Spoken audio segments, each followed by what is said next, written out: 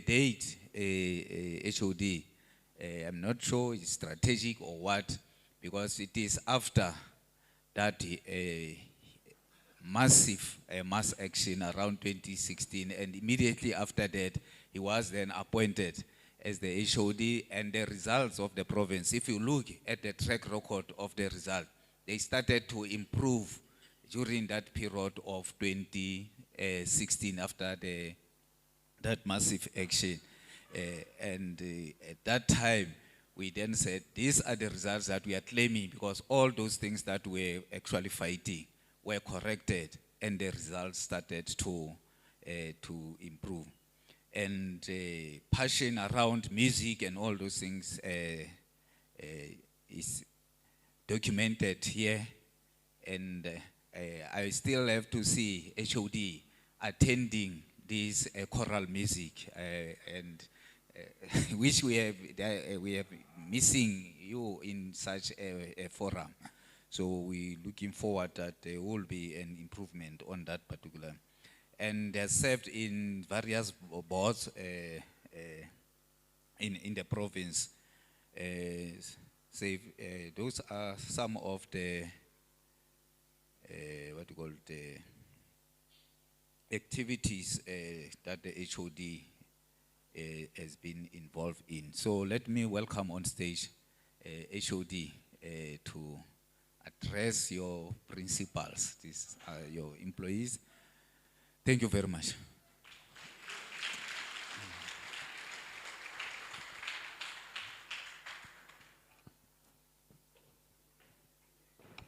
No, thank you very much, Comrade Briggs. Let me take this opportunity to acknowledge the leadership of SADTU, in particular, the provincial chair, Comrade Hape, and the entire leadership of SADTU, and colleagues and comrades in attendance. And let me also acknowledge the presence of my boss at higher level in this forum, Comrade Matanze Mamweli. Colleagues, I've been asked to present a very interesting topic.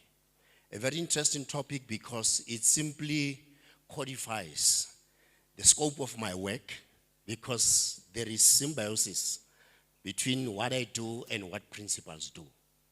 And it's not a coincidence that I'm responsible directly for their career incidents.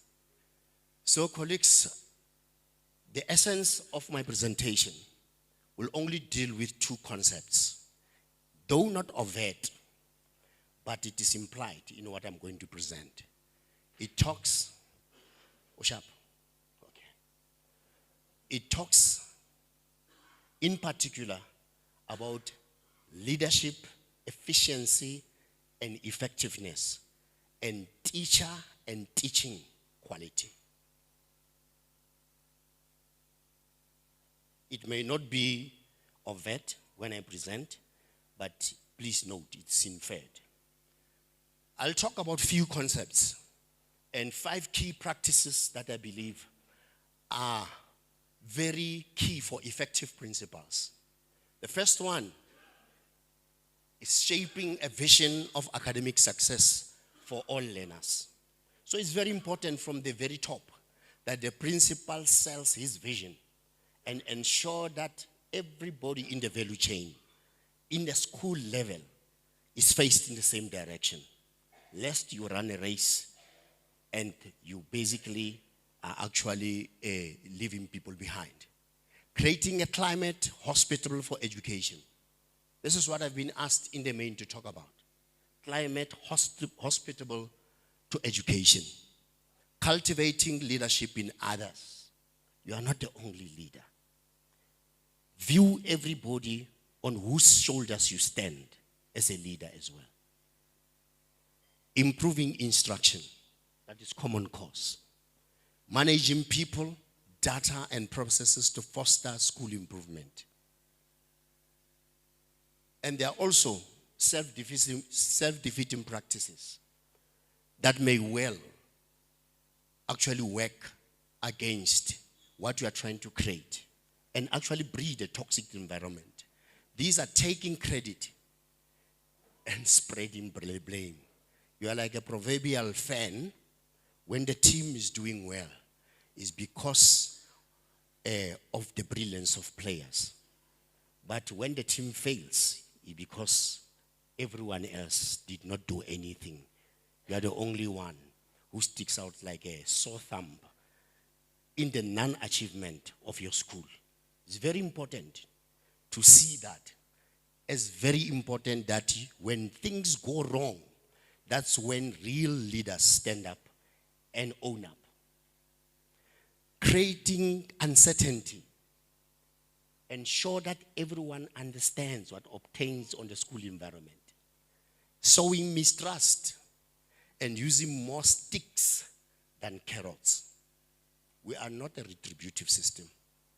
We are corrective in nature because you manage people. And people are not homogeneous. And because they are mortal, they're susceptible to mistake. Your ability to manage people will always guarantee you results. Now, that was just front-loaded precursor as I started speaking, but I've been asked to talk about creating conducive environment for quality teaching and learning with motivated personnel. I think the word here is motivated personnel. I'm taking this as a dry run because I'll be presenting a similar presentation to management. Because the principles of management are the same. Regardless, with principles of management, DG, if you understand them, you can even manage oxygen.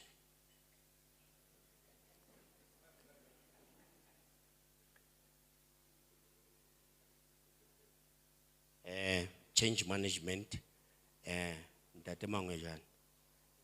is not moving. DG, it could be the batteries or something. Oh, good. Performance management is the bedrock of a functional organization. And I've chosen motivation.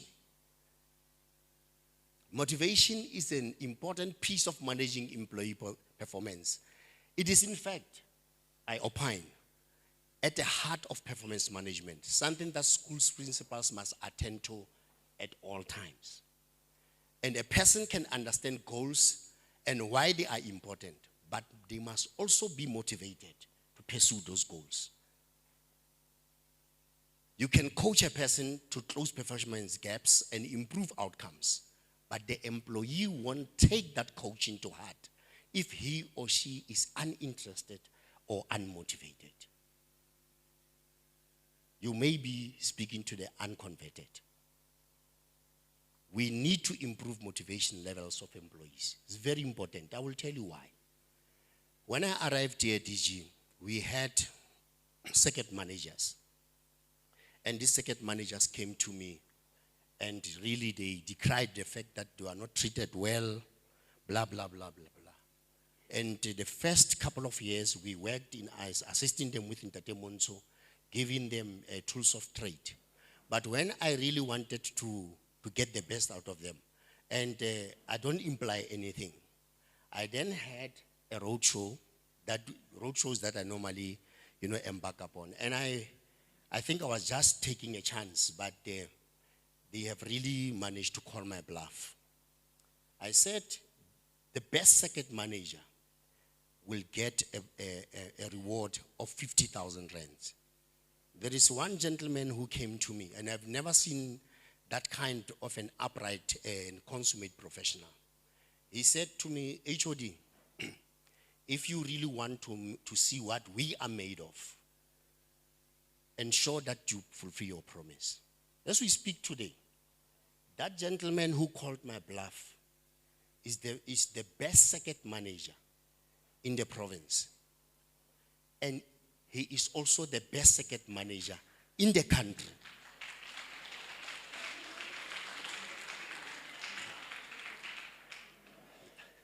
Last week, we gave him his 50,000 rands. And it was a major form of motivation. Not that it had money, but it had people who were committed to the cause, people who said, if you put this on the ground, we can prove to you that we are able. And in another world, they could just have said these people were just an appendage of the organization. It shows the value of motivation. But forget the money part. Just look at the motivation.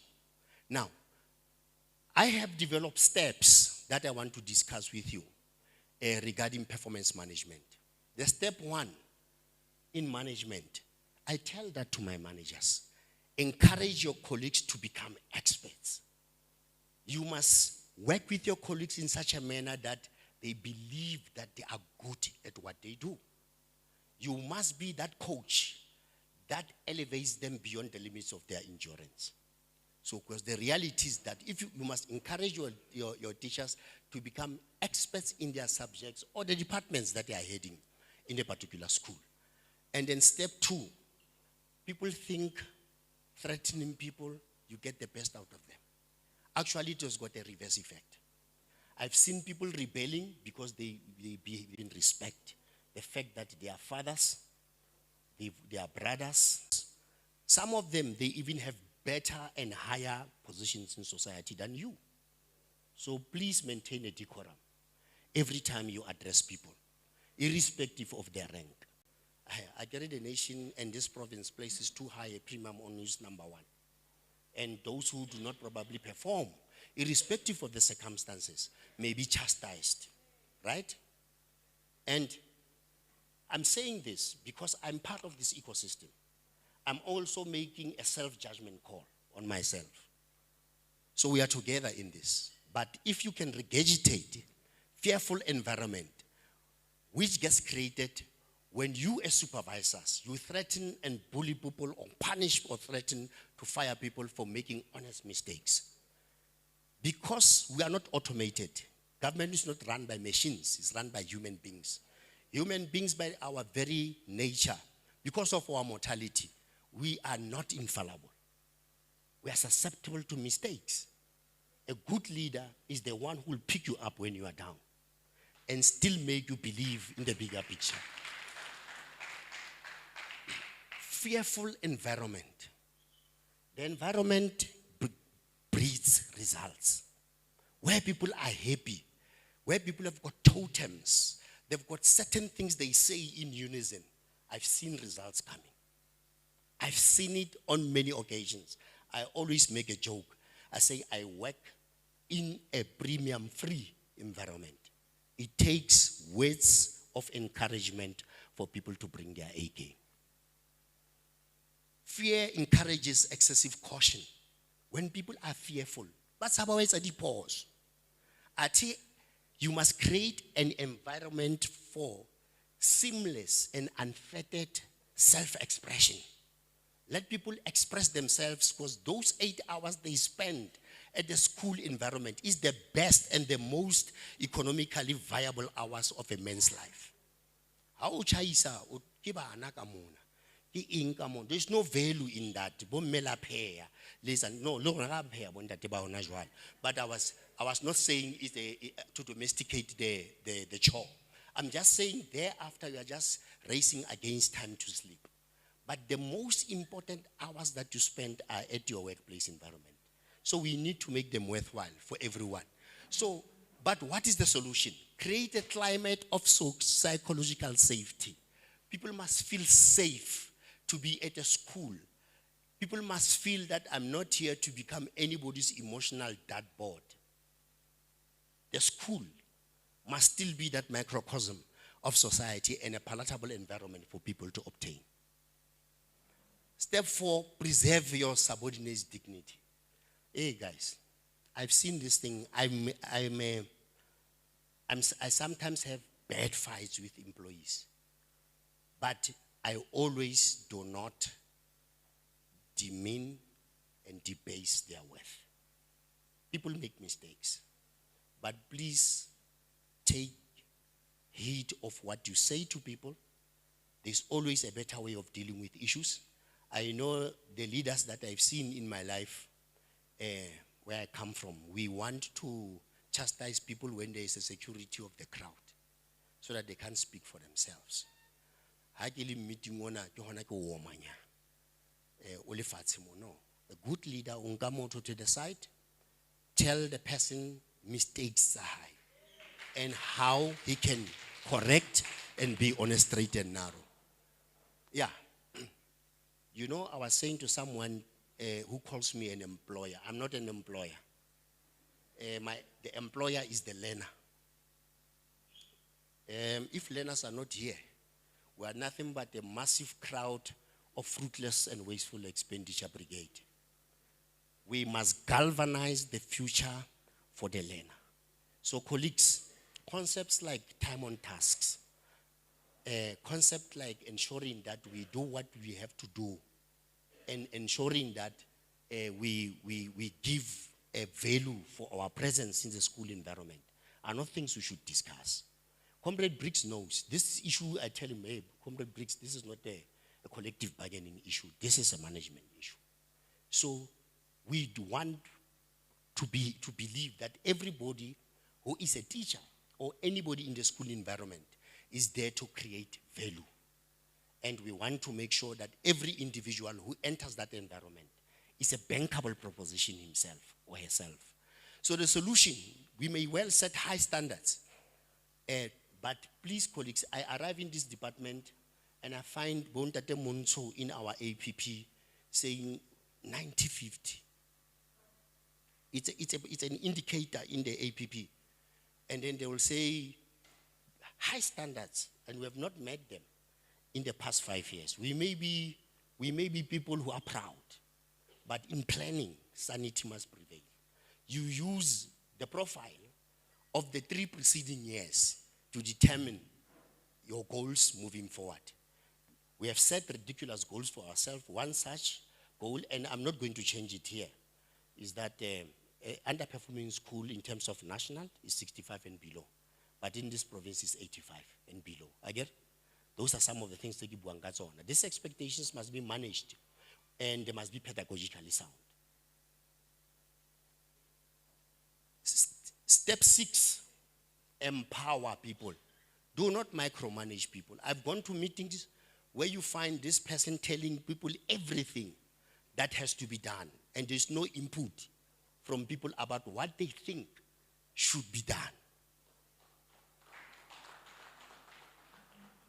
People must own the narrative. They must own the narrative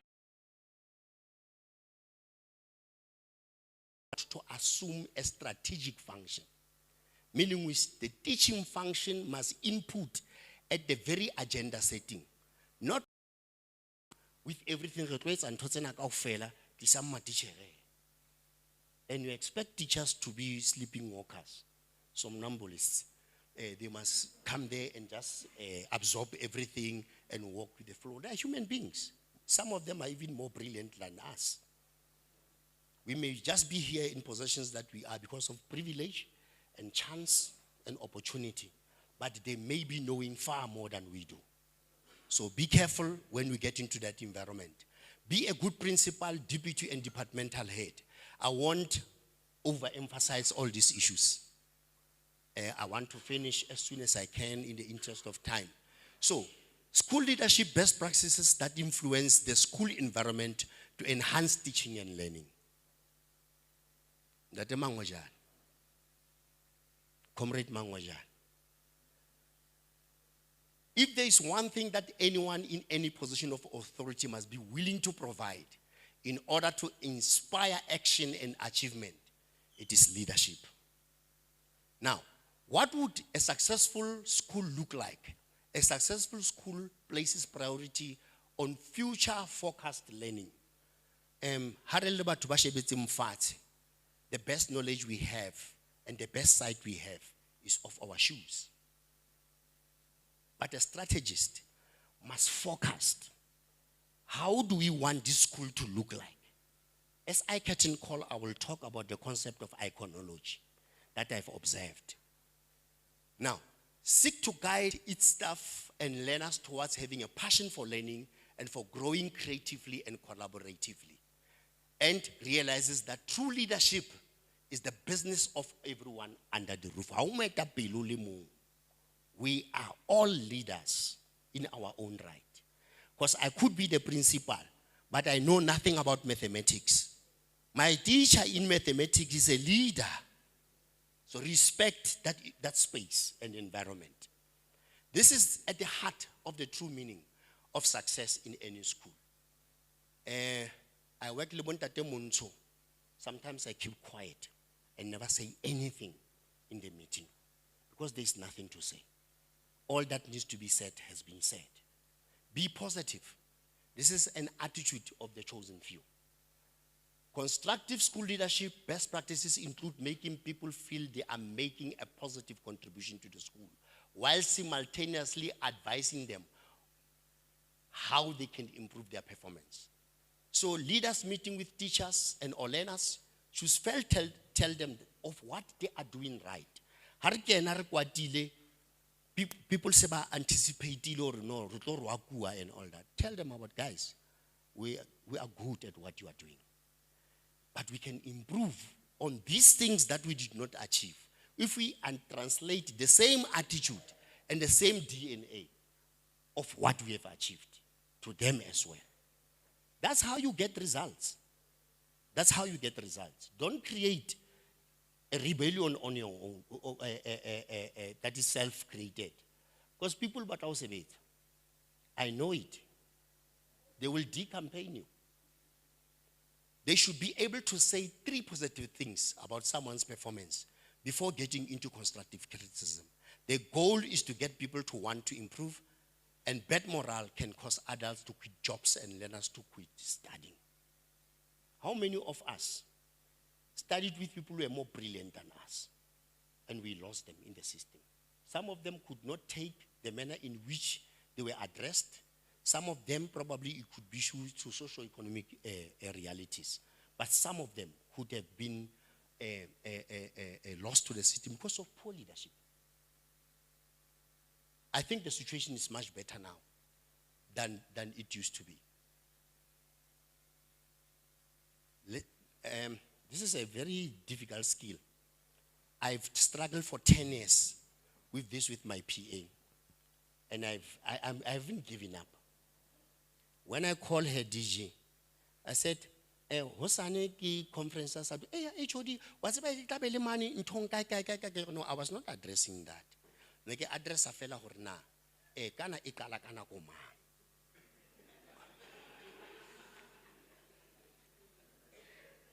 But we don't lose courage. She's the best. She's the best PA I've ever had. That's why she's still with me for 11 years. If a teacher, colleagues, comes to you,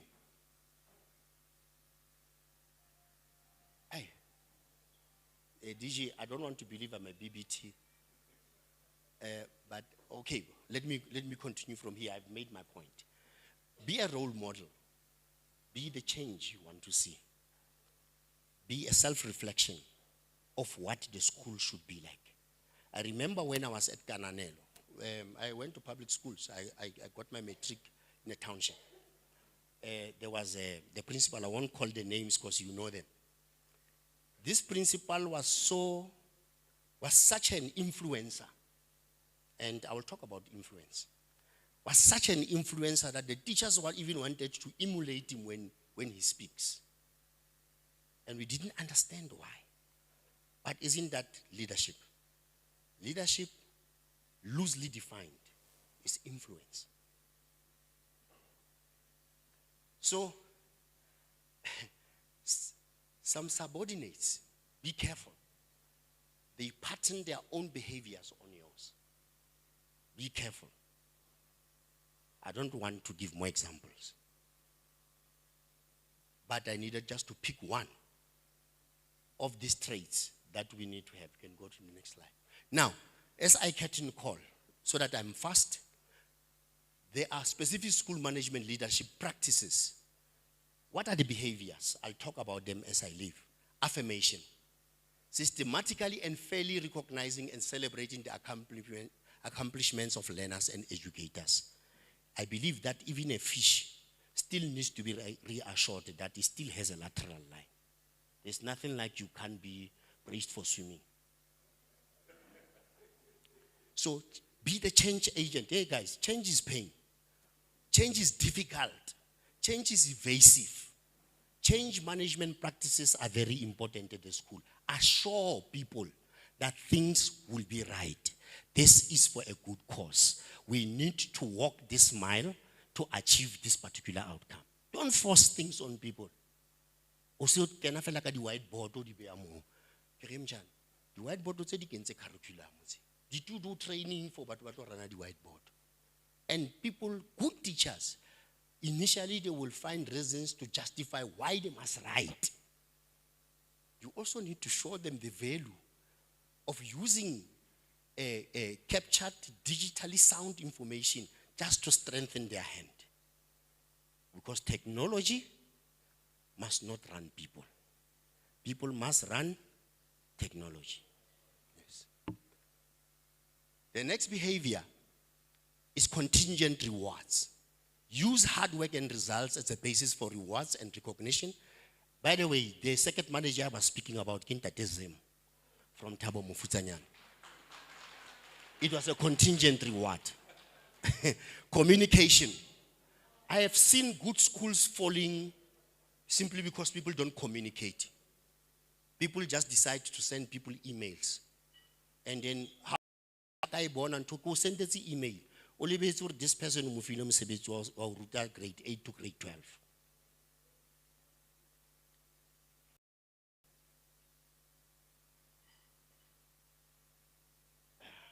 Next slide. More culture. Promote cohesion among staff. Develop a shared vision of what the school could be like. College. You go to Grey College. Grey College, nothing makes sense in that school. And I don't endeavor to make sense of it. Because it is entrenched in their ecosystem. A case in point. There was a learner who was disciplined by other learners at the tuck shop. They had actually hit him from behind with an open hand and they perforated his eardrum. When the father came, the father is a very celebrated farmer. He actually makes donations to the value of 5 million per annum to the school. He's an alumni. The mother is a medical doctor. They sit with me in the boardroom. They say, HOD, we've got a problem with the principal in how he administered discipline. I said, what happened? HOD, we know that this grass is the preserve of the grade 12s. No learner must walk on this grass. But there is a disclaimer to that. I said, what is the disclaimer? The learner, who is a junior learner and not a matriculant, can walk across that grass if he's called by a grade 12. In this case, they are not arguing about the injustice, constitution, Amanda, Wabon, about the whole pervasiveness of the concept of a grass or a particular area of the school, which is a preserve of the few. That's where I was going. But I was immediately decapitated. Now I'm saying, but these people, why don't they see something wrong with it? The father says, I know it because in grade 12, I used to discipline a lot of learners. Hey, you're a learner, how do you discipline learners? No, nobody beats up these learners. It's the grade 12s who administer discipline at the tuck shop. It's not the school, but they are blaming the principal. But at Grey College, when you take your child to the school or to a doctor, and the doctor happens to be an alumni of Grey College, the parent does not come into the consulting room. The child graduates into a man, they talk man to man.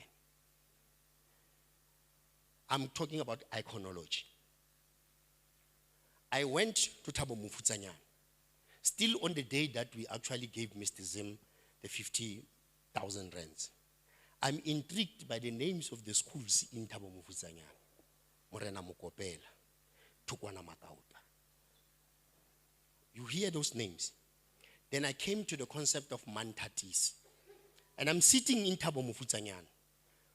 And they call it Mantatisi. I said, that is not Mantatisi. It's Mantatisi. For the following reasons. I want to show you why we must encourage, as principals, our learner to know the value of the badge. Mantatisi was a regent for her son, Sikonyela. But her firstborn was Ntatisi. Her actual name was Munyaduwe. She was born of the Basia tribe, but married off to a half-cousin.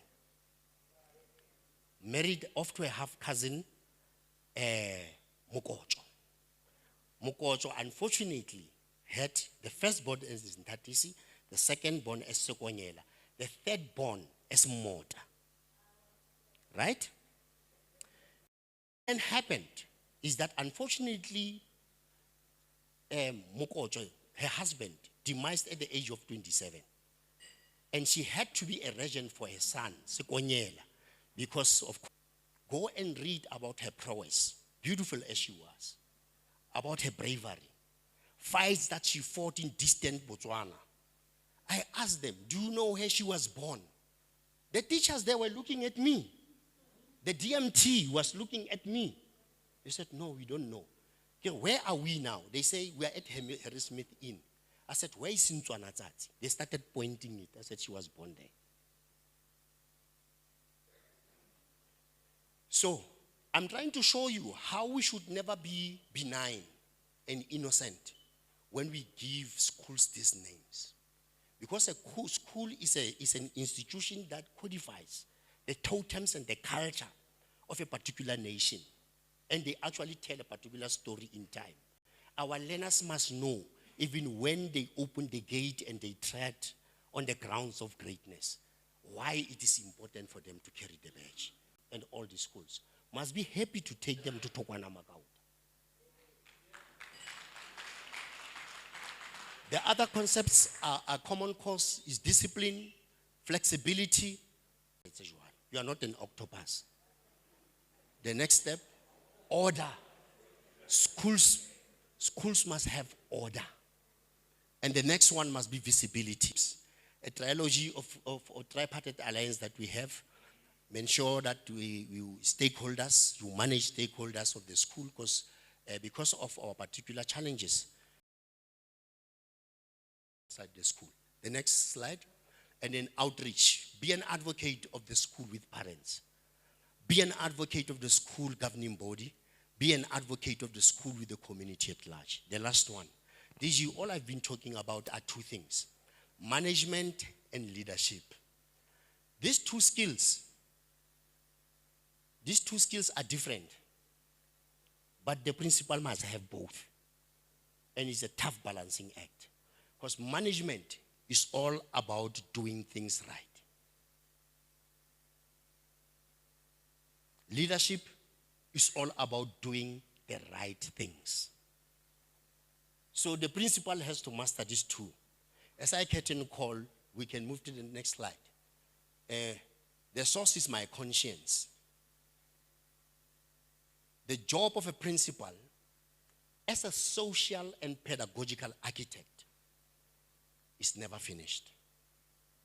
For when they reach the summit of a mountain, they soon realize that it is just the foot of the next hill they must scale. So continuous improvement is the game of principles.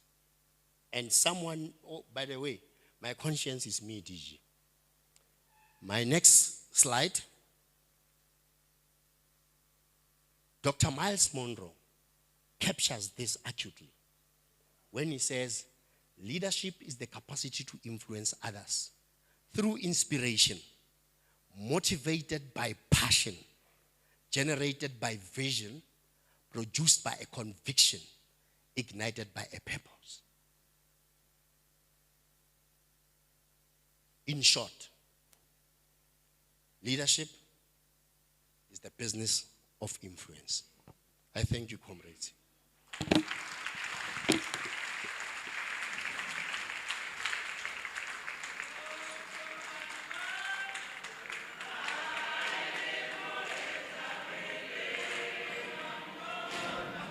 Hailemo etapele. Hailemo etapele. Hailemo etapele. Hailemo etapele. Hailemo etapele. Hailemo etapele. Hailemo etapele. Hailemo etapele. Hailemo etapele. Hailemo etapele. Etapele. Comrades, can we give the HOD formally a round of applause? Comrade, don't get surprised that you are no longer amongst us. So immediately hereafter, comrade, we are going to have a presentation.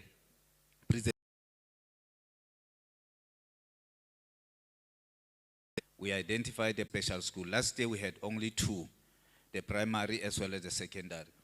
And particular reason that, comrade, for some time the special schools have been marginalized, not recognized. That is why in our activity, DDG is also here and HOD is also here. But they have not received the necessary recognition they deserve. And look at their learner is attended to. So if you have 10 to them, that teacher ratio is abnormal.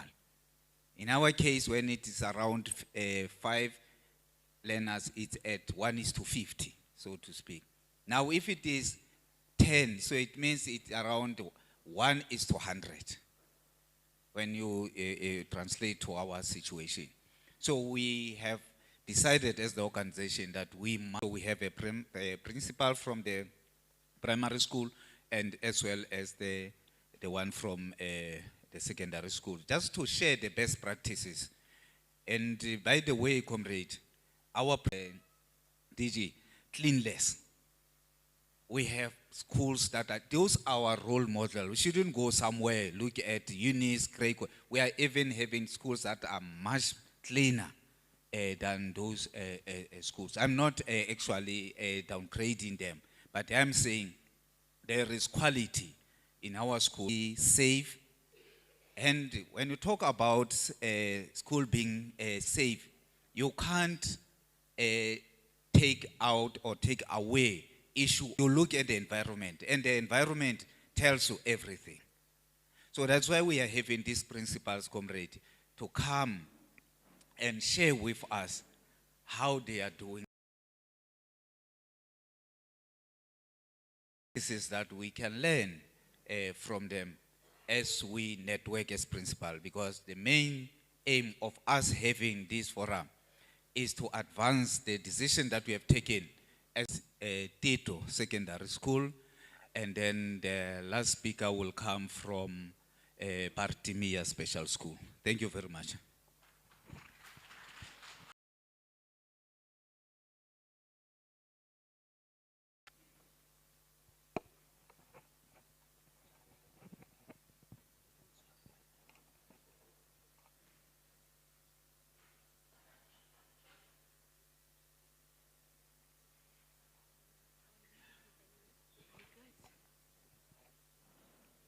Amandla.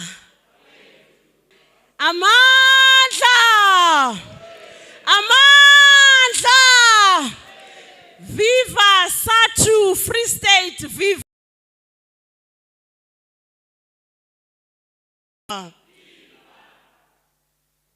Colleagues and comrades, good morning, and let me thank this opportunity that was granted to my school And as and when I was seated there at the back, comrades, I was asking myself, how can I present immediately after my employer? Because we meant at our schools. But I'm going to be very short, colleagues.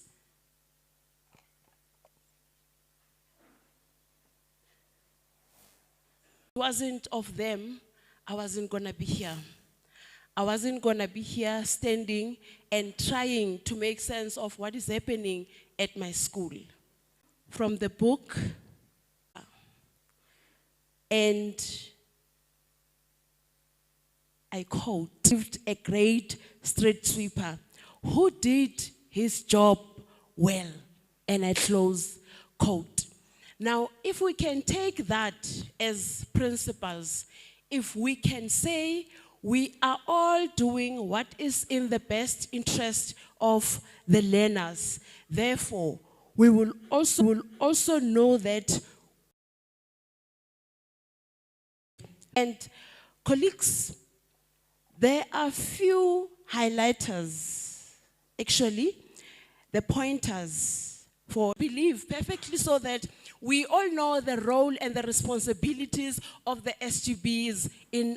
I'm going to plead with you, let us not to communicate them with your staff members. And immediately after the communication, there comes the implementation. We have plans. How are we going to manage the school? It is not my plan, they are not my plans, but they are our plans because you are a leader, you are a manager, but sometimes you must also be led by the very same teachers. Because present, but they will be presenting. Now remember, for an example, when you're having that, we understand that, yes, they are not professionals, but once they understand the South African Schools Act in the abilities. Now, colleagues, when you do that, it means you will be working smart, not hard. I don't work hard. No, I'm a leader without a title. That is our school. We take responsibility. Because if you're not at school, you'll be receiving calls, attending a meeting, and then you'll be colleagues. The other thing is, in the committees, the teachers sometimes they want to help us, but they don't have that. We're going to talk about our meetings, briefing sessions will turn out to be meetings. And we also need to support all those committees. If you have time, make time, colleagues, to make sure that way forward in terms of with the SGB at the beginning of each and every term. Now, we'll be saying, because everybody is allocated a committee, the chairperson of the SGB, the treasurer of the SGB, they are part of the finance. As and when you have a meeting during the SGB meeting, we also need to support our staff members. Colleagues, you cannot expect to see your school clean if you don't support the non-teaching staff.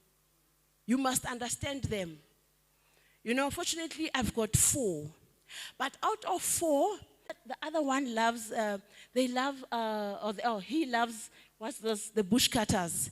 Now I'm telling you, all the time, I must make sure that the bush support, you appreciate what they are doing.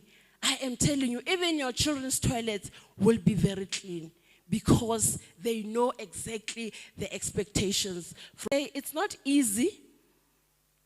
All these things don't come easy. Remember, you will be criticized.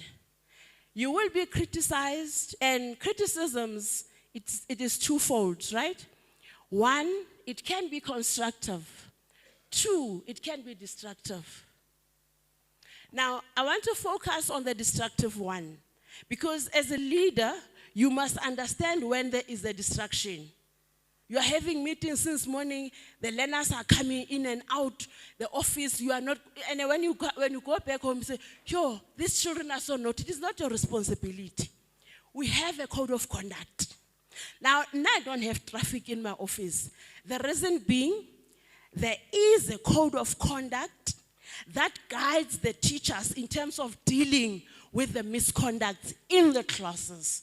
Now, when the teachers are referring the misconduct to the principal, the first question that you ask, what are the steps that you went through? Did you do your job in terms of this policy? So it's very interesting. You won't have, every time if the teacher is frustrated in the class, hey, hurry, young officer, principal, so hang. Now we are disturbing the teaching and learning, but rather our focus should be creating a learning and teaching environment for all the learners. Now I'm going to be very short. Colleagues, you must also learn to disconnect. You know, there are challenges. I've talked about the criticisms, right? The disruptive ones, colleagues, just learn to disconnect. Otherwise, you'll have both sugar, diabetes, and what, because you are carrying these baggages, right? Let us learn to disconnect. You are here, focus here. That is not your school. It is our school. Everybody must be held responsible, even in your absence. Colleagues, empower yourselves. You know, reading goes a long way, because if you don't read the circulars, the teachers will always be ahead of you. So let us make sure that as soon, again, you'll be receiving quite a number of stuff. Make sure that when you have time, during your spare time, you make time to go through the circulars so that you are able to develop the teachers. You cannot develop me on something that you don't even know, that you are not even sure about. And sure, motivation.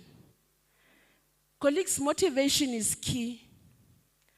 But how are you going to motivate others if you are not motivated? Remember, you are the principal. You must motivate yourself before you could even meet with your teachers. Because if you are the principal who is not self-motivated, then it's going to be a problem. Then your staff members won't be motivated. We know it's very difficult. And colleagues, lastly, before I play the slides there, because I wanted to share with you, I want you from this workshop to say, it is okay. I am going to pick from here and moving forward. Now, let us serve with passion. Colleagues, let us serve with passion. Now, the passion that you exude, it will catch your teachers. They will also follow suit. They will understand your vision. They will understand the mission of the school. So I want us to go through these slides.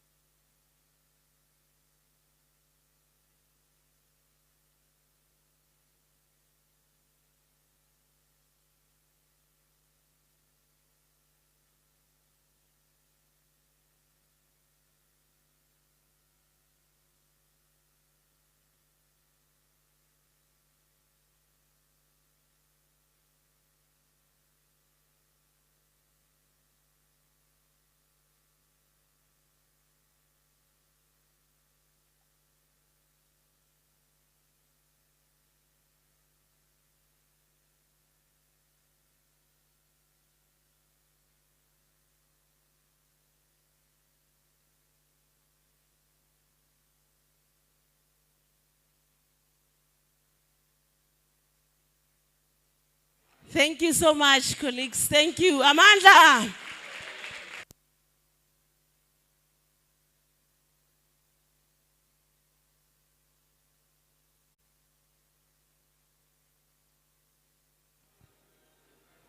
Thank you very much, Comrade Mopedi. Thank you. Amandla. Let me acknowledge the presence of our Director General. Let's turn to the next slide. Let me give you my brief background, ladies and gentlemen. I'm 22 years in top management. I became deputy principal in 2001. 14. Where are we now? Okay, ladies and gentlemen, since I became either the principal or deputy, I only applied principal and Kagisano is the principal. With the rest of appointments, they were sought by the Department of Education. Department of Education requested my intervention in certain schools such as JC Mutumi in 2008, whereby the performance was 17%, we were able to improve it to 71%. And I was also recruited to go and assist in the most complicated school called Lekharetse in 2012. I was a mentor in 2013 of Kgolole Sekgo in Dalesville. And the result was able to improve from 41% to 77%. I'm an NTA finalist of, national finalist of 2014. Ladies and gentlemen, my first presentation as the principal was 100% pass rate. I've never actually underperformed since became the principal about 14 years ago. And I even performed well when I was an acting principal of Ipopeng in 2005, producing 93%.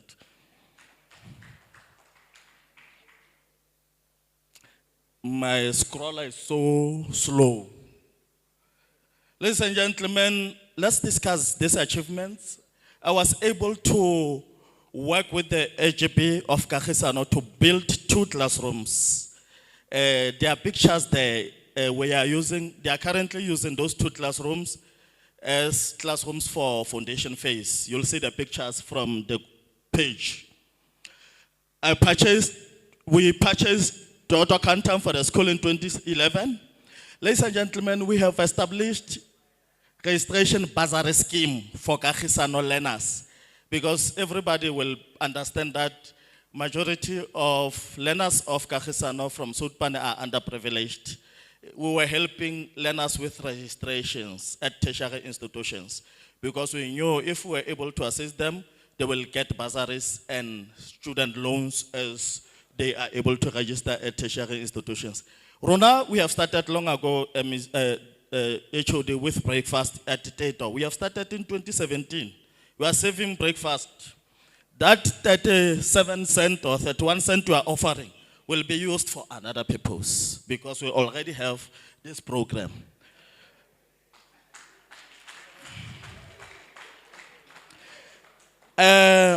We cannot run away from the fact that our learners are struggling at home. And everybody's aware that Velcom is so notorious.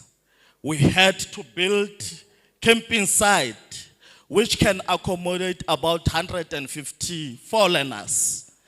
And for that matter, HOD, from our pockets as teachers, we're able to contribute to the project 21,000 rands. TETO has 3 cars, Mercedes-Benz, beautiful one. 22-seaters Mercedes-Benz Sprinter, 17-seater Mercedes-Benz, we specialize with Mercedes-Benz. And a Bereka Ford Ranger. Come on, our cars are personalized. We've got TETO 1 as Ford Ranger, TETO 2 as 22-seater, TETO 3 as 17-seater, TETO 4, King Chaya Ronai Katan School. Currently, our enrollment is 1807. And ladies and gentlemen, in that regard, I want you to be assured, there is no pyramid shape at TETO. Our numbers are balanced from grade 8 to 12. I'll just make an example. Learners who wrote examination in 2022 were 307. And in grade 11, we had 269 learners. You see, numbers are balanced. Come on, Zomang, grade 12s of last year were more than grade 11s. And as we speak, out of 269 grade 11s, 254 are in grade 12 as we speak.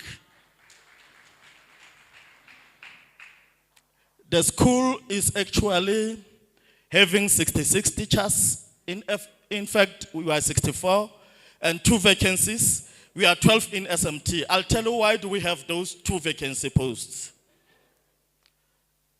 And ladies and gentlemen, most of learners are preferring our school. It's because of the manner in which we manage it. Ladies and gentlemen, Comrade Pele, you are counted amongst few schools that are able to admit learners even in grade 12. You are always complaining about it. We are, an example will be one girl from Selelekela last year who gave us bachelor.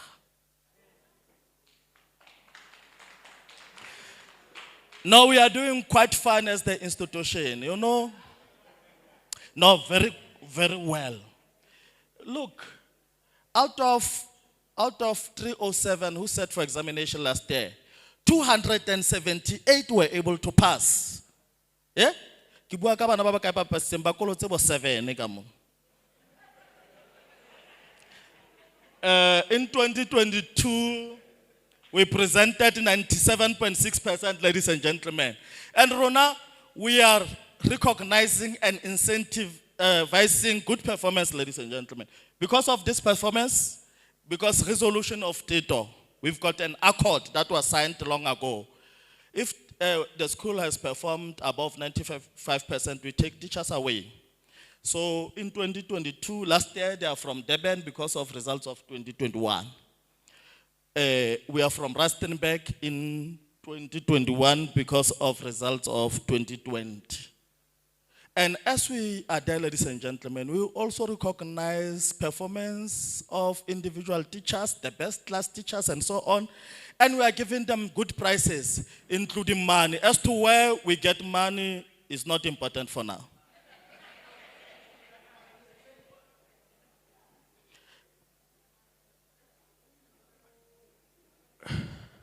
Over and above all the things that I've mentioned, in 2019, as the institution, without support of anyone, we were able to take 2 teachers and 3 learners, including myself in any case, to Netherlands. I actually wanted to go to Netherlands and I wanted people to accompany me.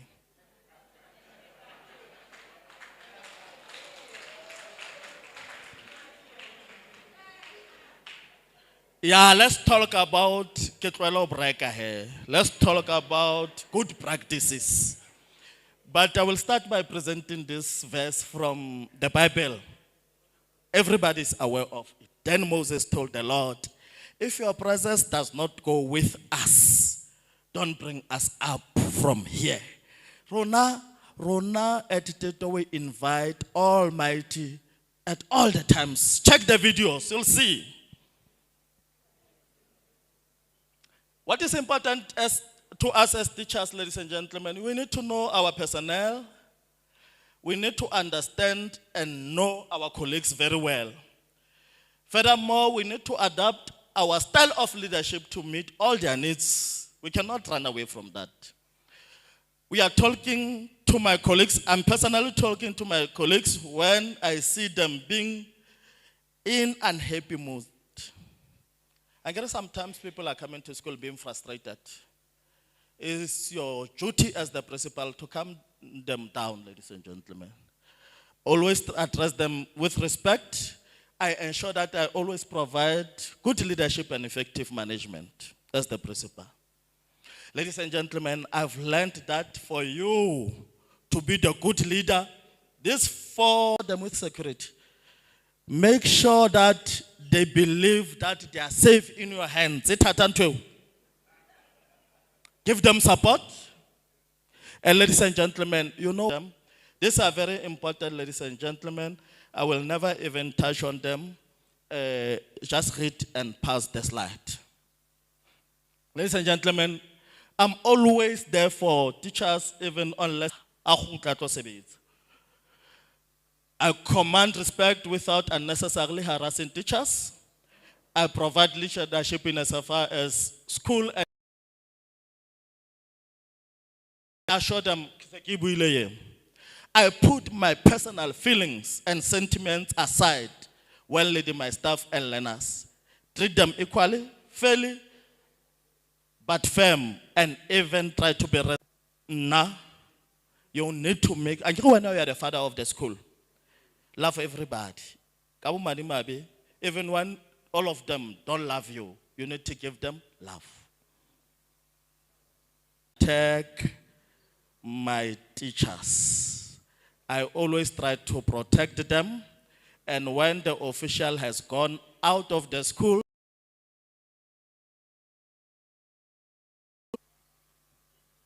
what is most important, that is the mistake that most of us are doing. We gossip about our colleagues, to departmental officials, to other principals. Now my friends will tell you that I'll never discuss issues affecting my teachers with them. I will never unnecessarily seek advices from them. Yes, I ask advices, but to a minimum. Ladies and gentlemen, what is also important is that as principals, we must read, and read, more especially the policies and acts. You know, our talks about the policy, we take it as that because we think that he knows everything, just because he's a provincial secretary. Now confirm, Dipele, now confirm. After I've consulted with you, I confirm whether you are right or wrong. Because policies can be interpreted differently. These are most important policies that must always be in your office as the principal, and you must always keep yourself abreast about them, ladies and gentlemen. Let's pass them.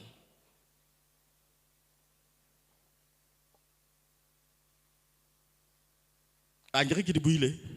Tsena ke di otlile tsena. Mona ke tsamaile fela. Se ke di buile.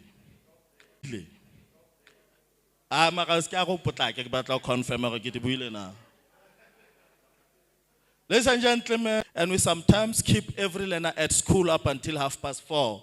But we have a way of plowing back to teachers. You see, what I wrote in the sheet, and I'm a good negotiator. I'm a good beggar.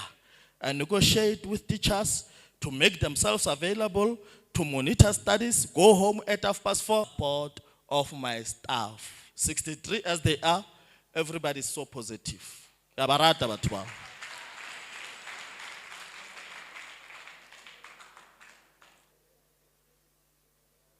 Ladies and gentlemen, have you ever realized that when you have a funeral, there are two kinds of people who will be expecting?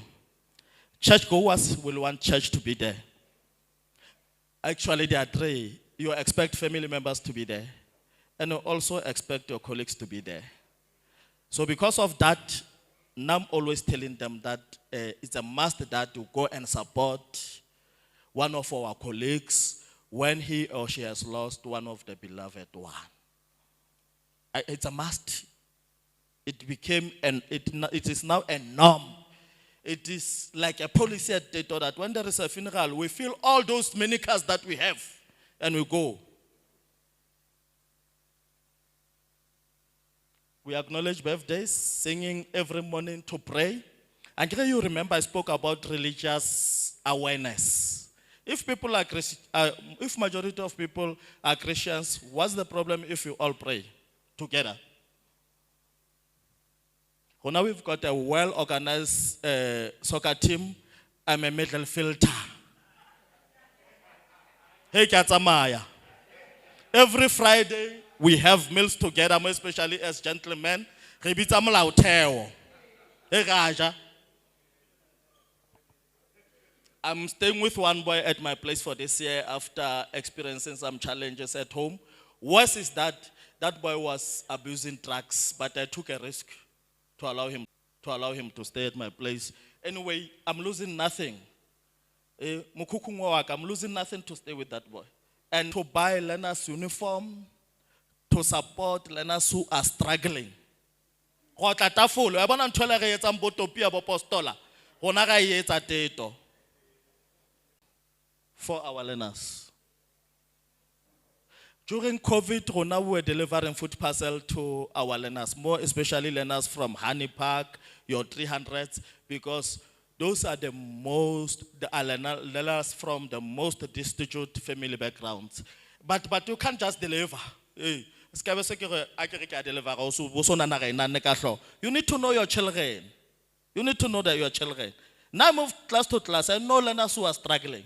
And I've got supporting team. I wanted us to have time, maybe it will be next time. When we address issue of curriculum control, I wanted us to be intense there.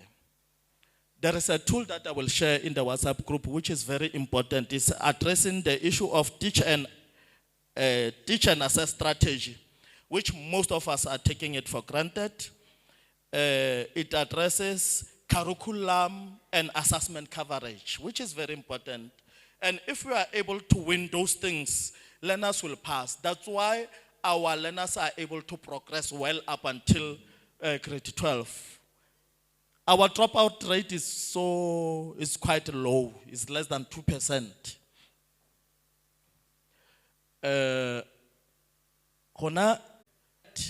And so on, ladies and gentlemen, will be enforcing teach and assess strategy by making sure that there are monthly tests in all the subjects.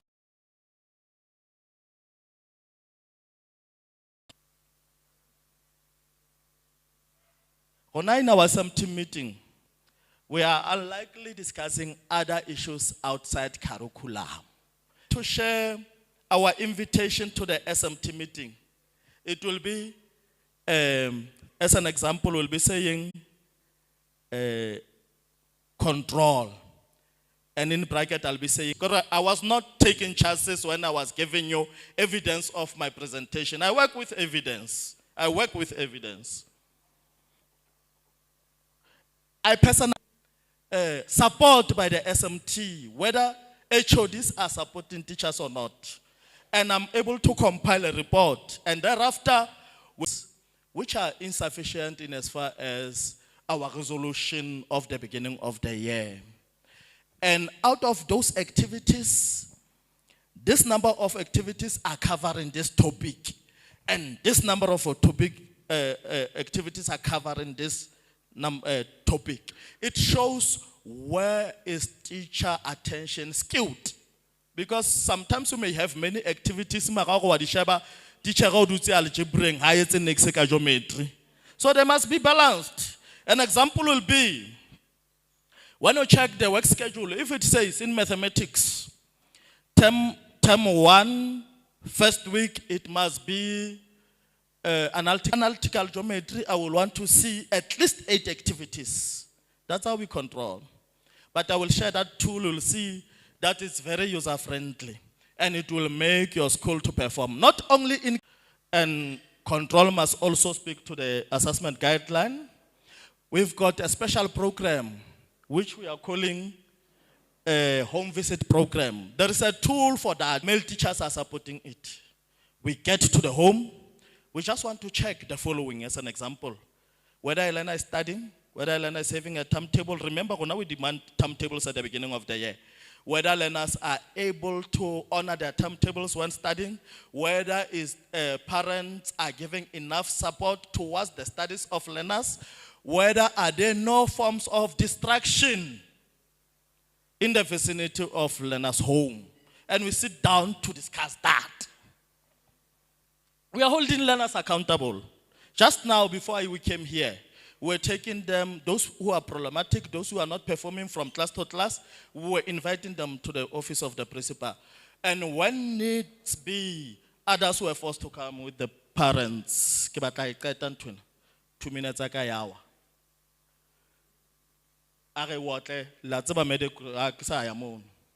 Oh, but Ricky Atrasena Kokopa, the last 2 minutes, Comrade Burks. Ladies and gentlemen, Rona, we are transporting learners in the evening if we had classes up until late. We've got Wi-Fi that is accessed by all learners and teachers. We have fully functional media center, which has books, computer sets, so that learners cannot now and then run to library. There is library at school. They can access whichever information that they want. With those 2 posts, we are busy trying to negotiate with the department through director that 1 post must be assigned to a psychologist of the school and a social worker. We've got such people, but for now we pay them from the school coffers. So we don't ask any post from the department. We are saying, let the department use our own posts, but just convert educators' posts to this specific purpose. But I wonder whether it will get approval. But with the HOD that we have, definitely it will be approved.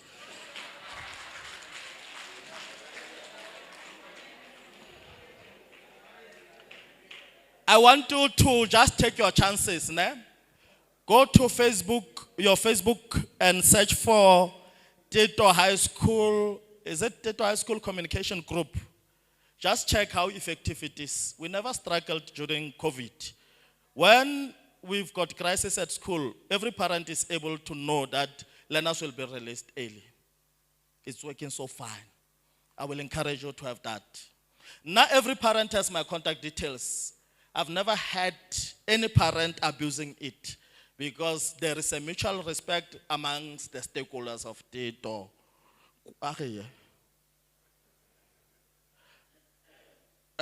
Comrade Brooks yesterday said, as I conclude, on behalf of, to show that it's not me, but I'm representing a collective, close quote. Consequently, I would like to, on behalf of the great team of the mighty SADTU, thank you for allowing me an opportunity to articulate a noble story about our school. I thank you.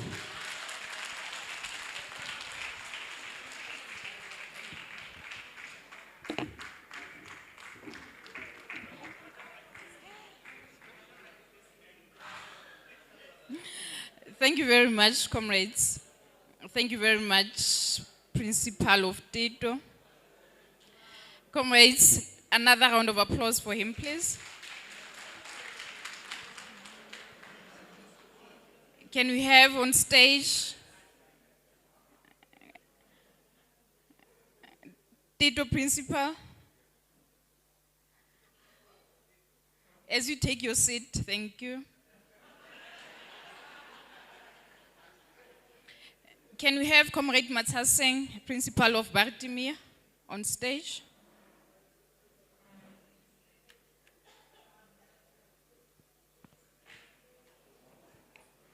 Your 15 minutes starts now. Thank you.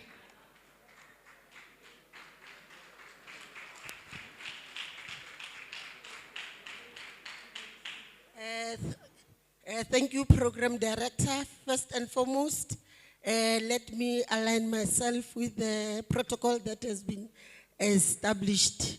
I'm sure it's safe now to say protocol observed. Unfortunately, but fortunately again, my leader, she called me, I'm sure a day before this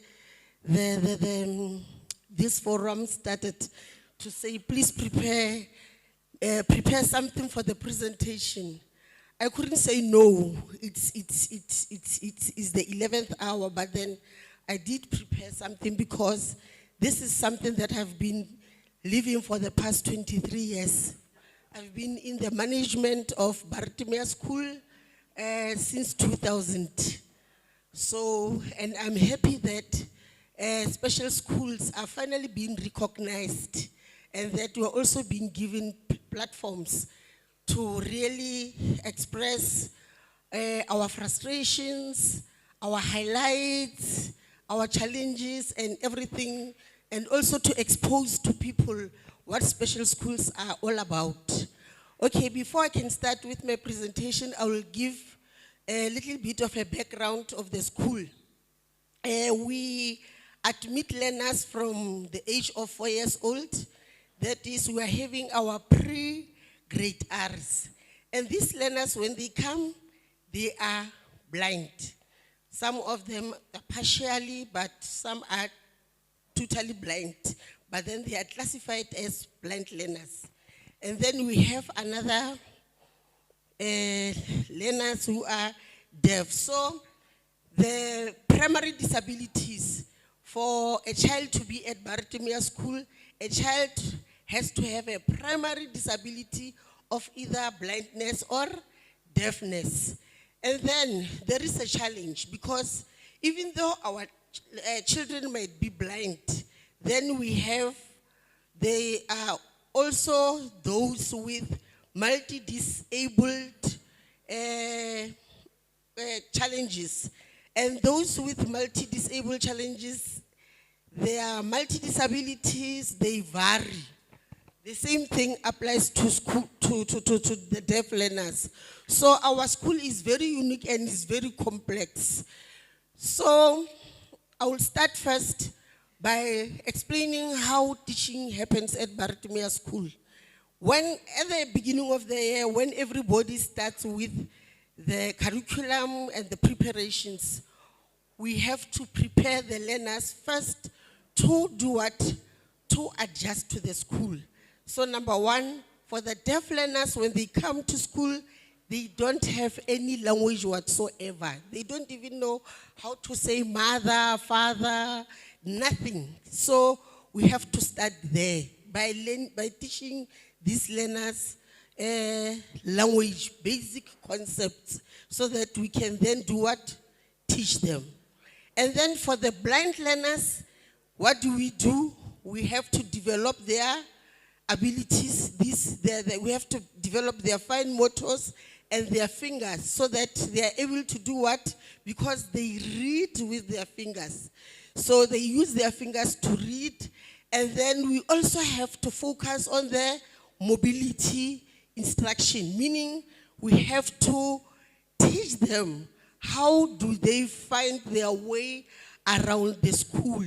So when everybody else is doubling their efforts, we are tripling our efforts.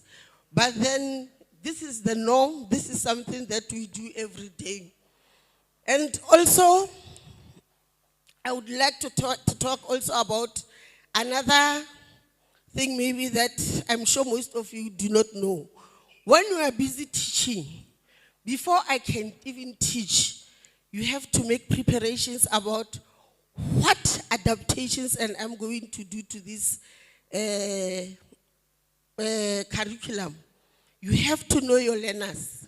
The partially sighted learners, some are using yellow pages because yellow page it portrays writing better. Some are using braille. Others are using large print. And then we go to the deaf learners. The deaf learners, they don't write English the way we do. They are using, they write English as they sign. For an example, when a deaf learner says, I'm going home, he would say, home go. So, and that is exactly what they are going to write. And you have to know that. And you cannot punish the child and say the child is wrong. You have to give a child right. So it's very difficult if you don't have passion. If you are not in the school for money. You have to be passionate. You have to have the love for these children. And then I would also like to talk about the challenges. For the past 3 years, we've been doing quite well. Like I've indicated, we are starting from grade R up to grade 12, both the deaf and the blind learners, the deaf and the blind, and then we are having those who are having multi-disabilities, who are doing skills. But then again, there are those who cannot do skills, who we have to teach only how to be able to cope on a day-to-day ability, day-to-day activities because of their mental state. And then one of the main challenges that we are experiencing, even though Baritimia has been doing well for the past 3 years, we all know that we have been obtaining 100% pass in grade 12, and then our learners have been going to, have been attending well done function. Even last year we had one of our learners at being in the top 100, and she was a totally blind learner. He goes by the name of Thabo Sejani. He was from Sosolbeck, and he is now at Johannesburg University, a totally blind learner, obtaining 3 distinctions and even getting 56% in pure maths. I'm talking about a totally blind learner. And this learner was not even using concessions. He refused to use concessions because he was so brilliant. He was only using this PECMATE. A PECMATE, you write in Braille, and then after writing in Braille, what I do to assist the child, I take this note stick, I put it in the computer, and then the computer changes to normal print so that the marker can mark it. But here is the catch. I'm happy that the HOD is here. That Perkins Braille alone is 18,000. So a normal pen for a blind child is 18,000 in other words. And then for the Perkins Braille machines, these ones, the small ones that are being used by learners, those ones only are used for Braille. That is the writing for the blind learners. Those, one is 16,000. So the chunk of the budget that we receive from the department is used. So challenge number 2 is that my wish is that, but I know it won't be possible. Maybe it's a discussion for another. Won't maybe be discouraged. I will just go on talking about this. I wish we can be excluded, especially when the issue of targets and the issue of curriculum coverage is being implemented. Why? It's because you know what we are doing now?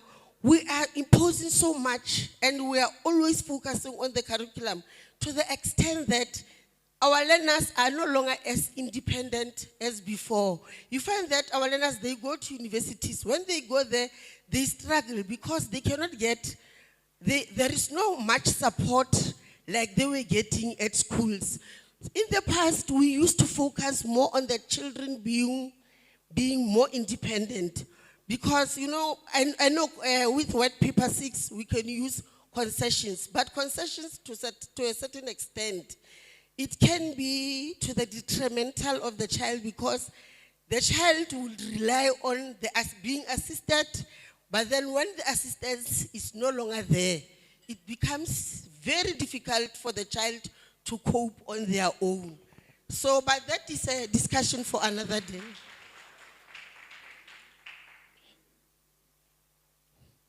And then one other thing that is a challenge, because we receive learners from different places, faraway places, like in the whole of the Free State, sometimes other provinces. Another challenge is that the parents, it's very difficult for the parents to be involved in the day-to-day activities of the school. For us, maybe like the parents to be part of the school, to support the school. Parents cannot be there because, as you know, most of our parents, they are disadvantaged. They don't have the means of coming time to the school. So you find that the poor parent, they cannot do just a basic conversation with the child. A poor parent will be working with a deaf learner, and when the parent decides that now it's time to go away, he will just pull the child and go. The poor child will, you know, be working just after the parent like that. So they don't really support the school. So we as the teachers, as the management, we also have to be what? We also have to play the role of the parents. Okay, and then I would also like to talk about the staff establishment. The department is really supporting us with regard to the staff establishment because we have the essential staff Like we have our nurses, we have our occupational therapists, we have our social workers, we have drivers, we have hostel parents, we have everything. But my concern is with regard to the teachers. I wish we could not be treated the same as mainstream schools with regard to staff establishment every year. Because why? The teachers would be, again, they come to school. Fortunately, we're having inclusive, which is headed by Mekolani. Every year, she took it upon herself to see to it that our teachers, they are trained in Braille, they are trained in the sign language. Come next year, the staff establishment says we are losing 2 posts. What is going to happen? The teacher goes somewhere. That other year, now we have more children, we gain maybe say 3 or 4 posts.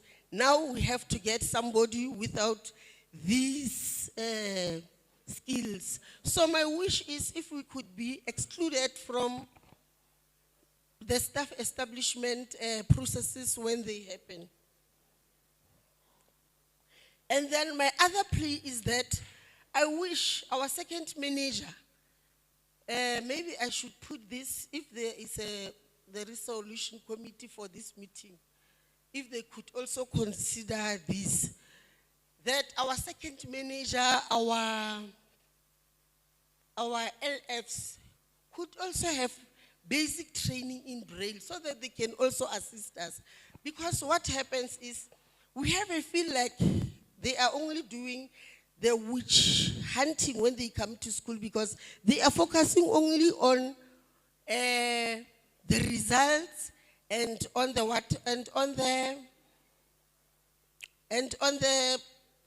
whether we have covered the curriculum. They don't really know whether is this right, where the teacher marked right. Is it correct or is it not? They don't know. They just see the dots of the Braille. They know nothing. Sign language, they know nothing. Then how are you monitored by somebody who knows nothing about what is happening at school, who only looks at the rights and the wrongs only that you have made to the learner's work? I think that is unfair. But fortunately, Free State is the only one in South Africa now which has a learning facilitator for sign language, and I'm grateful to that. Thank you very much, my leaders.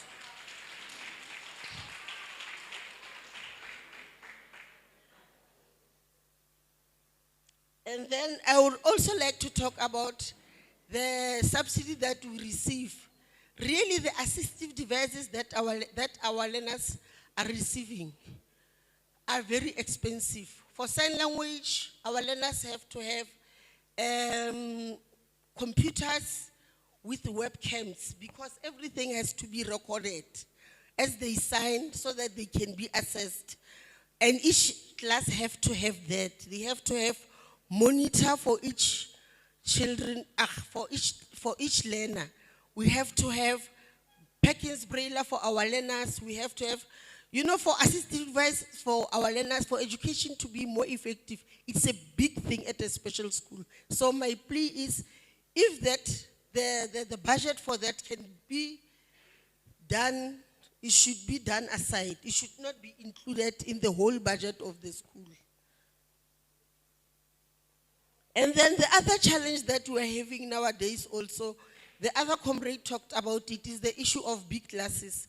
We all know that one learner at Bartimea, the waiting is 5. Meaning, if we have 7 learners, we have something like what? 5, 10, 15, 35 learners. So the waiting should be like that. We are supposed to teach 7 learners because of the level of support that you're going to give to these learners. But unfortunately, because more learners are now getting blind, because more learners now are because they are getting, we are having deaf learners because of accidents and illnesses. It's very difficult for us to have the correct number of learners that we are supposed to have in classes. So in that case, that means what? We need class assistants. So class assistants we do have, and we train them, but these class assistants, we pay them with the SGB paid stipends, money from the SGB coffers. And then what happens is that when these people get better, greener pastures elsewhere, they just leave us. And then maybe if it can be considered that these people with specialized knowledge who are assisting the curriculum can be given proper posts with maybe proper salaries so that they stay. They don't just go away when they get, because of getting greener pastures elsewhere. And then also, one other challenge that we are having is that over and above accepting the deaf and the blind learners, we also have to rehabilitate learners. And this is not something that we are taught by anyone. For an example, a learner might be involved in an accident and became totally blind or be deaf. So the learner will be taken to our school. So what happens? We now have to see to it that the learner firstly emotionally is fine. If a learner has to learn Braille, maybe for the rest of that year, there's no teaching, it's only Braille. And all that, it's everything that is being done by the what? By us. Really, we really need support, comrades. We need support to say, be given proper guidance, because some of the things we do it from our own, passion, and from our own thinking to say, maybe this is how, the way we are doing this, it's fine. So we are doing things because of experience, and there are no proper guidelines as to how to rehabilitate a learner, if a learner come to school at this age because of this. And then one other thing, we don't admit learners only until a certain time. We admit learners throughout the year, because most of the time we admit learners from schools and from other institutions and from other places because of the problems that they encountered, like I've indicated, accidents and illnesses. And then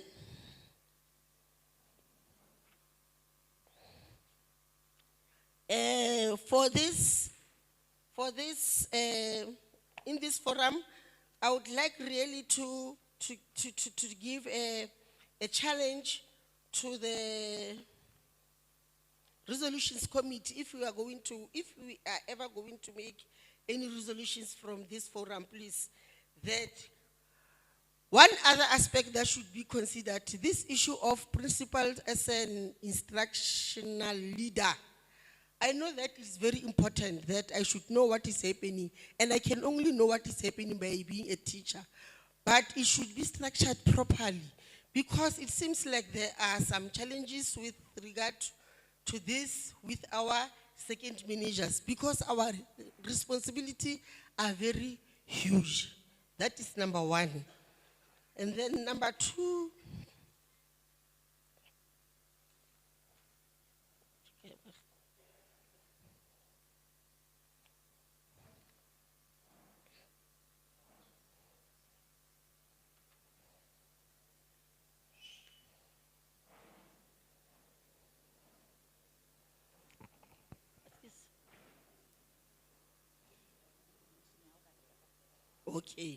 okay. And then number two, the issue of making sign language to be, it should be something that most of us, if not all of us, must know, so that, as we know that sign language now is a 12 official language, that all of us should know, so that we can respect the rights of the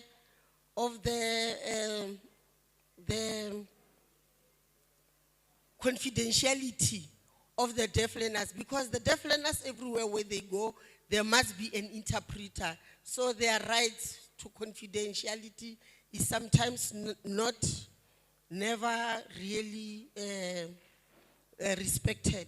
Thank you very much.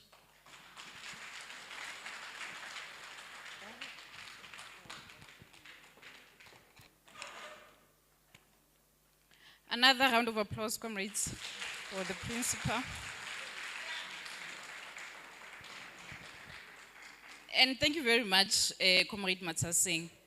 And I'm sure many of us are enlightened, comrades, about what is happening in these special schools. I'm sure others can say even your problems are better compared to theirs. I thought, Mema Matsaseng, you'll also mention that when an able teacher like myself, when tomorrow I get involved in an accident and then I turn blind, the department will just dump me at Bartimia to train me on how to teach these learners. So we really need the department's support on that. It is not only learners who need to be rehabilitated after accidents. Provincial Secretary to say, can we have one revolutionary song? Then after that, the demos will be done. Can we have that, comrades? One song.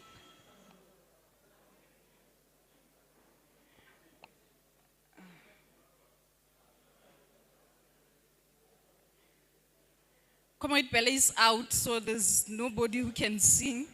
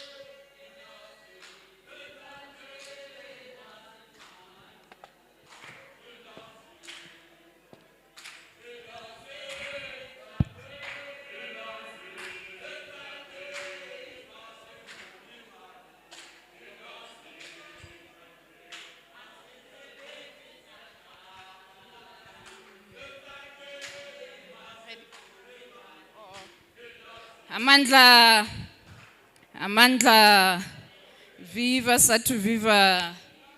Thank you very much, comrades. We are ready as we call upon the Provincial Secretary to come and present the next speaker. PS.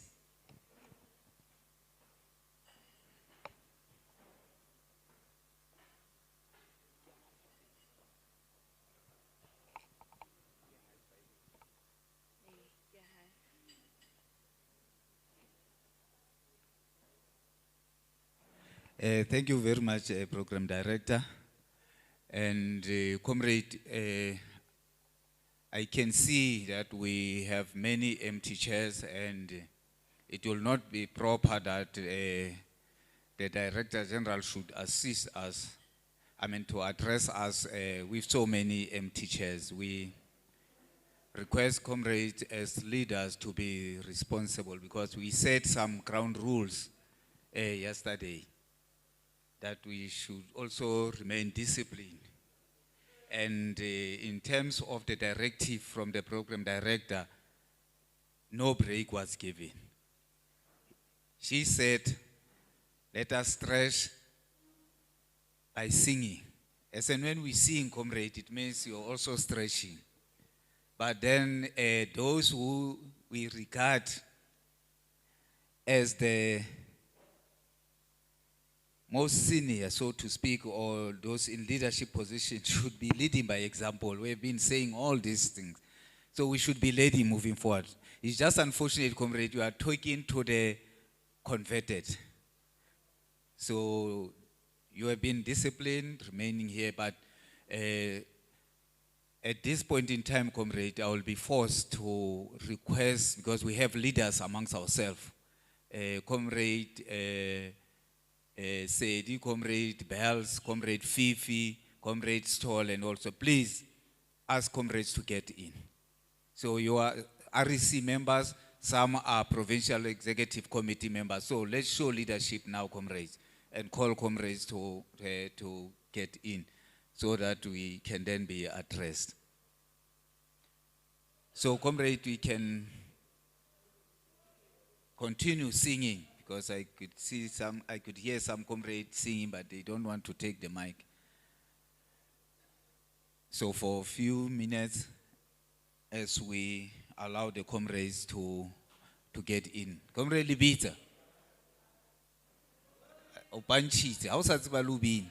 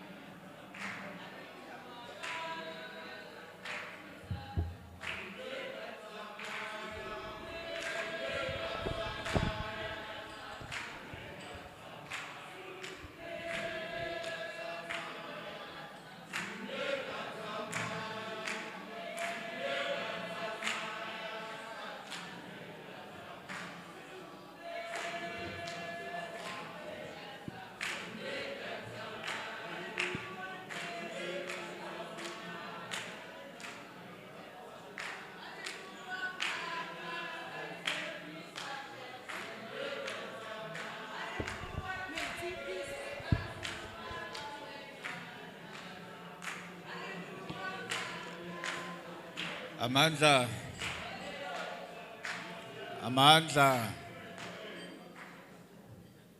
Thank you very much, comrades.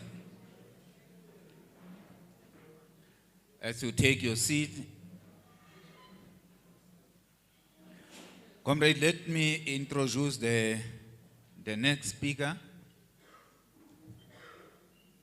who is also a known figure amongst ourselves as educators. He is the real employer.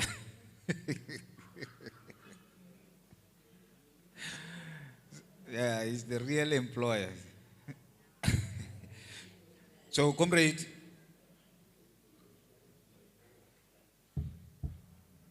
comrade at the back, comrade Majwal, please. I'm sure in your staff meeting you'll expect respect from your team. So, comrade, the next speaker came to the position of being the Director General with a wealth of experience and in-depth understanding of the needs and challenges in the sector. It's a summarized comrade profile. He has a number of qualifications which would include the Bachelor's of Arts in Education, honors, Bachelor in Administration, Industrial Relations with honors and so forth. So it's a lot of experience and qualification. He's a seasoned educationist who has been who have risen through the ranks of the education sector, having started as a teacher in one of the schools and being involved in development of key education policy as a number of successes under his belt. And whilst at a departmental head in the Northwest Province, he contributed immensely, taking the province from bottom 3 to the top 3 in the great results, and have balanced the budget of the department from a deficit of over 1 million. And also took the department from a disclaimer audit opinion to an unqualified audit opinion. Comrade, let us welcome on stage our Director General, Ntate Matanzima Mwe.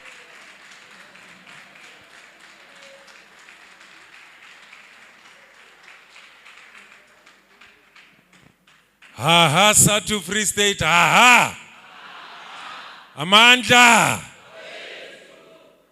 Kia leboha. Program Director, Comrade Briggs, the CEO of SADTU, the Provincial Chairperson of SADTU in the Free State, the leadership of SADTU from my province of origin, Eastern Cape, my brother and my colleague, Comrade Advocate Malakwane, who is the HOD of the Free State, Ndate Monto, the generals of our schools, the school principals. I also want to acknowledge my colleague and my brother and colleague, Comrade Jones. We've been together from the Northwest, sojourning this trajectory of basic education. I'm happy to see Jones here. I'm sure he's going to remind the managers and leaders of our schools about people management in our schools. I elect to call people management than human resource management in our schools. And Comrade Briggs, I'm on leave, so I want to put a disclaimer, I'm on leave. Anyone who's going to take my pictures and people ask me about how I'm dressed, I am on leave.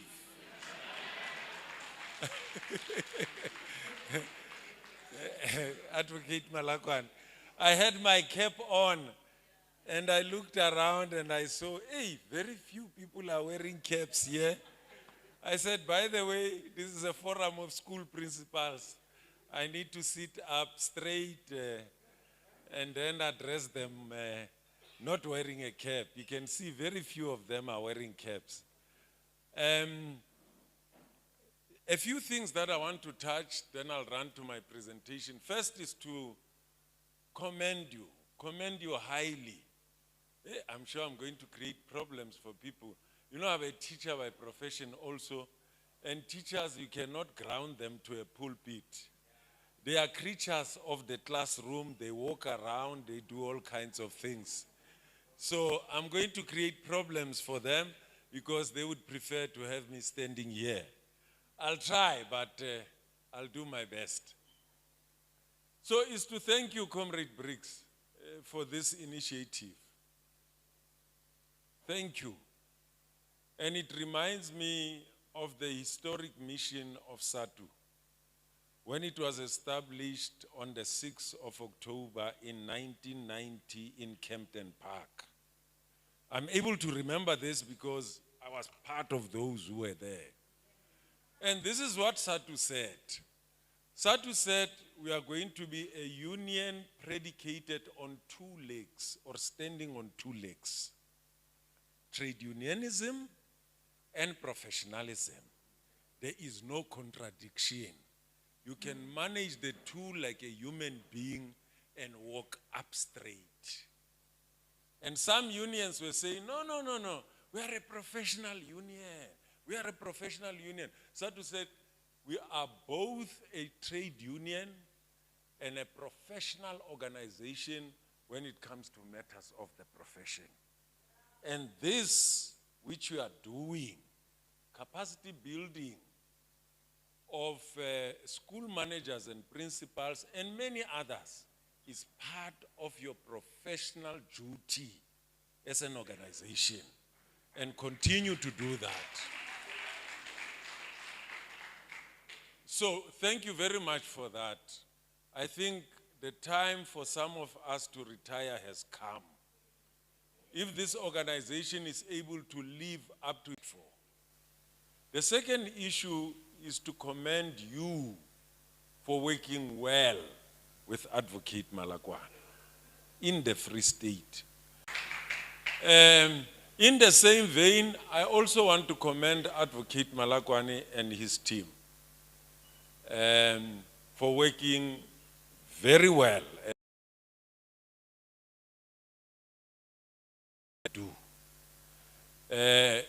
And I also want to take this opportunity also to observe and appreciate the contribution made by the late MEC, Dr. Tate Makwe, and also welcome the current MEC who is now leading this department from the ministry level. When I left the Northwest, Comrade Jones, I told people that I was working with a team in the Northwest. I was not alone. I was working with a team. Northwest continued to perform even many years after I had left. And when we mourned the tragic passing on of the late MEC, I also said he was an amazing leader, but he worked with a team. And that team is still intact, and you'll continue, Comrade Briggs, together with the entire provincial leadership, to make this country proud in terms of keeping the Free State right there on the map. Now, for school principals, you know, I was battling Advocate Malakwane and say, what is it that I can tell principals of the Free State? What is it that I'm going to tell? I've been to their schools. They are, you know, well-oiled machines that are firing with all cylinders. What is new? What am I going to tell them here? You know, I battled because the whole country is looking up to you as a province. Unfortunately, you've not done this once, twice. You've done it as a tradition. Excellence has become a lifestyle in the Free State. And if excellence becomes a lifestyle, Advocate Malakwane, you don't struggle for it. You don't really struggle. It's your way of doing things. You struggle when you don't do it in the manner that is expected. then you struggle. So I really want to thank you for that. I've got a very long presentation, and I'm going to pursue this presentation even throughout this year, this whole year. You are just getting a gulp of it, probably for the first time. I'm coming back. I am coming back. I'm going to harp this thing on you until I get it to where it should be. So, Comrade Briggs has given me this topic to say the role of principals as an agent of change in pursuit of quality education. You would have heard from my CV, which I reluctantly shared with the team. I just wanted them to say, I'm Matanzi Mamweli from Basic Education. Sometimes when people read your CV, it reminds you of your obituary. I thought CVs becomes more relevant when you are dead, advocate, and when you are applying for a job. But I gave my CV. Now, I told you that I struggled. I had to go back to my studies. You would have heard from my CV. 2 of my degrees are in education. The other 2 are in public administration. Now, which are the last 2? In other words, BA, education, and honors in education, and honors in public administration, and masters. Now, that's where I came across this guy that I've referenced here. His name is Pete Human. Pete Human, at this stage, I think he might have retired. He retired as, what do they call it in academia? Emeritus professor. Emeritus professor, he lectured at UCT and at Stellenbosch. I came across him through his writings in my studies. I read one book of him, which is very interesting. It's called The Blueprint for Transformation. I've given you the reference. And that's where Advocate Malakwane, I got to learn about the notion of cadre deployment. Cadre deployment comes from no evocrats. A cadre is somebody who's trained and socialized in terms of the workings and procedures of a particulate, all policy positions of the organization without any problem. That's not what we have done. Unfortunately, the notion of a cadre has been bastardized. In some cases, people are appointed people who don't even have basic qualifications, and they call them cadres. So that's wrong. So when Comrade Briggs said to me, come and talk to school principals about being agents of change, my source was this book. And I'll say just a little bit and run across it quickly. There is no doubt a principal is an agent of change, not only within your school, because they say a school is a microcosm of civil society. Principal I am a net advocate Malakwane. Uruta le tsotsi la kopana le yona bosiu itshwere thipa ere are oh ke principal ya ka aba chechela morao. That's the influence and the impact of a school principal who is a real agent of change. So I'm going to move fast. This is the outline of the presentation. This is what we call our mantra. Mantra. It's something, again, that we have to consistently, say now and again. It's from the National Development Plan.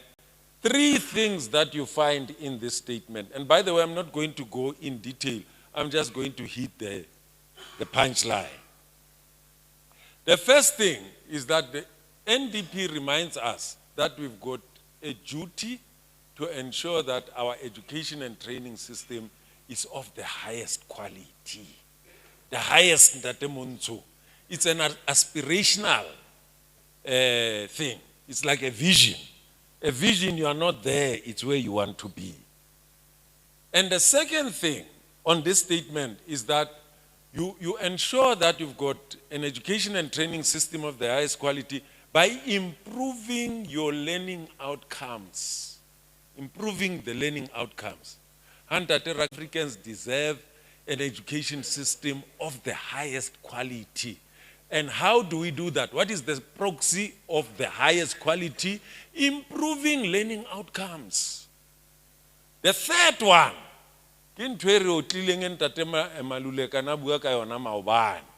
now I work so well with that man, Comrade Briggs, that he ends up saying things that I'm saying, I also say things that he says. You know? And you are going to get that here. You are going to get that here. Is that we have to ensure that in international tests, South Africa performs at the same level as country of the development or the economy of South Africa. But I'll say more about that later. Size and shape, I'm going to run over this. Yeah,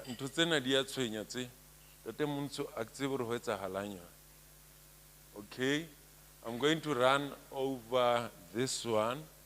See, the biggest tragedy, Advocate Malakwan, in the world is that many people who are supposed to be educated, get the results, it's appeals. Not that I hold a different view. The problem is that human beings get to know about lies. It can't be for people who are educated. People who are educated, when you see headlines, you say, I'm going for the detail. I am going for the detail. See everything here because the media is interested in their business. But educated people don't do that. They go for detail. Now, people were saying that we've got a large dropout rate. And my biggest disappointment is your intellectuals, your academics who buy this story. It is not true. I'm going to prove to you. The South African education system doesn't have the highest dropout rate. It is not true. You see, the problem with South Africans is that they hate themselves so much that whenever we look at something, we see ourselves as the worst in the world. I don't know whether it's what apartheid and colonialism has done to us. You know, to hate ourselves, to believe that we are not good at anything. Everything that we do is the worst in the world. Now, learner enrollment, 13.4 million. It has grown 13.4 COVID from 12.6 million to 13.4 million. These numbers, it's what the colon salona, the register, the dropout rate that is pounded out there is not true. Our biggest problem, Advocate Malakwa, it's a failure repetition rate. There is a correlation between failure and repetition rate, but the two are not synonymous. Right? And I'll show you. Quickly, let me run through this. Oh my goodness. It's flying now. The demonstration today. Okay, I'm coming. Yeah, I'm going to pass this once. We'll share this presentation, Lilona, litla through your handle at the right time. Oh.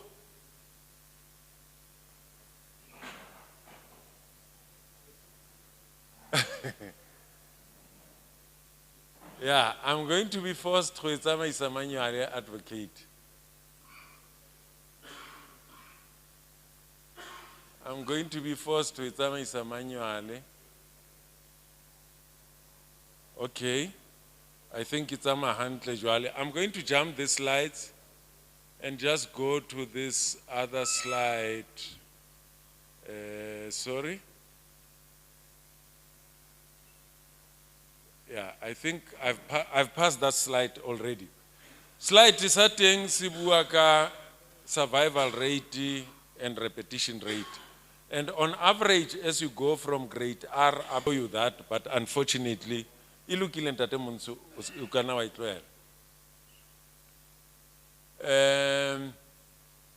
wanted to show you that slide. For some reason or another, the computer is just doing its own thing. Or maybe I'm the one who's a bit confused. No, I can't find it. I'll leave it. Okay. I also need to remind you about the kind of a learner that we want to get out of our system. As you can see, we are saying it must be an engaging thinker, a critical thinker. Somebody who can read beyond the headlines of the newspapers. By the way, I'm not sure whether I was discussing with Ndate Muntu or Advocate Malakwan. What is the purpose of education?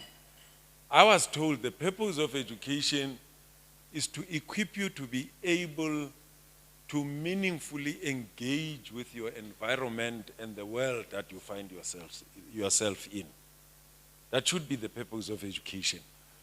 So an entrepreneurial spirit, an ethical citizen, and to be digitally literate because we live in a digital world. And of course, the blueprint is the national curriculum statement at Emonso. Now, because 0 to 4, the national curriculum framework, it's on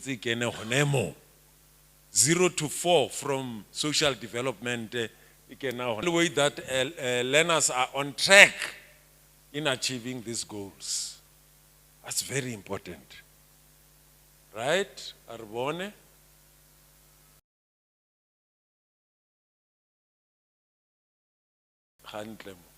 Okay, the framework is what I've already indicated. Engaged thinker, entrepreneurial spirit, and then ethical citizen. Skills and competencies of the changing world is what you get in that circle there. That's what our education system should be able to prepare our children to do. Of course, with the advent of COVID, we had learning losses, which would have been covered right on the top. Now, our responsibility is not only to get learners to cover what they have lost during COVID. It's also about strengthening the curriculum, bringing in new offerings, new subjects, coding and robotics. That's the environment where we find ourselves in. But I also trained educator knows that when you receive learners in a particular grade, they are at different levels of cognitive level and competencies. You know, my problem is that I'm supposed to present, I'm teaching, right? I want my team hore, tloelang thotse lona hore, ka on this year, Ntate Monso, re tla be re coverile curriculum. I sebetse ntwe education. Because curriculum, we cover every day and every year. Because learners learn differently and they progress differently. So, this thing, give for the plan and the submit.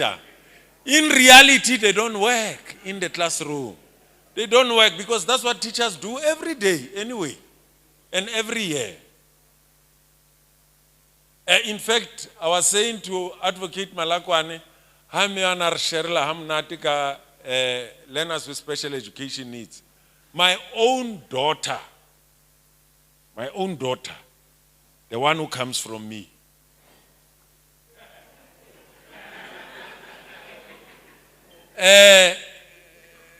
needed a scriber in grade 12. But actually, it's something about a scriber go grade 8, if not earlier. Wawana concession near accommodation, it's late. And a Larry Ruta hurry apply, Tatemunzu. Larry Ruta hurry apply. Larry socialize abana hor babale, hurry apply. Mwana o needang concession ile accommodation, low study needs more time. Hababambanka 2 hours, and it's on 4 hours. Right? So my daughter needed a scribe, go grade 12. She surprised us. She was the lowest academically of my 3 children, the lowest of the 3. But she got the best mark ever in every subject. No applause premature. Grade 12 Jones, she got the best marks than these 2. No, ba ki di naledi ba, ki di 2 nya ba 2. Aba phala kaofela. Go university, she was graduating yesterday. Na besa ka di 80 le di 90. So accommodation and concession. In fact, the mother was concerned. No, ha ke rate ntwe. Ngwana ka o tlo sebetsa jwang ko university. She went to university. Fortunately, she's a computer wizard. Yeah, she could study outside and inside the classroom. She was graduating yesterday. You see, automatic progression, different stages of their lives. I was only loafy abroad. They are more sophisticated than Shakespeare. Tobale, England. It's not a reading nation.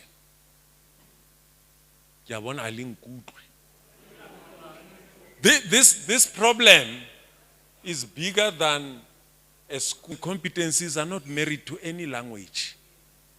To any language is just a means to encode knowledge, skills, and competencies. And all languages have the ability to do that. All of them. Right. So, this is the task for all of us.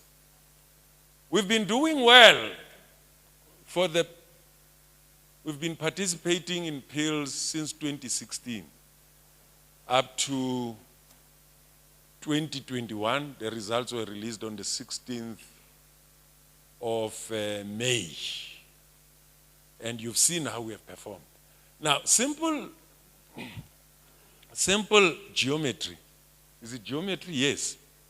It will tell you that when your graph moves on your right, at least it shows a healthy perspective. I get it? And then when it moves on the left, then it means be. That's basic geometry. But all human beings' brains are wired in mathematics. It's just that people were taught that mathematics is extremely difficult. When mathematics is human makeup in terms of the brain, the gray matter. So you can see we've been doing well. 195 countries in the world represented there. All those countries were saying the impact of COVID caused problem high roof, problem foundation. So that's what we are doing. We are testing the readiness of these learners in the mom's tummy. Still carried there. That's why go Bariking by yetsa skolo se seng le se seng advocate. Ha ke tsebe ke tlo kreya support o kae. Nna ke for skolo se seng le se seng, but comrade BRICS le di sebetsa ka data. Ha bana ba bua le wena ntate Malako wa check. Ha re ke batla so much data.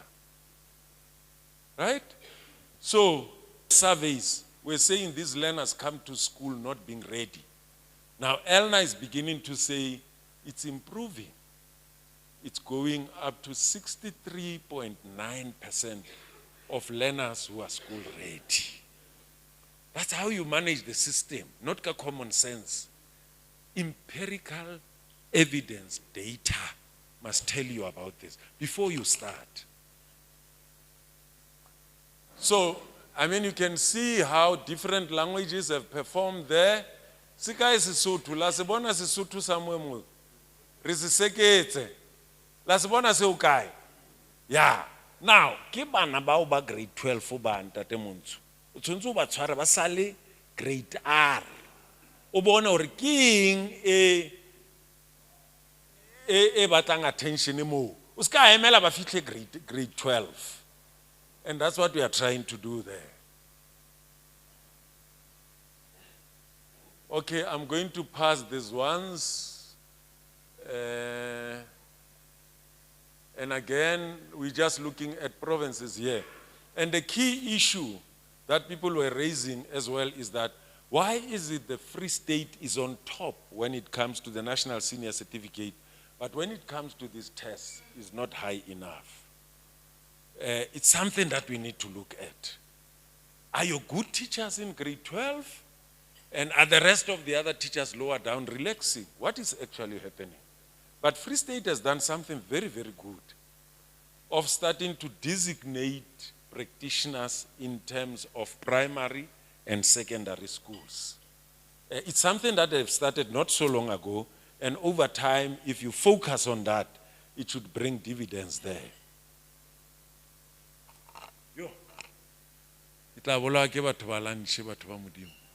Okay, so we even show the good news, again, Advocate Malakwan. Look at the performance of quintile 4 and 5 compared to quintile 1 to 3. Hey! Dintho di kala o kopana mo. Agree wa bona? Even the results in grade 12. In fact, the results are not grade 12. Quintile 1 to 3 perform better than quintile 4 and 5. Kia bona link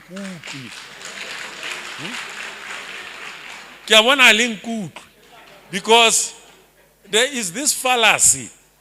There is this fallacy that when people are poor, they cannot think and they cannot perform better. Can be true. In fact, you think more critically there because you've got to survive. When the next meal is not coming, you have to find ways of how to survive. So, yeah, I'm going to pass this one. And then the other one is systemic evaluation. Systemic evaluation, 3, 6, and 9. My only prayer that Montsho liko TDCMA yalona that Montsho. Haleka recommendation airing.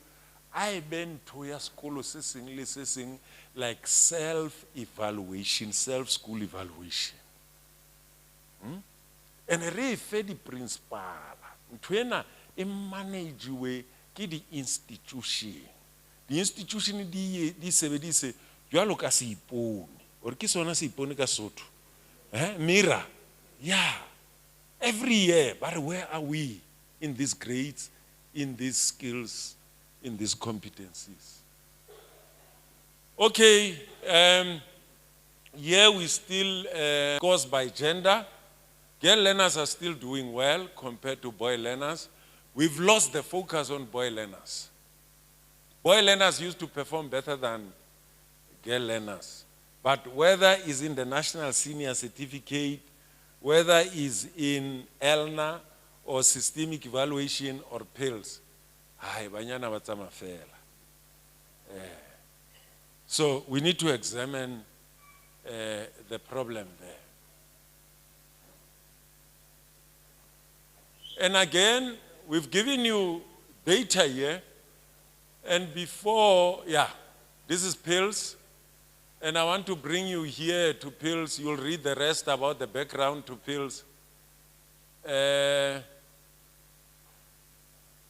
Okay, you can see where South Africa is. We dropped to 288 points.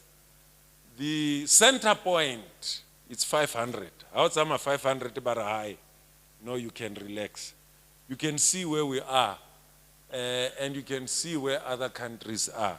And by the way, I'm not sure whether I told you, South Africa is the only country in 49 countries of Sub-Sahara participating in pills. Habantsbaru, we are the last in the world. Babang haba kena le marathoning. Ba re kopanang le bona. Re kopanya le bona haba kena. There are 49 countries in Sub-Sahara. Sub-Sahara is just, a piece of about 5 to 7% Africa Waikata, Udimu Mani, the rest the Tlakamon. In 54 countries in Africa, South Africa is among only 3. South Africa, Egypt, and Morocco. Right? In 195 countries in the world registered with the United Nations, there are only 57 countries that do this. 57. So we are running with the tigers. Lar Lemrao, we are running with the tigers. Okay? Now, here is something that I want to run over. 5-10 minutes, Comrade Briggs, I'll be done. Look at English and Africans. English and Africans, who can tell me? People who have really gone through meaningful education. Now, number one, the reason why Africans is number one is not an accident. Africans has become a lager, protected. How can leka watamela Africans utla kopana le Freedom Front, utla kopana le bariki union engwe, AfriForum, hababa pale ba, hababa pale. But the issue is that it's a historical fact. These two languages have benefited in investment and development. It's about time that resources come to African languages, which we have not done. If there's error number one that I'm going to accept as part of the administration, is that we have not come up with meaningful investment in African languages. Even if it means we take away. What we did, we introduced English in grade 1. We focused that because, we are Eurocentric in our approach. We said English, have a fita man in grade 4, ready. Actually, the inverse would have been the truth. There's a project in the Eastern Cape where they are piloting using isiXhosa from grade 1 or even grade R up to grade 12. The results are amazing. Now, we've got many problems. It's also not going to be a silver bullet, to say, no, we focus on African languages. The training has to be in accordance with what is required, right? And historically, even our teacher training is questionable. Teachers who were trained in African languages, many of them were trained in English, not in African languages, by universities for that matter.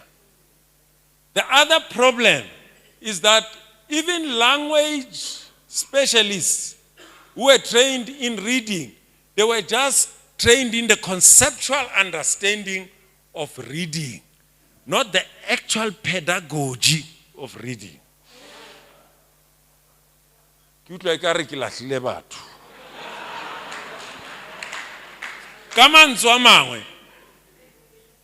Many of us, and I'm one of them, you were trained on what reading is instead of how reading happens.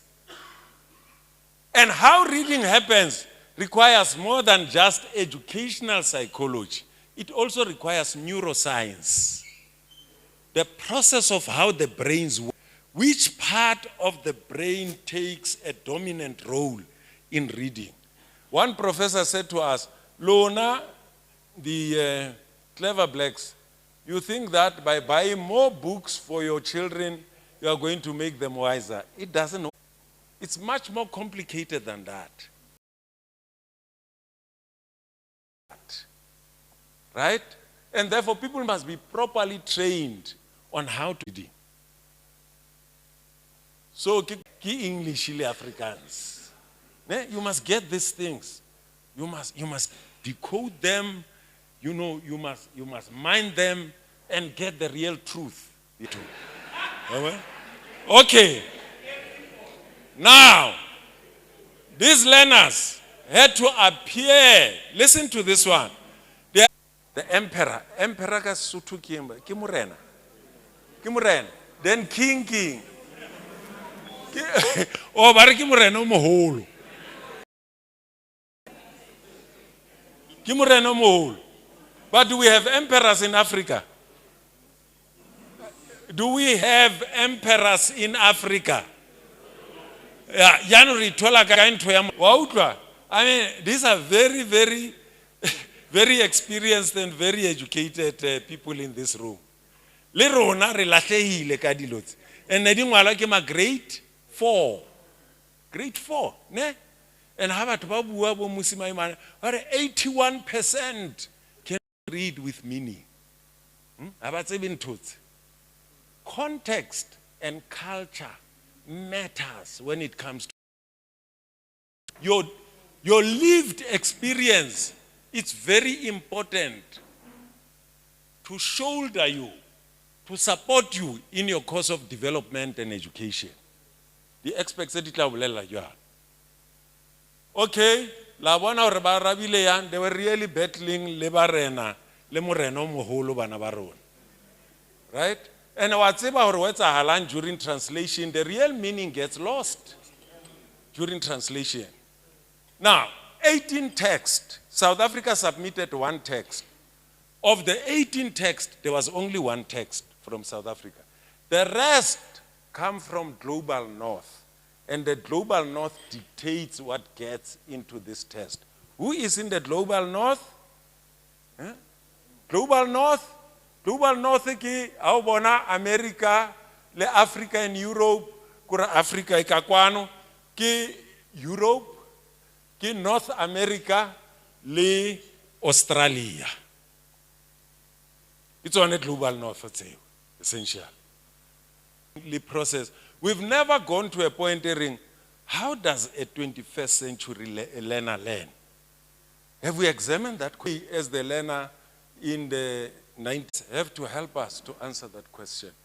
Now, the problem is that many compared to simple recall questions.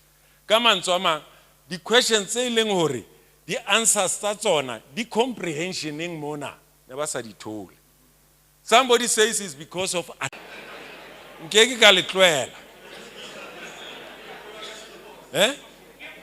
Ki octopus.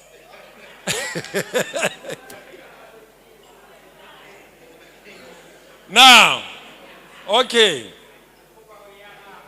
Again, I want to come back to the issue of context. The translation will come, but the translation will never give you a lived experience. Right?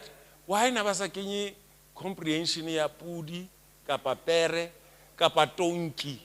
It's because I see context there, Global North.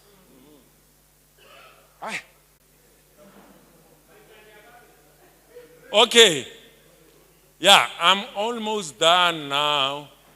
Now, what we have said is that we've gone back to review our strategy. Huri bana ba bala. This thing ya drop all school on saka honale drop all and read. What is the impact? Yeah, drops. Which is what we are going to do. Even in procuring materials, advocate, we have to be biased towards African languages. We must be deliberate in doing this thing. Whether mang, areng, kapa mang, we must do it in the few days that we are left with.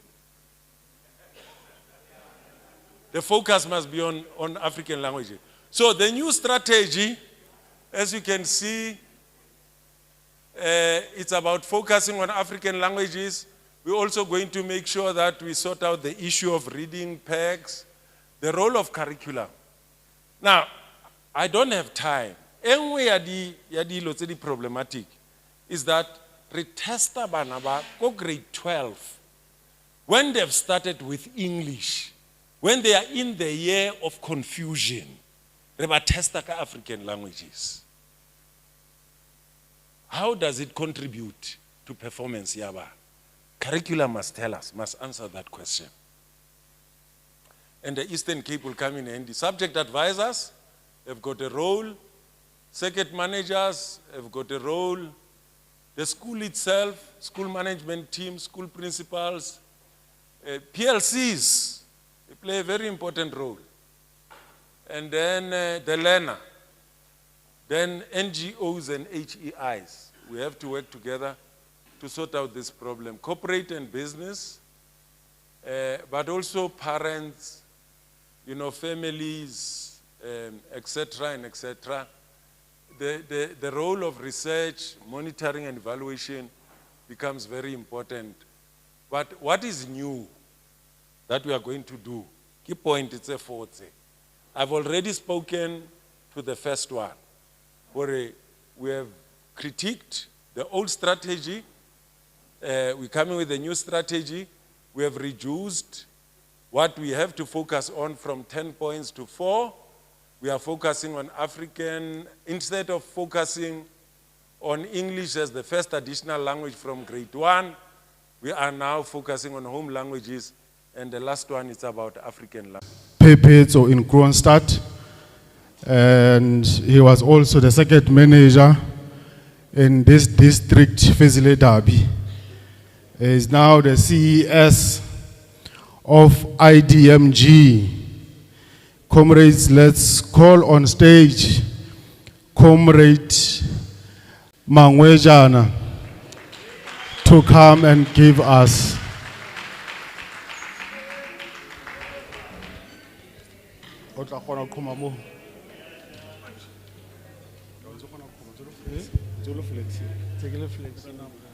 Amandla. Matla ka Sesotho.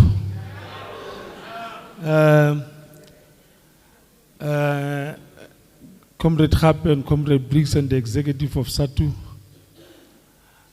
I really want to appreciate the time that has been afforded to me to come and present.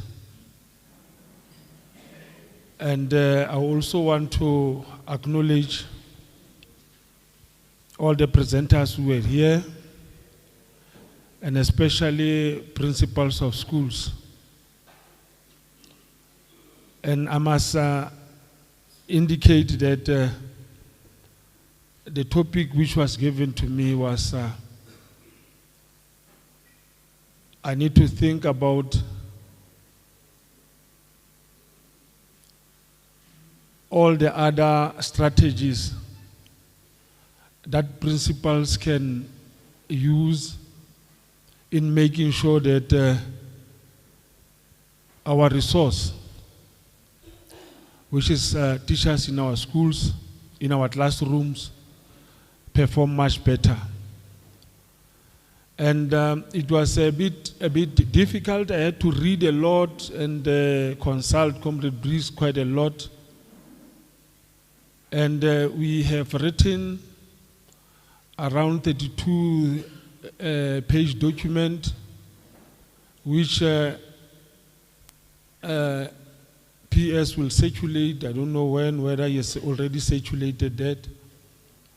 And we really want to request you, colleagues, as you read that particular document that I'm going to present shortly now, as you read it, please make comments, make corrections, make inputs. You can forward them to me or Comrade Briggs, so that we need to improve that particular document, input documents that we have done. And I've used this logo on the basis that my presentation is basically for leaders of SADTU. who are principals of schools. It is not meant for any other person. It is meant for principals of SADTU. So I'm not presenting on behalf of the department. I'm Comrade Muilwa. That's right. Amanda. So these are some of the outlines. I'm not going to talk about them.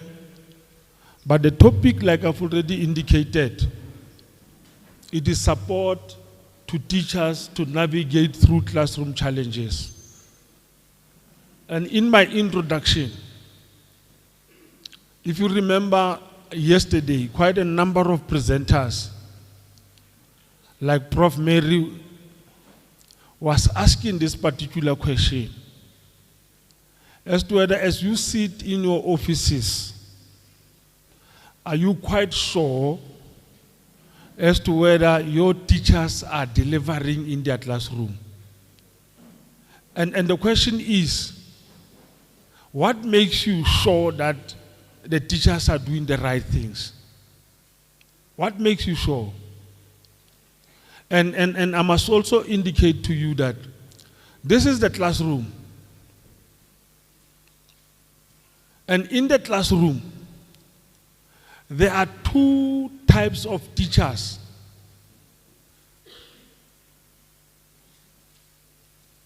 Please take note, principals. There are two types of teachers that enter our classrooms. Two. And the first one is the class teacher. And then the second one is the subject teacher. And if you can listen yesterday, even today, quite a number of presenters were talking about the subject teacher. Ne? They were talking about strategies to improve results. What is it that we can do to help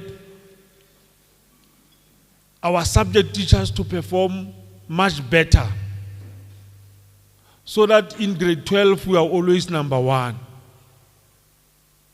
so that we must be able to improve the reading skills of our learners in grade 4. So that has been the topic for the better part. So most of us, we tend to present on this one. I will run it faster and then come back to you.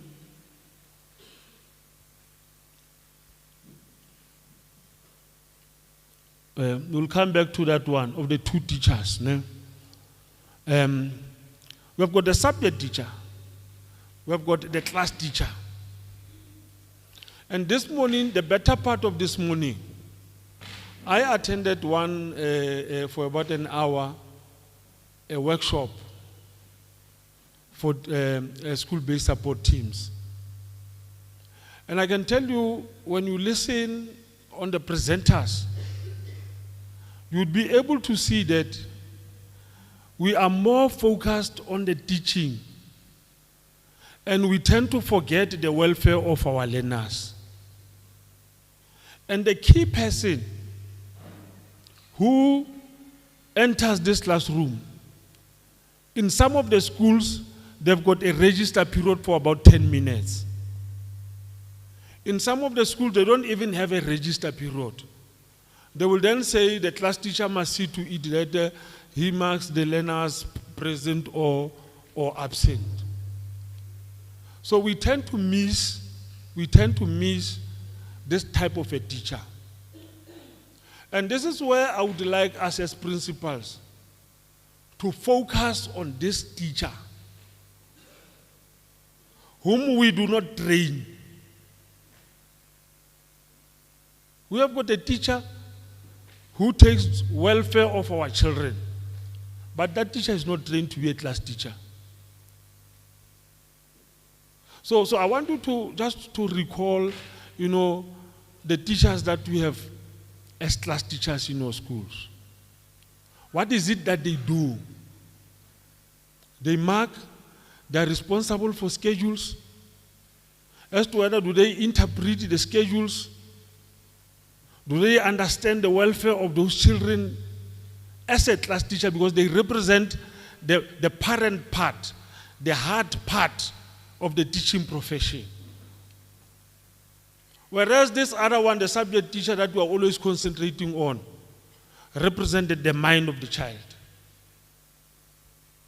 We are teaching, but we forget the value systems that must be inculcated in our children. So I want us to really think about that particular aspect, as SADTU. Now, this is the kind of a teacher, the subject teacher. I will not talk about that. But this one, I am telling you, comrades, if you can go back to our schools and make sure that we train our teacher to be better parent. There's a workshop that we can organize which is called Parenting with Assurance, where our teachers can be, workshopped on how to be a parent to a learner.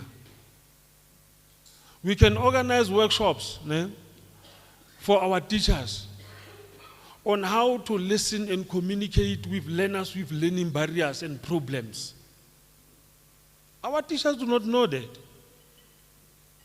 Our teachers do not know that if a child has a problem, you need to help a child, not to befriend the child. There's a problem, there's a difference between befriending a child and helping that particular child. So most of them, instead of helping the child, being professional, they befriend the child will tell him this and this and this and this. So those are the skills that our teachers need currently. And if we can beat this one as SADTU, if we can advocate on this one, because I think we have done a lot on this other part of subject teachers.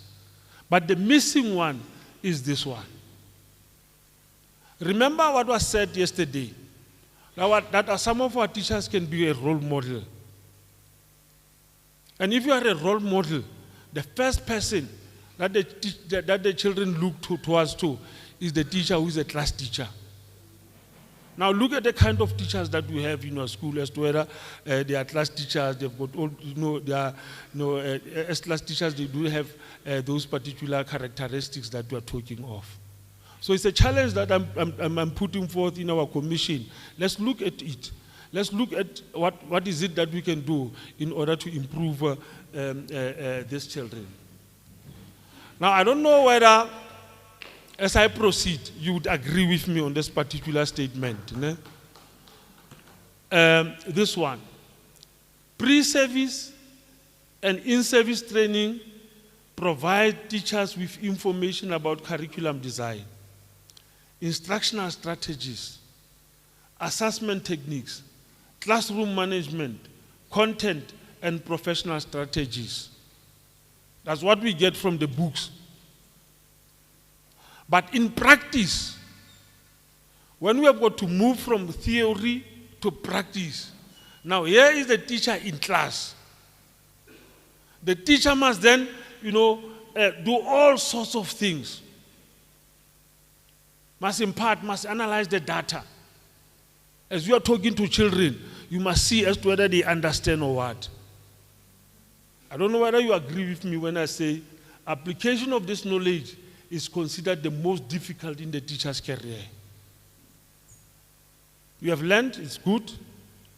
We've got quite a number of our teachers who are learning, but their application in class is a bit different. And what makes it different? What are those factors? What are those factors that we need to look into?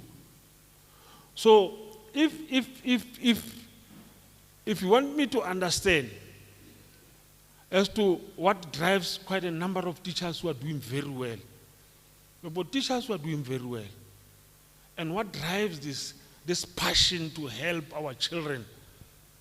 You didn't understand what was said by this boy, Sherman, who is a 10-year-old child.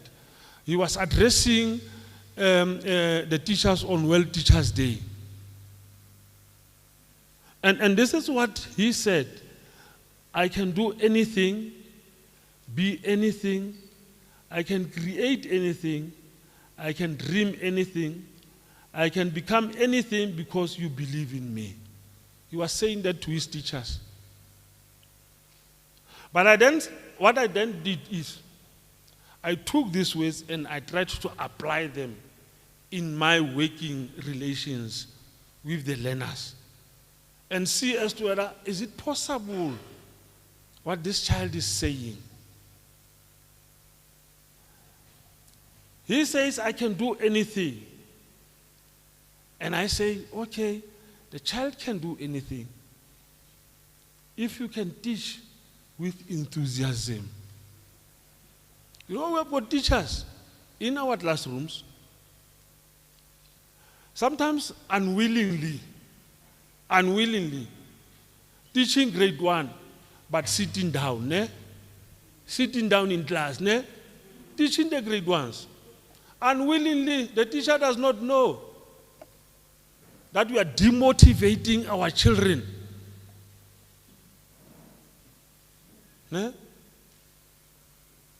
So all those teachers that come into class 10 minutes late, leave earlier.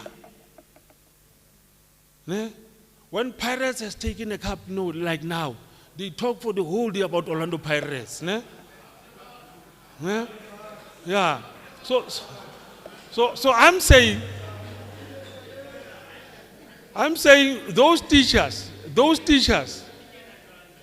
no, they are in your classrooms. They are in your classroom as a principal. Now the question is, do you know what your teachers are doing? Can you talk with confidence that they are teaching your children with enthusiasm?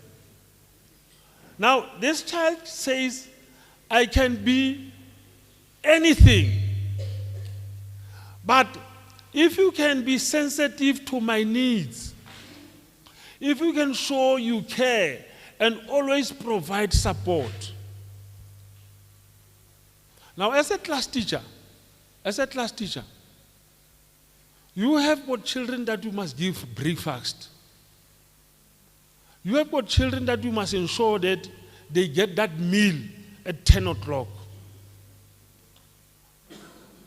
Are your teachers doing that? With the full knowledge that they must provide, food, they must provide care, for these particular learners. But the child is saying, I can do anything. But if you can be very sensitive. Do you have teachers who are sensitive? If you don't have, what are you doing as a principal to sensitize your teachers? That is the key question. And I can create anything. If you can provide challenging environment and be resourceful in your teaching. I want to challenge you, because we walk around, in most of the schools. Go to a grade 1 classroom, grade 2, grade 3. They are very warm, yeah, it's very nice. They've got things that they use to play around and do all those things. And when you go to grade 4, just think of your grade 7 classroom. Your grade 7 classroom. You are already preparing them for secondary school and look at the grade 8 and 9 classrooms in our schools. Are they conducive? Who must do it? It is the teachers. But who must lead? It is the principal of the school. And they say here, I can dream anything if you can show me possibilities.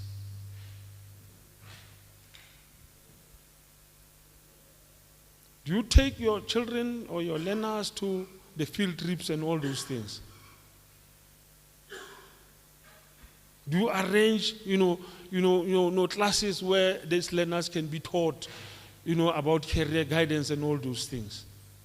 So I'm just saying as principals of schools, as we live today here, let's think about this particular child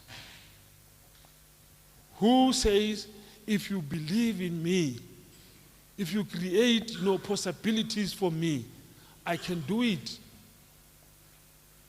And this is the type of a thinking of an activist. A principal who will make sure that we do all these sorts of things. Now, as I was listening, this slide, I put it very, very late yesterday night. This particular slide. After what our chairperson was saying, and Comrade Briggs was saying to us, the duties of a principal, they are so huge. Our principals have got a lot to do. We do agree. There's a lot to do. There's a lot to do. But then said, last year, in my presentation, I did share with comrades how to go about, planning for your day. And this is what we need to do. If you do it once, twice, and I'm telling you, comrades, do it once and twice, you will see, you'll have time for the core business. You will have time to make sure that you take care of your teachers. You do it once, you do it twice. You'll get used to it. To visit your classes, to make sure that you talk to your teachers, to make sure that you talk to your learners. But as we move around, you'll see some of the principals, every time when you go to school, you get the principal in the classroom, ne? No, not in the classroom, in the office, ne? In the office every time.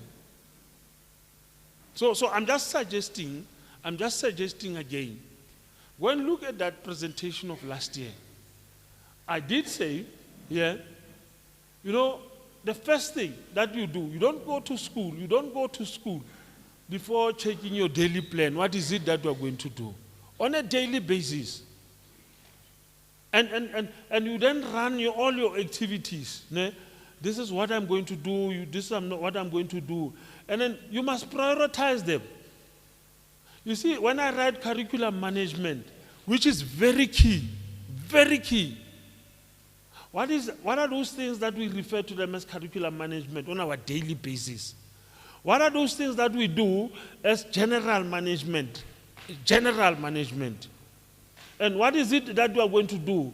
How do we prioritize all these things? Whether this one we take it as high priority, medium, or large. You practice these things.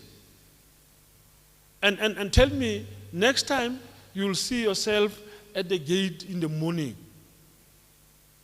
checking your learners come in and out.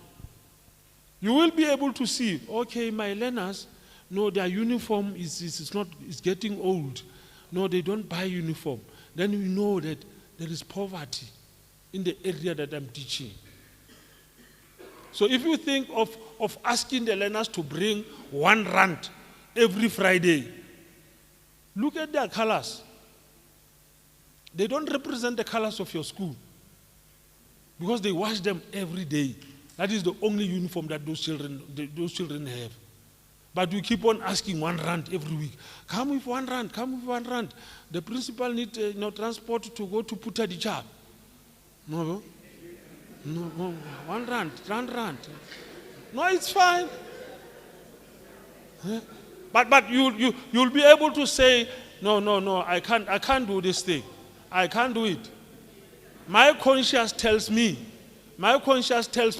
when I look at the appearance of my children, my appearance of my learners, I can't take this particular decision.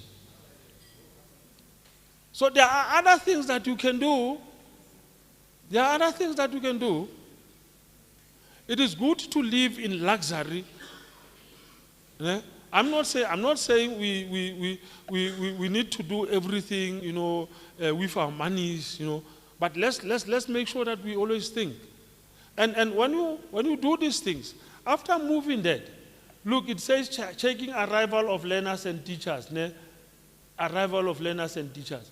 It's very bad for a principal to come and be told around 9 o'clock that some people broke into the schoolyard, around 9 o'clock. Whereas you are the manager of that particular institution, you are the last person to know that there is something that happened in the schoolyard. So I'm just saying, we introduced this thing last year. I'm just saying it because I heard, my leaders talking about it, that principals have got a lot to do.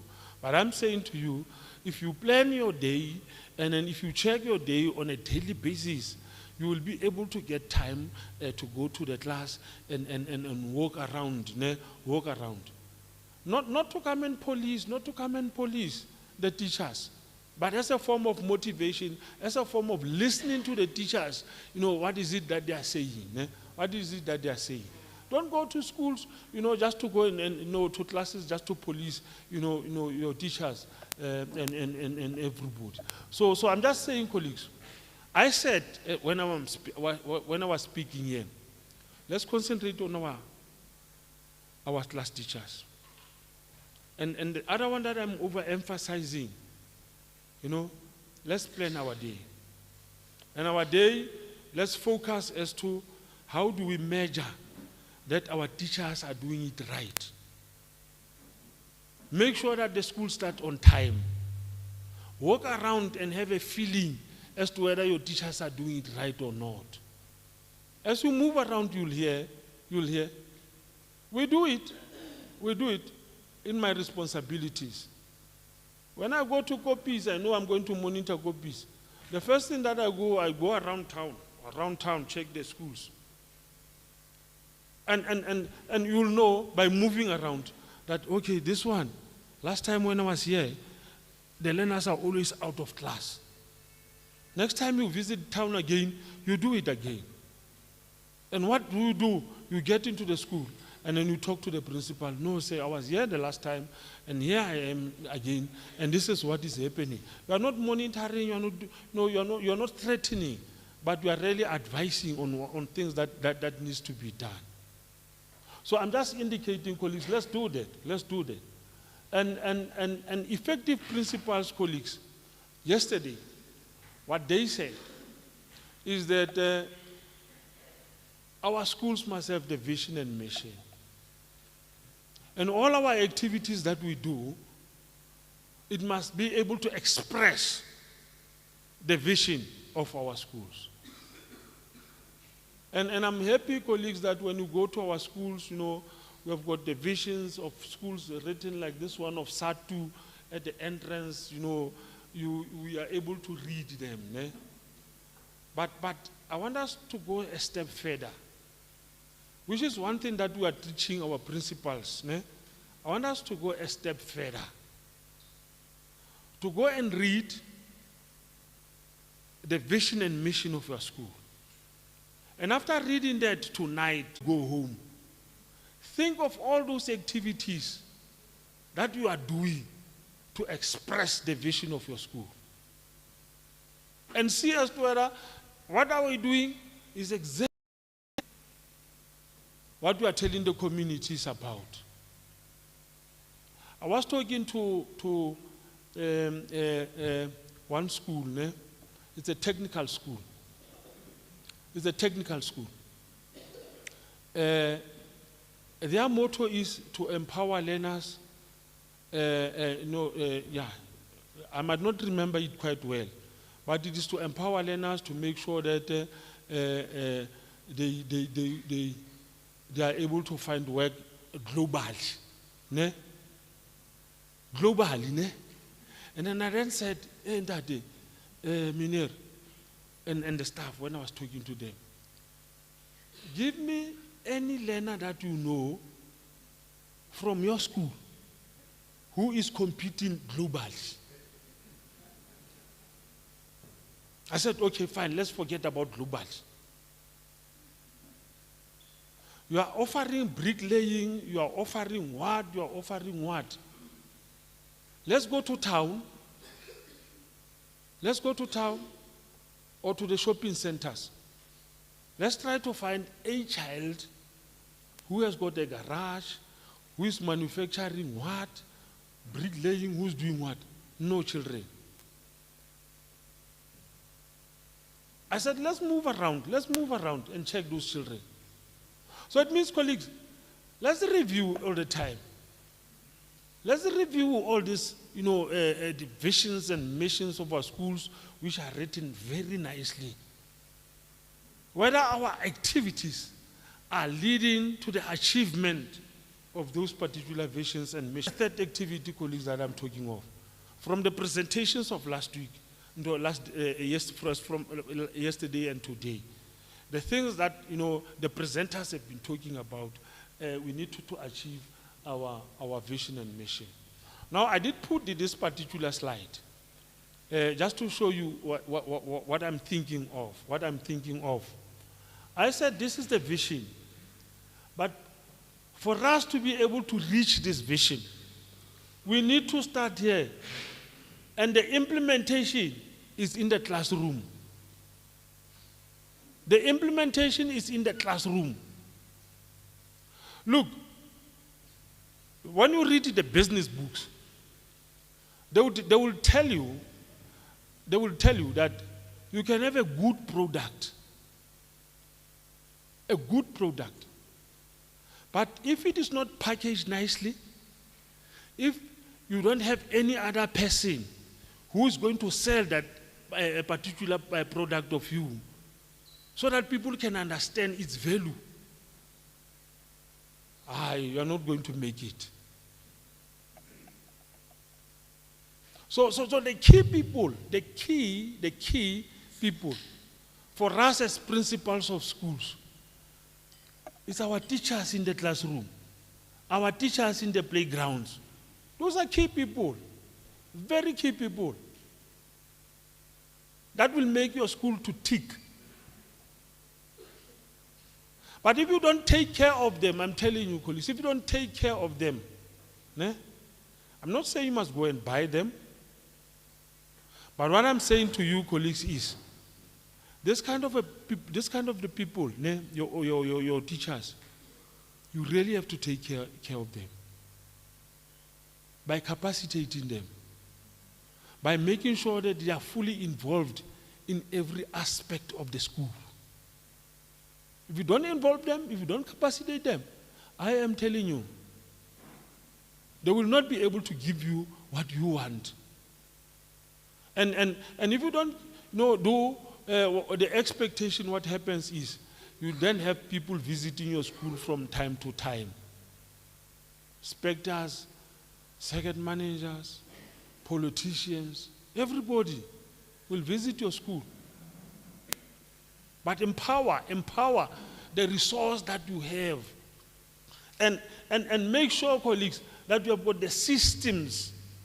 I will show you in my presentation what do I mean when I say empower and have systems in order to get to the aim. And our principals were talking here about the images of their school. What is it that people think of your school? Do they say your school is excellent school like you are saying? My colleagues were here presenting, which is very good. But it is their understanding. Do other stakeholders share the same sentiment as you as a principal of a school? That's why you need to meet with stakeholders. Teacher unions, you must meet with the parents, you must meet with the business community and everybody to share the same understanding so that we have got your school as a brand. We can hold you accountable for all the things that you are saying and doing. That is the road towards what? the road towards achieving this vision of your school, which is written very nicely. But I still want to say, you can achieve that. But we are working towards what are the problems that our teachers are facing?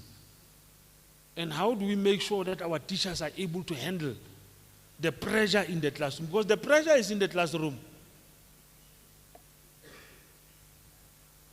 Now, I then read an article, and this is the interview. I'm not going to read about it as such, but it was between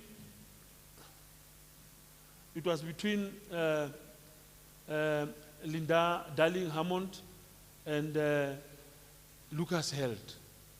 Lucas Held was asking this lady as to,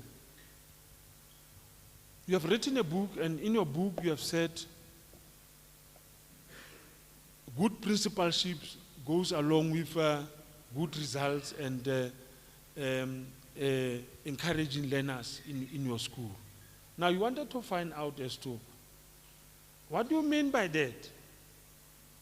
When she said, what do we know about the link between effective teaching and good principles? Now the answer is this one. She says, that comes up in survey after survey. If you ask teachers, what kept you in a school that you are in, or what caused you to leave?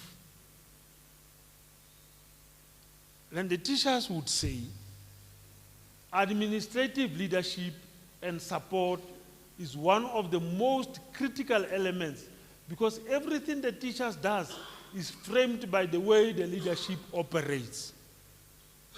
The way the leadership operates. It is possible to be an effective teacher in a poorly led school, but it is not easy. It is not easy. That takes a toll from teachers. This is a teacher where, the SMT and the leadership of the principal is not good. But we have got this gold of a teacher in that particular school. They say it is very stressful for teachers to perform in such an environment.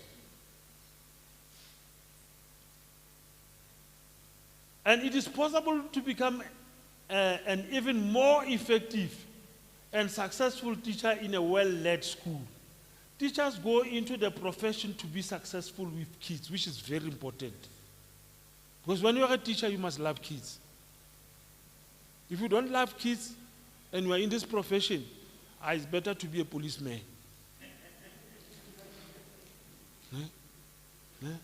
It's better. And if they are working with a leadership team led by a principal who understands what it takes to be a successful with kids, how organizations should be organized, what kind of support to be there, how learning for teachers can be encouraged, as well learning for students, how to get to the community and the parental support in place. They say that is a very good principle. So you check yourself. And I then put this thing, colleagues, very nice for you when you are at home. Not now, not now. Now I'm talking to you, I want you to listen. When you are at home, just check. Do you understand what it takes to be successful with kids? In question, I said, are you successful in making learners learn at your school? And if you say, that's right, don't just tick and say that. Think, what is it that I'm doing myself as a principal? Let's leave others. Myself. No? Say, all these other questions that the lady talked about, the professor talked about, let's go and check. And the key one is our learners must be successful. No, I was listening to my leaders this morning, And since yesterday, you know, talking that actually, we don't have dropout. Ne? We have dropout rate. I could have given you the figures now for the first term. Secondly, colleagues, ne, we are now gossiping.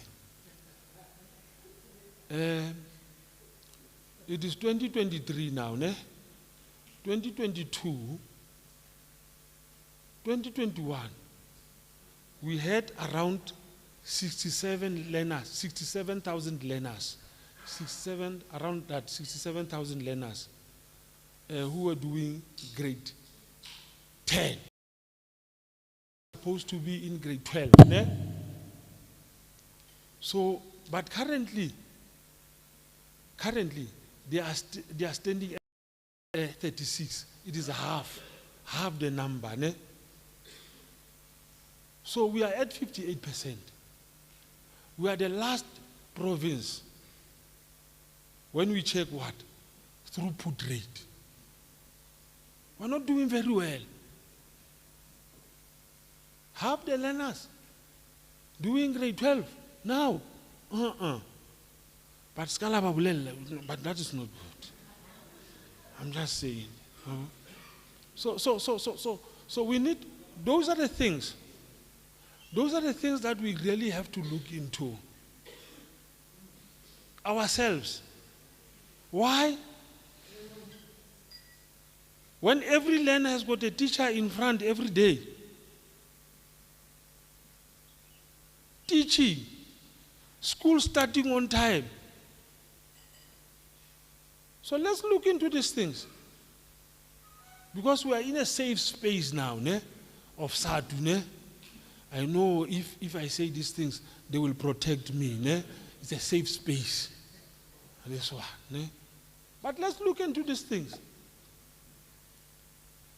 As principals of schools, are we good at handling learners? Do we have got all those strategies to help the teachers in the classroom? Where things are being manufactured in the classroom, the mind of our children are being classified, manufactured in the classroom. Do we have what it takes to help those teachers? Now, I then put for you some of the indicators of a functional school. A functional school. And I know that this is where we failed schools. Not myself, they failed schools. I'm speaking on behalf of you. The schools has a permanent principal. You know, if you don't have a permanent principal with the person who is acting, I can tell you that school will never be safe for our kids. Because teachers, they know that this person is acting, this person will never take any decision against us. Does not have the authority which Mendes was talking about. Our teachers, our principals need to have authority over a number of projects and things that have been done at school level. So we need people who are permanent, who know where the school is going, and at the same time leading a unified school management teams is the first thing, which is very critical for our schools. And then the second one, all vacancies are filled, or there are contingency plans for vacant positions. And I can tell you in most schools, most of our schools, this is where we are failing. Learners not being taught on a daily basis in some of the schools. Principals not fighting the department to make sure that they have that particular teacher on the same day. They are not doing that. So you know why you are not doing that? You know why you are not doing that? Remind me, ne? Remind me to tell you that. Are you principal? Unzobatla oba second manager. How about to qabana le rona ke? Huh? Ka lebitso la bana. Habo? So a positive school culture, I'm not going to talk about these ones. Because you will have this particular presentation, colleagues. Ne? Yeah, you will have a particular presentation for this school. But I want to talk about this one. I want to talk about this one. Where Ndate Moeli talked about the safetiness of our school, whether our schools are safe, for actual learning and teaching. And I can tell you, because we analyze these things on a daily, weekly basis, this is the stats of the Free State for the first term. And I'm going to say to all of you colleagues now, let's capture this incidents on SASMs. Because they do not give us a clear picture of what is happening in the Free State. You'd hear from media that our schools are not safe because someone has been killed in this particular area because of this particular item. But for us, if we analyze the data that is before us, we'll tell you that the area which has got a lot of problems is around the classroom.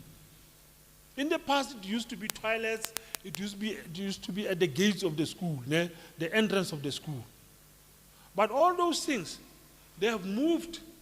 They are now in the classroom, within the classroom. This is where we have got a lot of problems. So the highest here at 19,604 failing to submit homework. Failing to submit work. They don't complete, they fail, and they fail, they don't complete, they fail, and it is repeated time and again. So we must then try to find out why our learners not able to complete the homework. What makes our learners not to be on time in the classroom? So those are the answers that we need to talk about. How are we going to help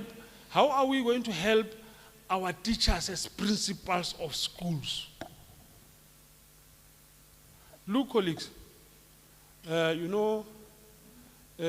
used to be the chairperson of SADTU, and I used to represent quite a number of colleagues by then. And then currently, I'm one of the chairpersons of the disciplinary committees. So I sit and then decide on, no, don't say it that way. It's a big word. I sit in those hearings. And I was running away from that for the past years. Because, when you are a chairperson of a disciplinary hearing, you are like a magistrate, ne? And when you are a magistrate in that someone will take muti so that you must not hear and make you mad. So I looked at myself, I was becoming mad, and I said, I must leave this thing. Yeah, of being a chairperson. But I'm saying this thing on the basis that if you look at quite a number of teachers who have been charged,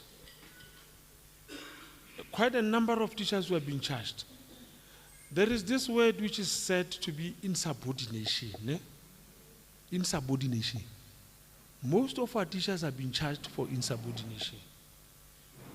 But if you go and check this insubordination as a presiding officer, you then see, there's a problem with the SMT of this particular school. That's why this teacher is behaving like this. For the past 2 days, I was handling a particular case about a teacher who wants to be given, a progression. So the department has not given him progression, that particular teacher. So the teacher is saying, I demand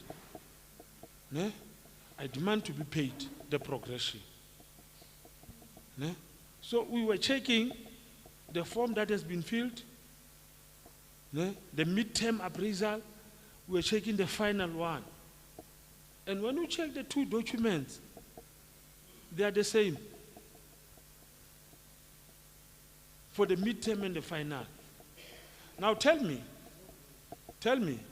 if they are the same for midterm and final, what is it that the SMT has done to help this particular teacher?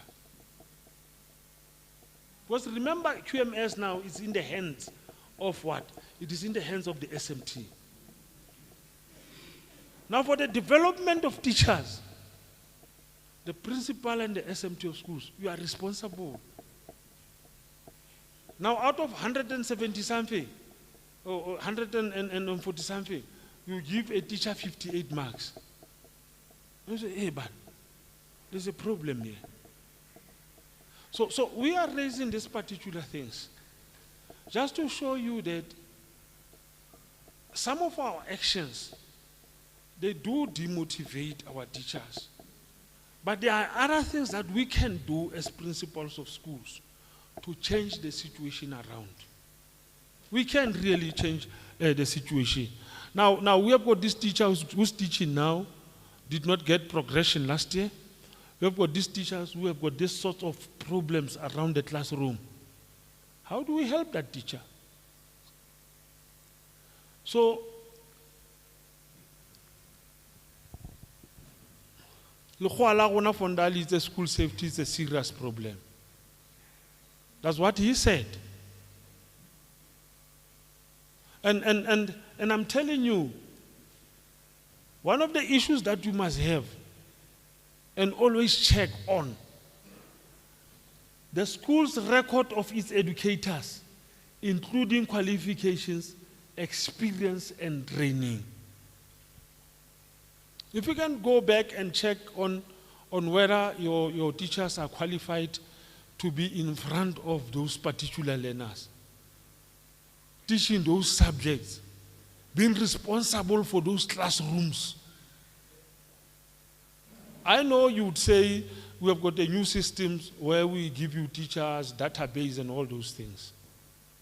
But the question is, as a leader of those particular teachers, when they arrive at the school, what is it that you are doing to help them to perform their functions? So a teacher who is not qualified, who does not understand, how to manage a classroom, is dangerous for those learners. Dangerous. Who does not have the methodology is dangerous for those particular learners. So I'm just indicating procedures for dealing with learners in difficulties. We have got those learners who have got problems with the law. Have you trained your teachers how to handle those children? They come and train your teachers. As speaking, we are not able to do that. So that is why we are requesting that. We have got this kind of teachers who are supposed to be parents to these learners at the school level. So why don't we just capacitate on them, on these issues, so that they must be able to help their learners. And records of accidents, I've just shown you now, the code of conduct for learners that clearly indicate sanctions used in relation to learners.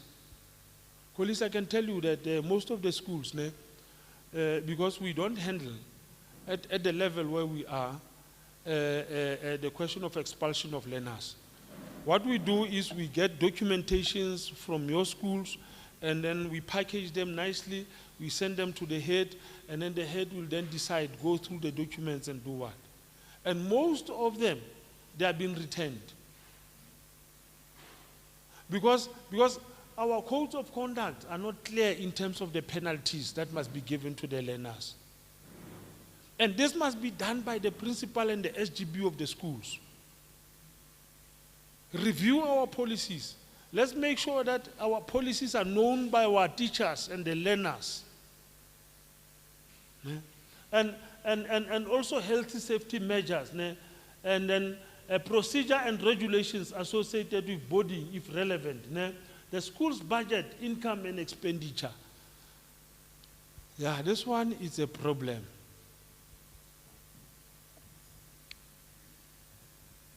I read the law says 50% is for LTSM, ne? But our learners continuously do not have textbooks. I don't know, you'll tell me what is there. But 50%, ne? And then it then says 1% is for maintenance. Yeah. So I'm saying, look into these things, whether your teachers are aware of these things, ne? And this is what we suggest, colleagues. This is what we suggest. In terms of discipline is very important, colleagues, for our teachers to be able to perform their duties. We need to make sure that there are procedures. And the key one, colleagues, the key one is routine. You know, people get used to routine. If people know that by 7:30, all of them, they are there, the principal is at the gate. They know that by 8 o'clock, the lesson starts. And they know that the principal will be going around checking whether every classroom starts on time. It becomes a routine. But if the school starts today at 8 o'clock, because of morning briefings, tomorrow it starts at 10 past, ne? Tomorrow it is at 5 past, then teachers know there is no routine in this particular school. So tomorrow we might be earlier for the class, tomorrow we might be late for the class. There is no routine. If teachers know that during break time, they need to go out and check the learners in the playgrounds. Because you are angry today as a principal, you go into the schoolyard and say, hey, get out of the classroom, go and check the learners. Tomorrow you are happy, you are standing with them. There's no routine. So one issue that our principals have to look into, it is this issue of routine. Ne? So these are the questions, colleagues, for procedural matters, where I want you to go and look into your policies, ne? Your policies. Ne? And then say what to do when the bell rings, what to do when the pencil breaks, what to do when you hear an emergency alert. So your learners and teachers must know these things. They must know these things. In terms of procedure. Ne? In terms of procedure. And colleagues, quite a number of schools will get this book in primary schools. But in secondary schools, I can tell you, our teachers do not want to to keep observation books. Ne? They don't want to keep observation books. So if we can develop observation books, where if something happens in the class, you know the name of the child, the incident, the type of incident, the intervention, the follow-ups, and the referral if it is possible. Ne? These observation books. But we'll get them in primary schools in most instances. Ne? And then the other thing, colleagues, that you need to do, our teachers and learners, they must know which offenses can be referred to the office and which offenses teachers must be able to handle. They must know that. Not every incident you take the learner to the principal's office, because it becomes a burden for principals of schools. So let's make sure that we orientate our teachers, on the policies, on the incidents, and how referral takes place in our own schools. So that they must be empowered on things that they can do at the school level. And then also this particular card, I did put the right one here below. This particular card, which always you must have in your school, which principals or class teachers can use in order to write the incidents and send them to the clerk for capturing and for later used by the SGB. Ne? These are the cards that can be used, that you can develop at your school level. But the right one is the incident report. How do we report the incidents to the principal's office? Ne? And I think I've tried to summarize. I've got a lot of slides, but I want to take you through this slide. And I want to tell you, as principals of schools, if you can handle number one, the way we have got good schools in Free State, I can tell you that we have got good schools in Free State. But we are not handling number one quite right. And if we can deal with that one, next year when we have got this particular workshop, when they say I must speak, I'll only sing, hallelujah, hallelujah. There will be no presentation, I can tell you. The first one, look, it says, colleagues, there are 2 districts that have been visited now by the Auditor General. Ne? 2 districts. The Auditor General is in the Free State. Today is at our district office there, ne? Auditor General. So there are 2, Lejuel Puswa and Timet. Ne? 2. So out of the 2, last week we have held a meeting as the IDMG where they had to brief us on the schools visited and then the findings and all those things. So we are now developing a mechanism as to how are we going to handle these particular issues raised by the Auditor General. These are the current issues. Ne? The first one says, annual management processes. Schools do not conduct annual school self-evaluation. That's why I'm saying to you, colleagues, if we can do this thing right, where we involve everybody, the teachers, the stakeholders, we will not have as many problems in the classrooms.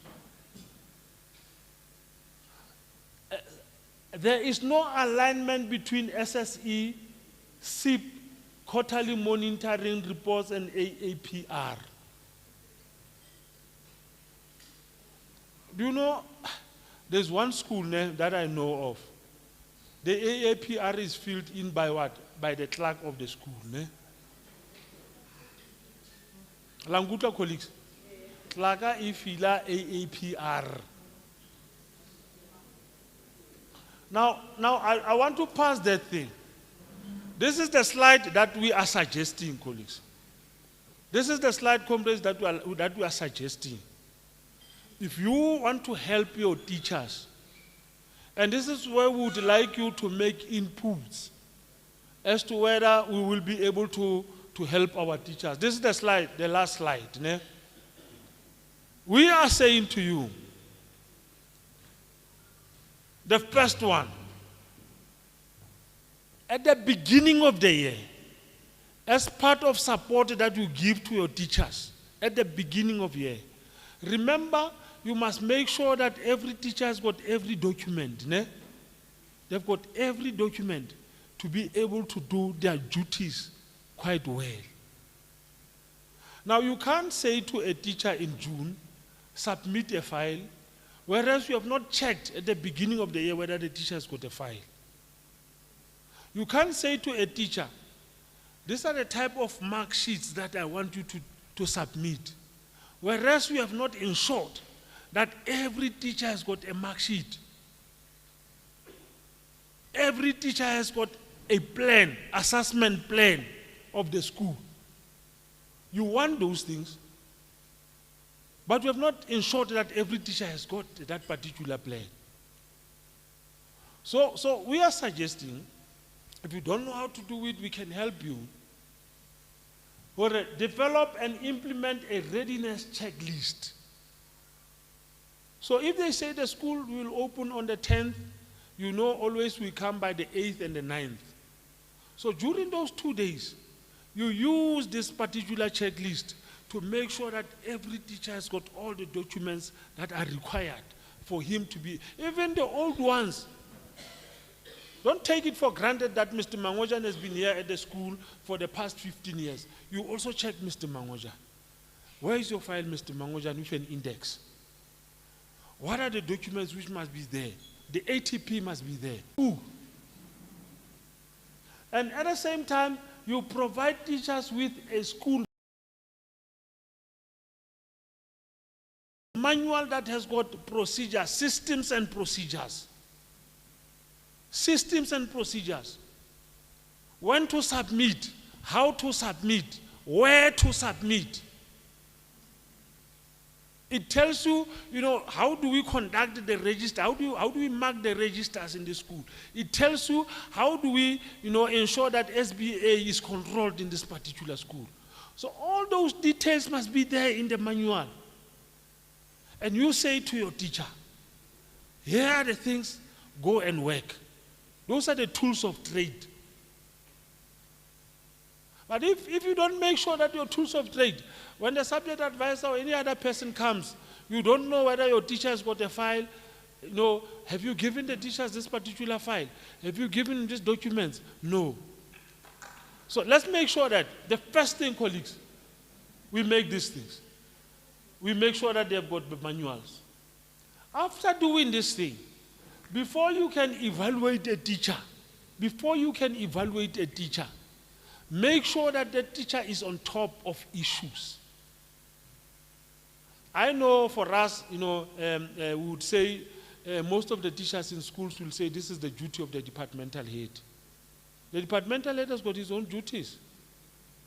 But why don't we use the mentorship programs? I know SADTU does not want that for principals, it's fine, they do that. But I'm just putting it across. You'll handle it at political level. I'm not a political, what now. So mentorship program. By mentorship, a suggestion is, in most instances, when you have got a physical science teacher in a town, you can request that physical science teacher, to come and mentor your physical science teacher who's new or who has just been given that particular subject in your school. That person will come once or twice a week or once a month or a number of issues. If you don't have a mentorship program, you then use a subject advisor, but in our schools, it will be appropriate to use, the subject head. A person who's well vested with the information as a mentor to this particular teacher. Don't leave these teachers on their own. But the mentorship will be able to look at the ATP, lesson planning and preparation. Colleagues, I was listening last week. Some of our teachers debating, in the room next door here. The issue of the ATP, lesson preparation and preparation. And I could see that our teachers do not understand the differences between the two. Because for them, what they are saying is, on the ATP, you have got a space for the date, a column for the data here. For them, if you fill in that date, it means you have prepared. You understand? And they are not wrong, they don't know.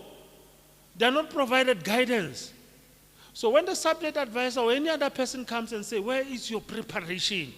They give the person an ATP. Because they are led by a departmental head who might not understand. And this is where the principal then comes in to check the processes in your school. So if you have got a person who does not understand what is the difference between ATP, lesson planning, and preparation. Some of the schools, they buy these lesson preparations again. They just put them in, they put the date. Someone as a professional, can you allow someone as a professional to prepare for your class? That person does not understand the contextual factors. in your class, does not understand whether you have got progressed learners, does not understand whether you have got learners who are at risk in your class, does not understand. It's a standard, it's a minimum lesson plan. So those things as a principal of a school, if you don't create your own culture in your school, where people understand the concepts, where they understand the issues and how to implement them, I'm sure they will tell you all these stories. So you need someone who will be able to help this teacher who is very new in mathematics to understand the ATP, to understand how to make a lesson plan, and also to prepare for the class tomorrow or next week.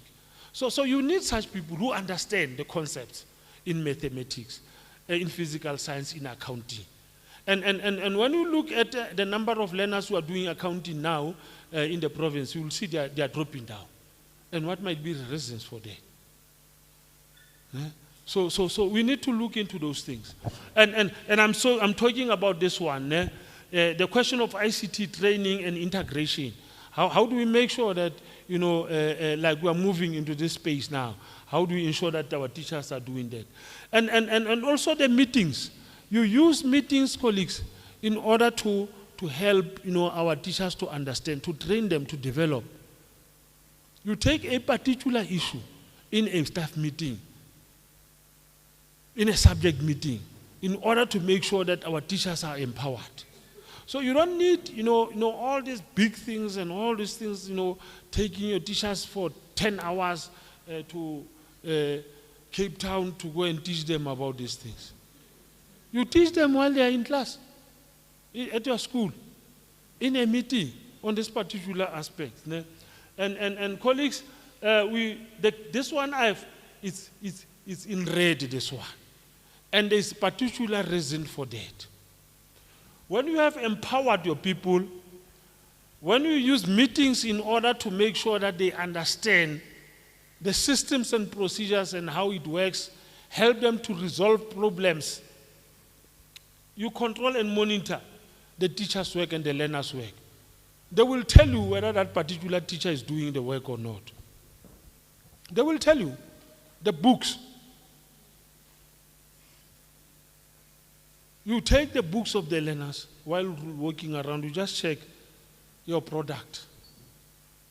I get when you manufacture cheese, you must sometimes taste wine or cheese, to see whether it is fine or what.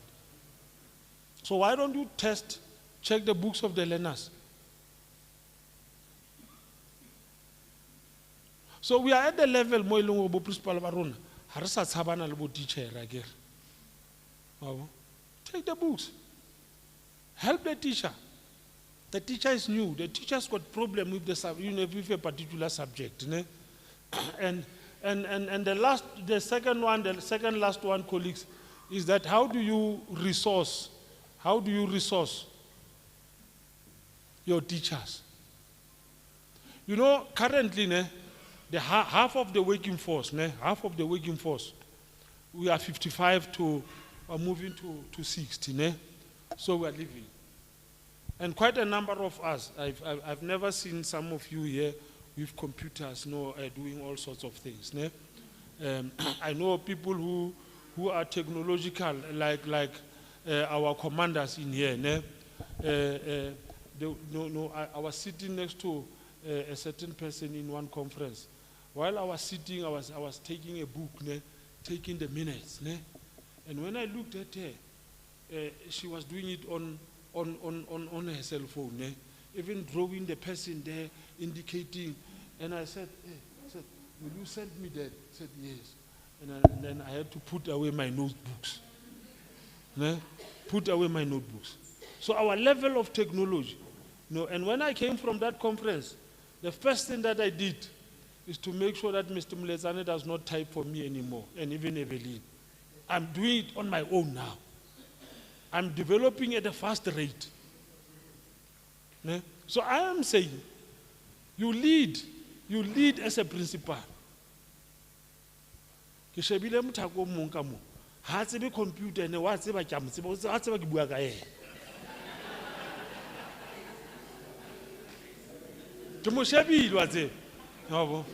So I'm just saying, colleagues, I'm requesting. This is the time for us to lead the industrial revolution, or this one. This is the time for us to lead this aspect.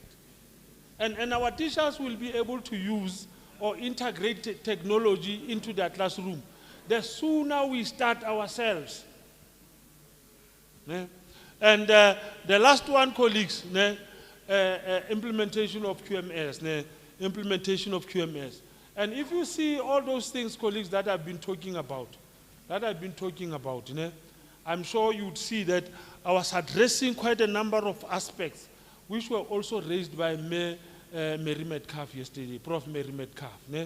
So I was raising them, where she indicates support with resolving curriculum challenges, support to address gaps in the curriculum, building knowledge, building a culture of professionalism. And I must indicate, colleagues, that the last one, the last now, last. You can come, last. Colleagues, look. This is where I said next year I'll be singing Hallelujah. Where I said every year conduct school self-evaluation, lead school development plan, review school policies, combine school budget, check the signing of NTA. And this is where I wanted to show you. This is the last. I gave it to you last year. But the Auditor General is saying we are still not improving. Look, the first step is school self-evaluation. And school self-evaluation is followed by school development plan and school improvement plan. And how did I show you this one? When you arrive at home, colleagues, you will see, go and check on your WSE processes. This is the SSE. From the SSE you get all those aspects that go into the SIP. You get all those aspects that goes into the school development plan. And from the two processes, on a quarterly basis, we have got the SIP tracking. So I'm showing you how the alignment of these processes that the Auditor General is talking about. And from here, on number 1, it says school progress. This is AAPR. It says school progress towards the goal in year of reporting. So all those things that you have been monitoring, you report them here. How far have you went? And then for this current year, you also write the new ones here. So it's very easy, colleagues, to do that, to check the alignment of these processes that we are doing.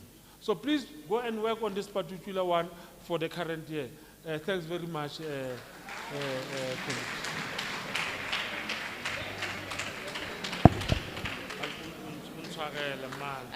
3 hours late.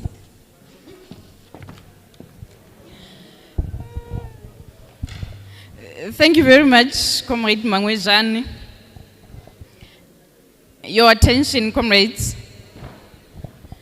Comrades, we must indicate that, as you can see, our media team is here. The event is live on SADTU TV, Facebook, YouTube, Twitter. Comrade Wilson and the team. So we must indicate that we are live on those platforms. As and when we are listening with our eyes closed, we are live, comrades. Even the secrets are out, Comrade Mangwejane, because the entire country is watching this event. It must be indicated. Comrades, the last speaker will be presented by Comrade Mutweneng. Comrade Mutweneng. And a last round of applause for Comrade Mangwejane, comrades.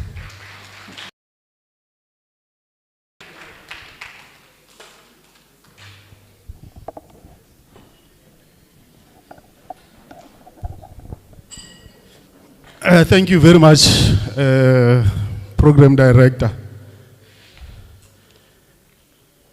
Comrades,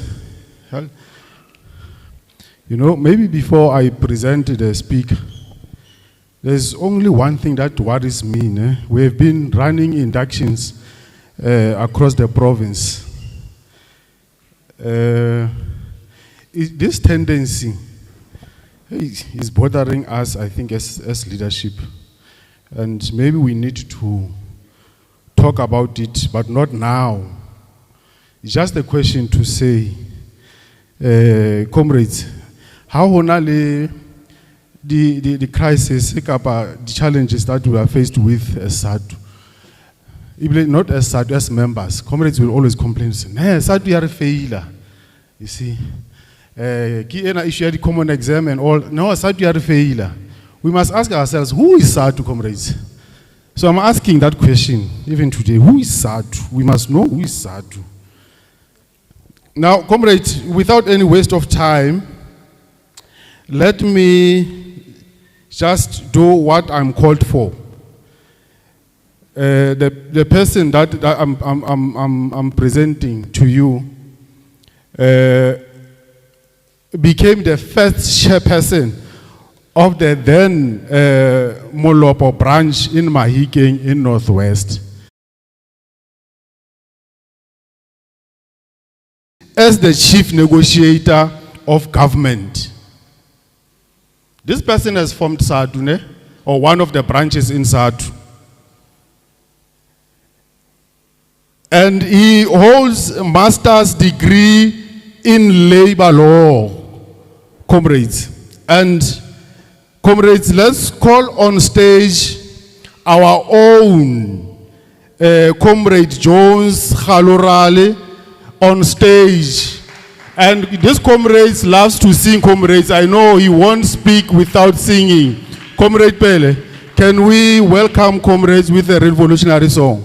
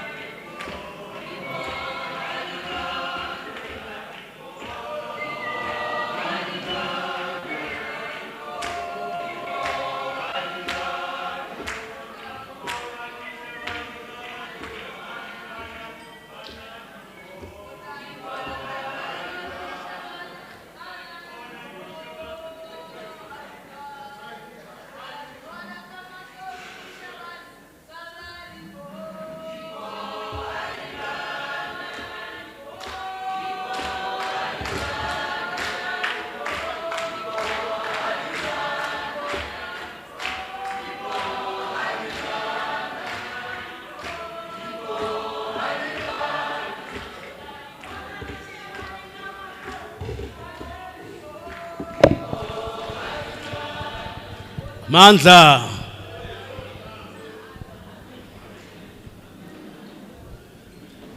Kwento esiyenzayo azinayi, kwento esiyenzayo azinayi, alongdololo azinayi, valo kulento esiyenzayo, kwento esiyenzayo, valo dololo. Kwento esiyenzayo, kulento esiyenzayo, valo dololo.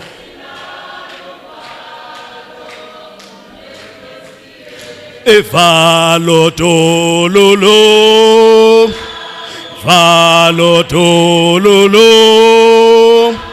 Valo dololo,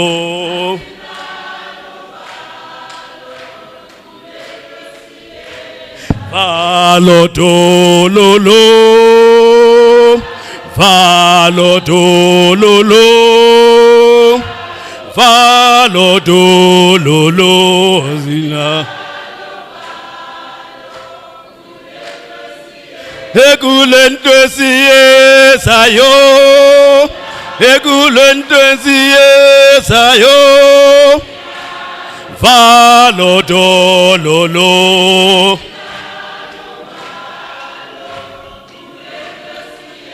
ekulentwenzi yezayo kulentwenzi yezayo valodololo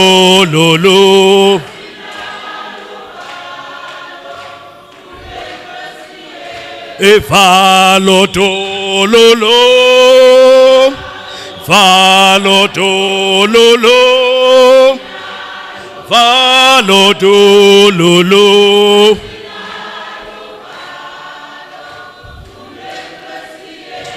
Valodololo, valodololo,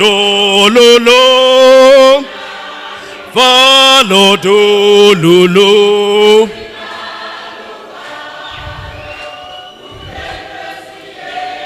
Mandla, viva SADTU, viva.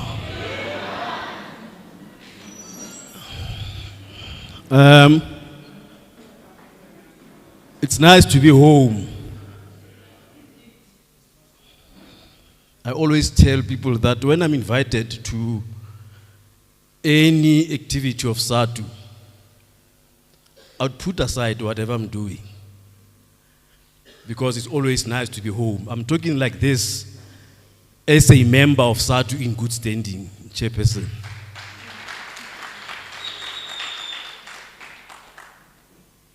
Because one really clearly understands that to occupy certain positions does not mean that you are not an employee and you should be denied the right to belong. So that's a basic principle. So the reason why I took out this song, because I could hear that perhaps the earlier song was a war talk. Say, but why then when somebody who's supposed to be representing the department now comes to podium now, which depot are going to put heads together here? And I said, no, perhaps let me change the song and change the tempo. Comrades, I'm not going to go into the detailed procedures of handling the discipline, because that on its own will require a full day workshop, which will require us to do, to get into the practical mode of really handling the grievance and handling the disciplinary process itself.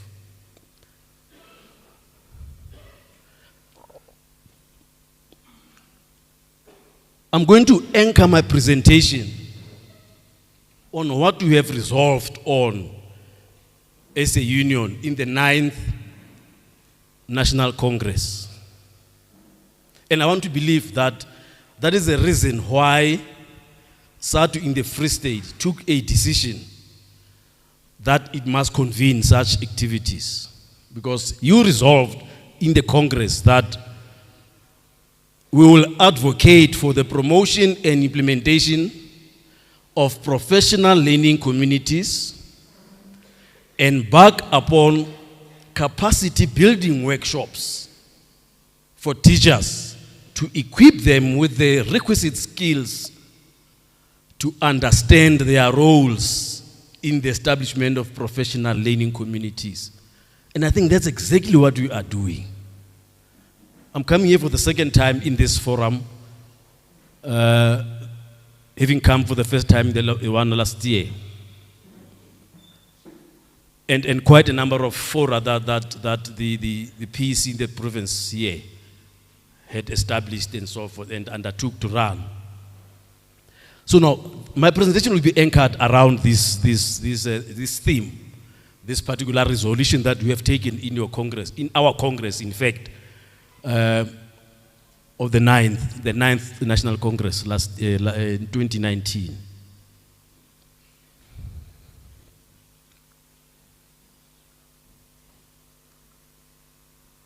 Now, like I've already said, as I introduce this presentation, the aim here will be to give, the broad outline, just the broad strokes, which must be the guiding principles of how we must handle, or how are we supposed to be handling the issues of grievances and the issues of misconduct. By the way, before we get into these details, can somebody just briefly outline the difference between the grievance and a disciplinary hearing or a case of misconduct? A grievance and a misconduct.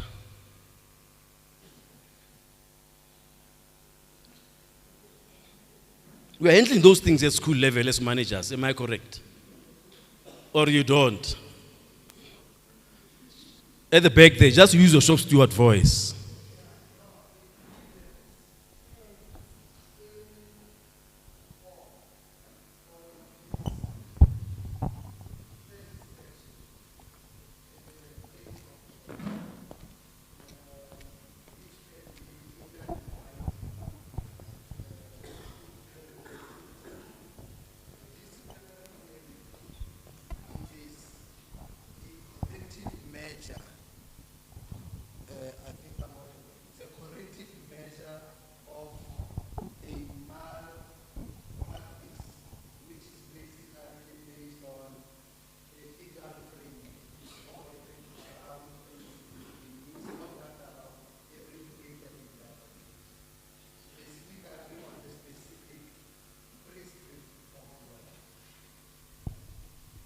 And then the other one, the difference between the grievance and the misconduct.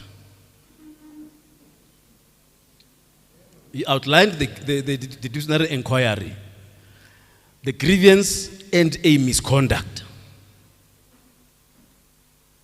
And who initiates what there?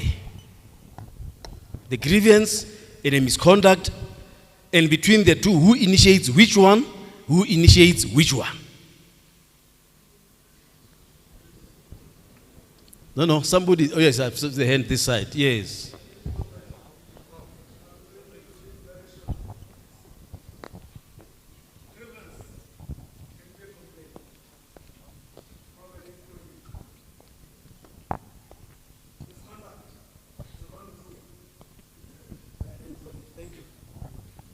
Yes, that's correct, that's very brief.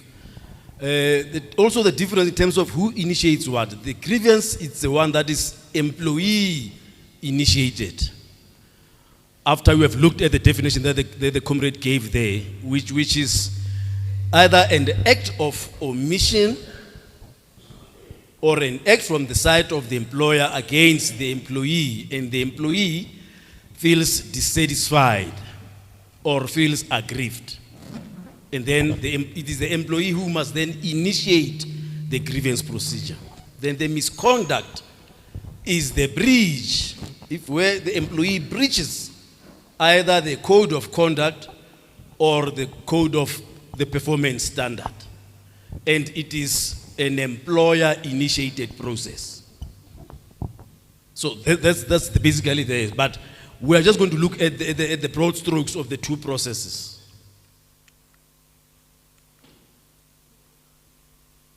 And discipline is a management function.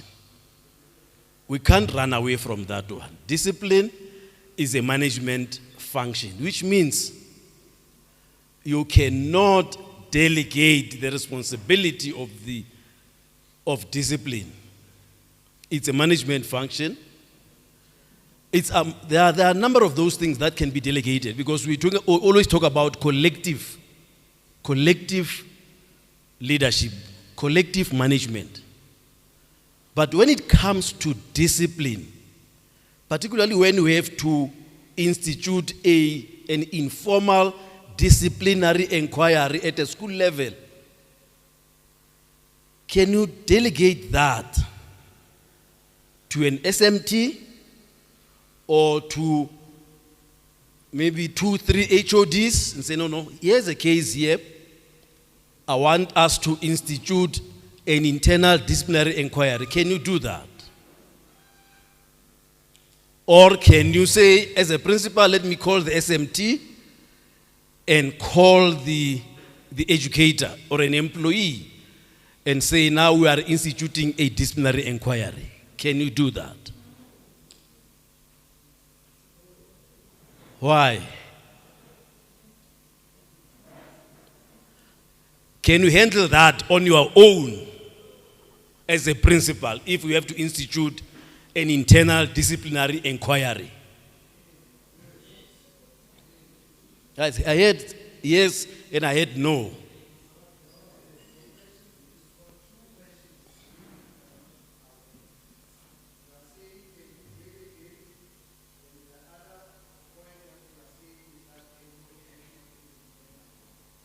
The first one. Why?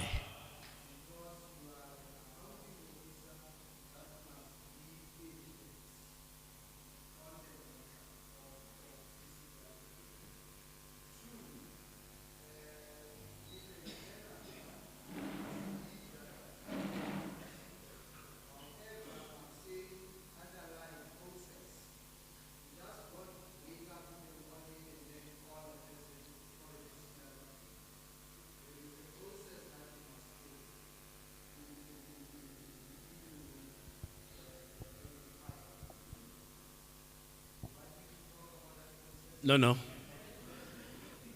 I just wanted to clarify this particular matter. I hear what you are saying, but I would not get much into the issue of leading evidence, because you are talking here about an informal disciplinary inquiry. He's correct. These are some of the minor mistakes that we make as managers in handling the internal disciplinary inquiry or an informal disciplinary inquiry, where you find a manager calling an SMT and say, no, let's call that teacher. Now we want to institute this particular process. It is the responsibility. It is one of those issues that you cannot, as a principal, delegate. You must handle that on your own as a head of the institution, as a principal. Other management responsibilities you can delegate. But this one of now handling an internal disciplinary inquiry, which is an informal one, you must handle it on your own. You can't abdicate that responsibility as a manager.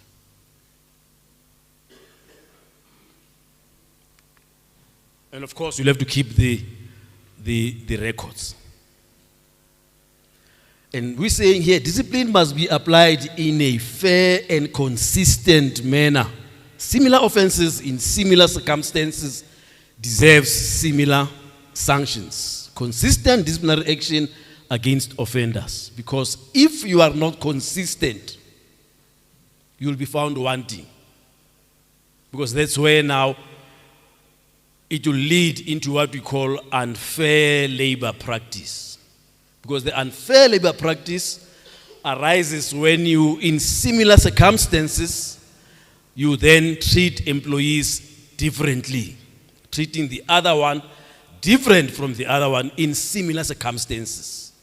That results in what we call unfair labor practice, because you are doing the practice there on labor-related matters, but you are doing it unfairly. So it results into that unfair labor practice. That is differentiated treatment of employees on similar circumstances. So you don't have to treat employees under similar circumstances differently.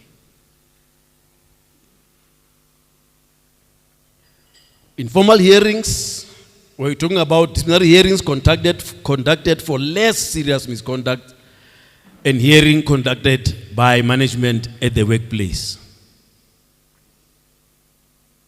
By the way, which sections are of less serious nature and the ones of serious nature? Section 17, serious. Section 18, but can't you have a situation where Section 18 graduates to a serious misconduct that may require a formal disciplinary inquiry? Yes. In cases of repetitive offenses, or depending on the gravity of the offense, even if it falls under Section 18, it can be handled through a formal disciplinary inquiry, which the formal disciplinary inquiry must be referred to the district office so that it can be handled by those labor relations officers. And then you are only responsible for handling the informal disciplinary inquiry at the school level.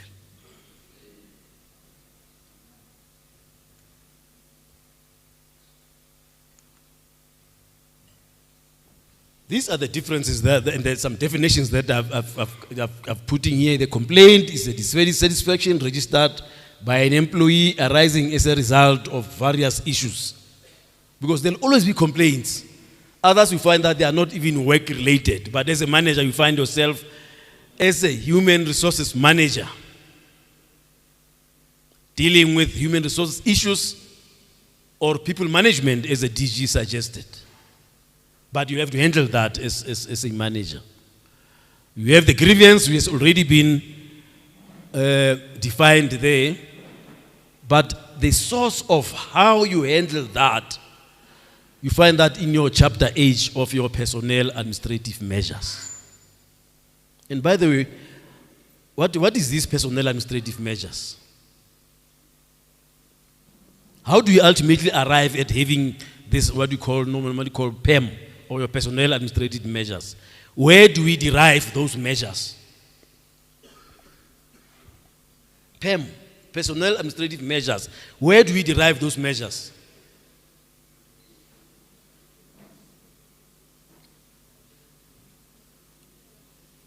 From ELRC.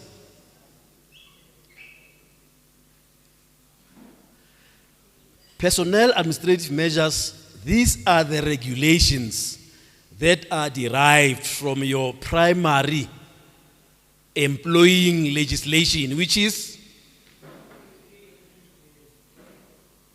Employment Equity Act. Employment Equity Act. Oh, yes, you must be careful. There are two EAs. The other one is Employment Equity Act, which is responsible to ensure that it eliminates discrimination in a workplace. But your primary legislation of employment, which contains your conditions of employment, is your Employment of Educators Act. And now, when we talk about personnel administrative measures, these are the regulations, because if you have to go through the Act, throughout the whole Act, the manner in which it's crafted, at times the jargon that is used there is not user-friendly. But then out of that Employment of Educators Act, then we then derive the regulations which are referred to as your personnel administrative measures. So your grievance is handled through that particular provisions that is in chapter H. It clearly stipulates the steps that you need to follow. But the most important step in handling a grievance is to suggest to those people who are involved in the grievance, if it's between yourself and an educator, the first most important step is just the oral step of handling a grievance. There you don't keep records, you don't do anything. That's a very first, to me it's a very critical step, because the grievance must be handled speedily, at a source, within short space of time. But the first step is that, which I always recommend, that before you take a pen and start putting anything in writing, the two people involved in the grievance must sit down and try and resolve the grievance amongst themselves. That's the best. That's the best. Before you reduce anything into writing. And one of the, some of the issues that they may seem trivial, that always results in employees being aggrieved. When I got seconded just to the DPSA, just within short space, or I think within 6 months, I had to deal with 3 grievances of senior managers. Grievances between senior managers and middle managers. Where the mistake that we always make as senior managers or as managers, those were the issues that happened there at the level of the DPSA between the directors and the deputy directors. Where now, the moment we become directors, we grow that tendency that we want to be hero worshipped. And so forth. I said, that's a wrong culture. You cannot, as a director, talking to the deputy director and say, no, I call, you answer. That on its own, it shows the attitude with which you are using to, to communicate with the deputy director who's supposed to be deputizing you. And I realized that it was almost a culture with the 3 grievances that I had to handle within a short space of time. So, how we address the colleagues. There's a word I was talking to Pele during lunch. Perhaps it's a culture where we've been groomed in this organization. That there's a word that always gives me some goosebumps. The word of insubordinates. That, when I have to go and address my insubordinates, it gives me some gooseflesh. Those are your colleagues. Of course, we may not be at the same level. There will always be those that are in management or in senior management, those that will be in the middle management, and so forth, and those that are not in management. But how you address the issues between yourselves and create that culture of mutual respect amongst yourselves, that lessens most of the grievances that we have.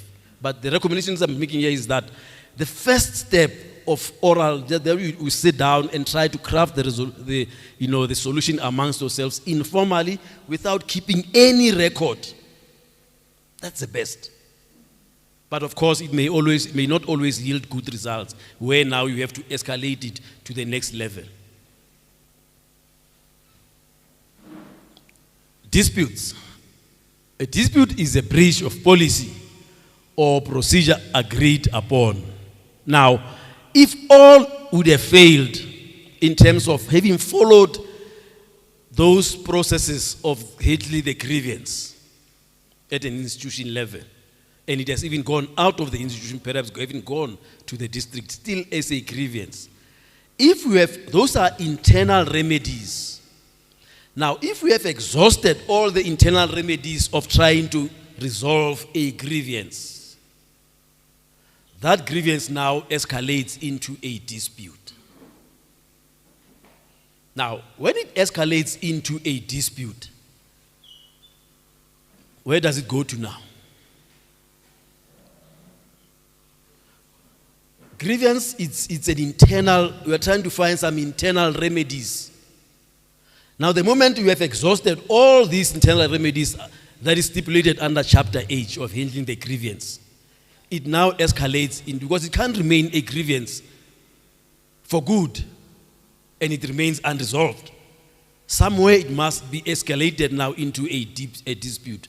After we shall have exhausted the internal remedies, then where do you escalate that as a dispute? To the district? To the province?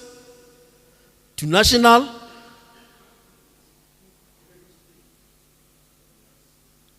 To the ELRC. Somebody said to the ELRC. The ELRC is your Education Labor Relations Council, which primary responsibility thereof is to deal with the dispute management processes and negotiations. But because now here we are dealing with the issues of disputes, you do not declare your disputes to any other forum except the Education Labor Relations Council, which is the ELRC. You don't declare your dispute to this one, the PSCBC. By the way, what is a PSCBC? And what is its responsibility?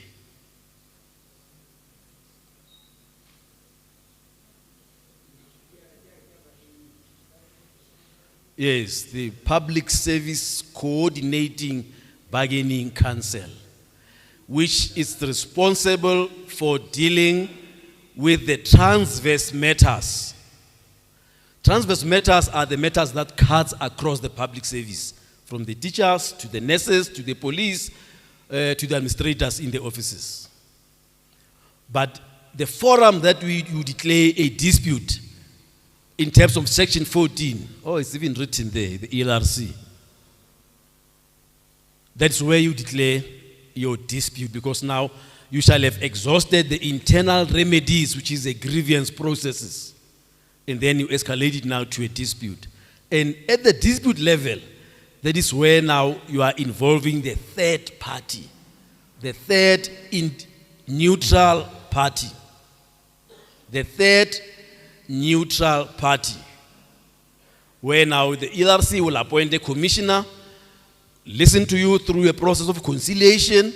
If conciliation fails, it then goes into an arbitration. I'm just outlining the steps, the levels that we have to go, not deeper into the stages themselves. Then we have spoken about the misconduct there, which is a breach of rules or standard. And it's your Section 17 and Section 18. Your Schedule 2. By the way, Schedule 2 deals with cases of misconduct. Section 17 and Section 18. It's found in your personnel administrative measures. It's also found in your EA. But what does Schedule 1 deal with? Incapacity.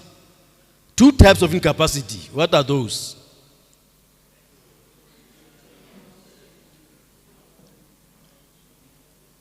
Incapacity. Short term. Yes. Ill health and poor performance.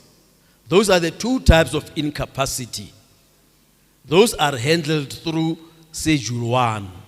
But because here we are only talking about misconduct, the process or the procedure of handling Schedule 2 cases or Section 17 and 18 is found in Schedule 1 of your personal administrative measures. Schedule 2, I mean. Schedule 1 deals with incapacity, which is incapacity due to poor work performance and incapacity due to ill health.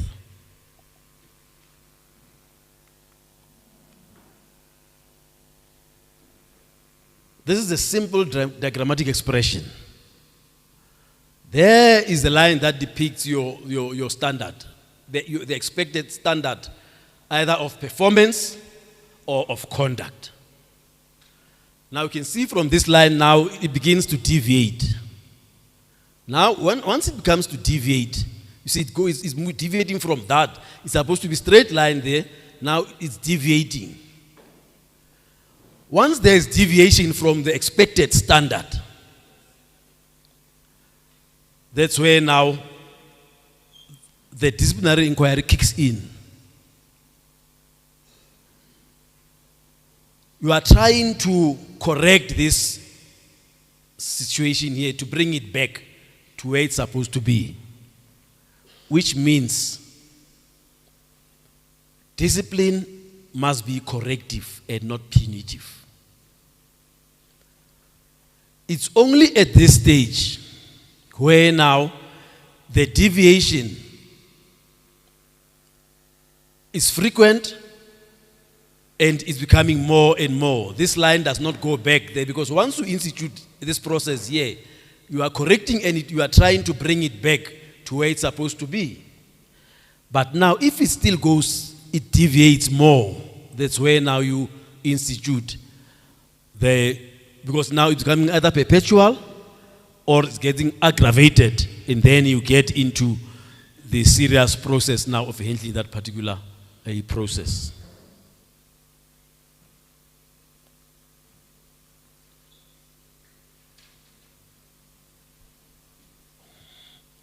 The purpose and the scope there is to support labor relations. Labor relations is how we relate, not at personal level. That's why it's not personal relations here, it's labor relations. Because now all these processes are anchored in your Labor Relations Act. Because the purpose of having that Labor Relations Act is to regulate the conduct of both the employer and the employee, such that the employee is not unnecessarily subjected to an arbitrary action by the employer. So the Labor Relations Act protects both the employer and the employee. That is why when you have to go on strike, the employer has remedies there as well. Because going on strike as an employee, you are exercising your power as an employee. But the employer does not have that power that you have. But the law protects the employer at the same time. That because you shall have gone on a strike, you are protected, you have followed all the processes of embarking on a strike action, which is your right. The employer will not be obliged to pay for the services that are not rendered. So it's not a punishment. It's not a punishment. It's a balancing act brought about by the law.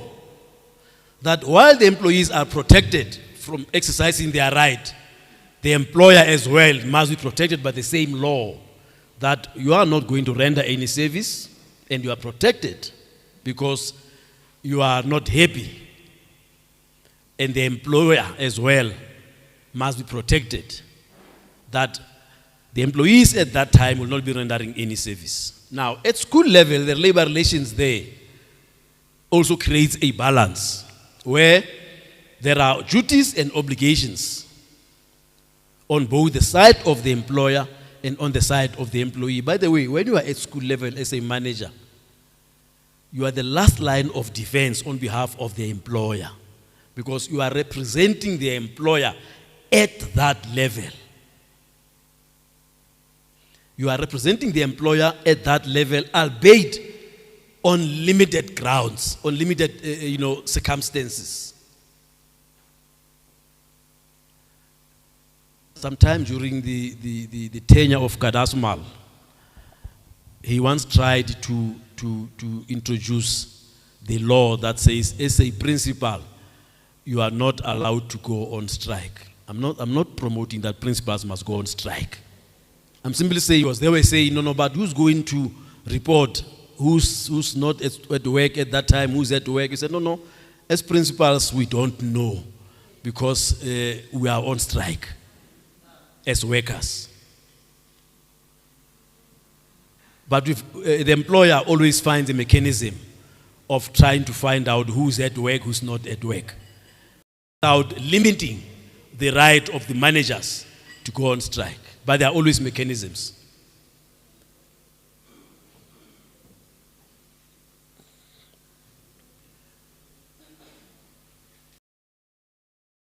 These are the broad principles which I've already spoken to, that these, if you observe these principles at all the times,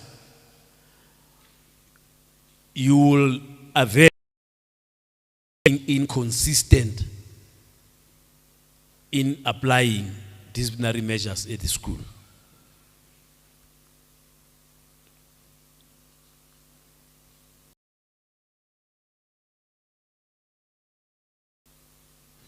These are anchored in this law. The key principle in the code of conduct is that with mutual respect. A premium is placed on both the employment justice and the efficient operation of the business. You balance the two. And the efficient operation of the business. That's why when we deal with issues of leave, I always say, it's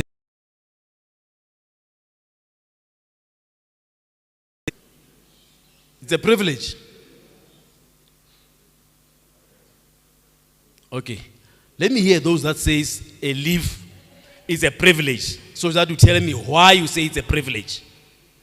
And those that says a leave is a right, and tell me why you say leave is a right.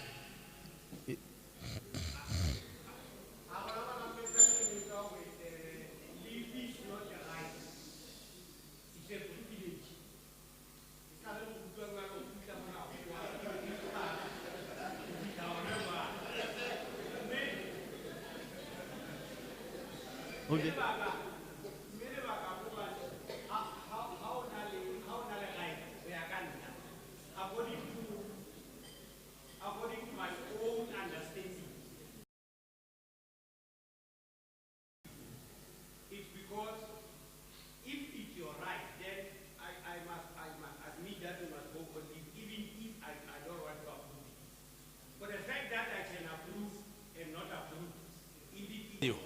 Yeah.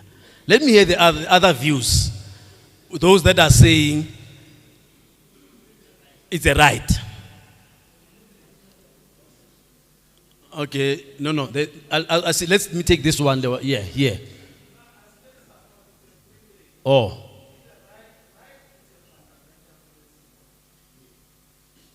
Okay. Let me see somebody who says it's a right. Yes, ma'am.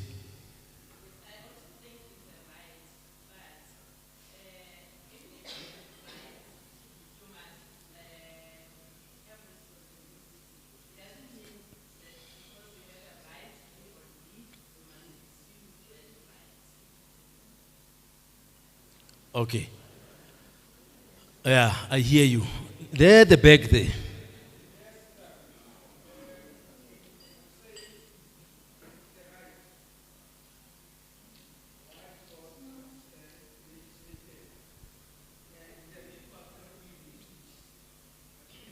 It's a? If you can raise your voice. Or it's a right because it's legislated. But it may not be misused. Okay. Look, have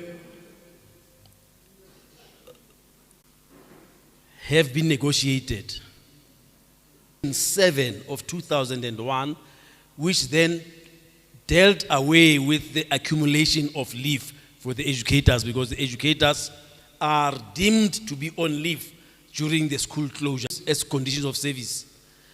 You are establishing the new rights for the employees through negotiations, and they resulted into that. But it also does not mean that it's a privilege. It's not. It's a right that has been negotiated upon. But leave, that's why it must be applied for and approved, depending on the operations at that time of the institution. That's why leave can be denied because of the operational requirements or operational reasons. But it must not be just out of you as a manager feel, no, today I'm not well, or this week I'm not going to approve any leave. Arbitrarily so. That will be an arbitrary action from the employer. Of course, reasons must be given, not be granted. But there are certain leaves that really you cannot deny. What are those leaves? The sick leave. Why? Simply because not medically competent to say yes, you are sick or you're not sick, therefore I'm not giving you this leave. I see a hand at the back and this one will come. Let me take that one.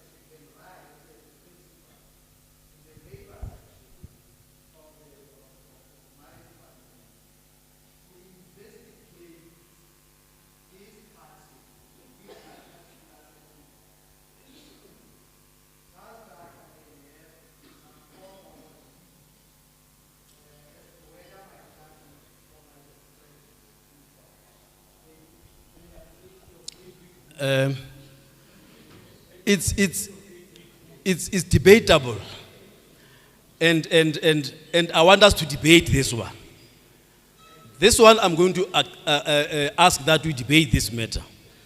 He is saying, if I heard it correctly, that sick leave in cases of a pattern being established, it becomes now a discretionary issue for the manager to say yay or nay. Not saying no, not on the basis that I may be medically not competent, but on the basis of a discretion because I've established a pattern. Let's debate that.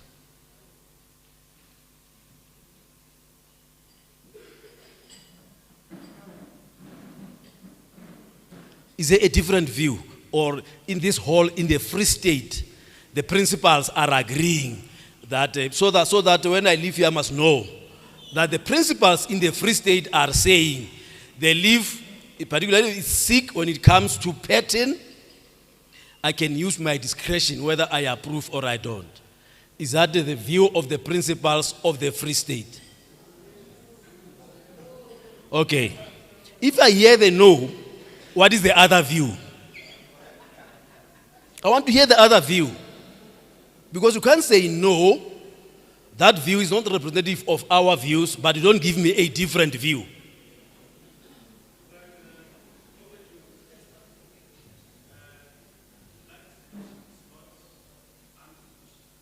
It's not?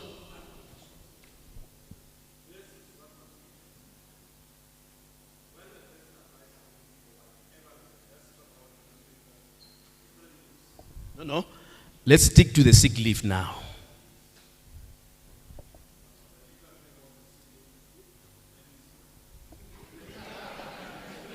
Because I don't want us to mix the debate. The focus here is that I was asking deliberately that this leave, sick leave, there's a view that says if there's a pattern established. But now let me give a correct version. Not that version is wrong. I'm simply saying I'm giving a different version. But I must correct that version. Because we are debating these issues so that we have a common understanding. When it comes to the sick leave, there is no discretion by the manager whether to approve or not to approve the sick leave. That's the first thing. I want us to be very clear on that one. There is no discretion whether to approve or not to approve that sick leave. Let me come to the second point on the same matter. If there's a pattern, remember, if you are absent due to sick leave for 3 days and that to produce a medical certificate, am I correct? However, has a right to require of you to produce a medical certificate, not to deny or not to approve or to approve. If there's, what is entrapment, by the way? What is entrapment?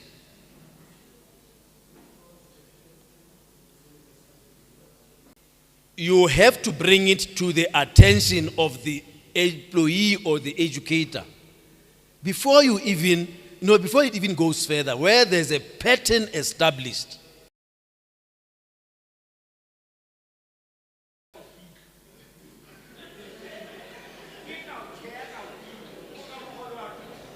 Okay.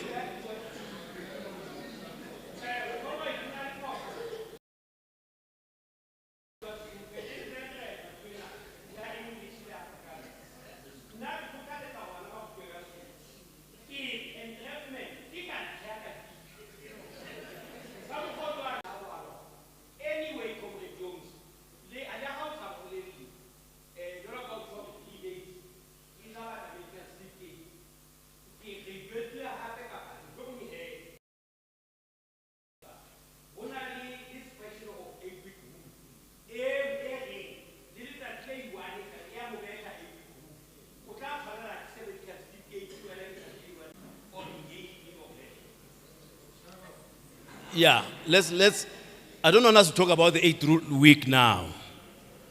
What I was saying is that simply when you begin, so that you don't wait and bring it at that time where you have to institute and requiring that even if it's for 1 day because there's a pattern. Bring it to the attention of the employee that I'm observing the basis of this pattern. I'll be left with no option but to request that even if you, when you come back, you must then submit a medical certificate in the event of sick. But the maternity leave, of course, you can't deny the person to go on that maternity leave and so forth.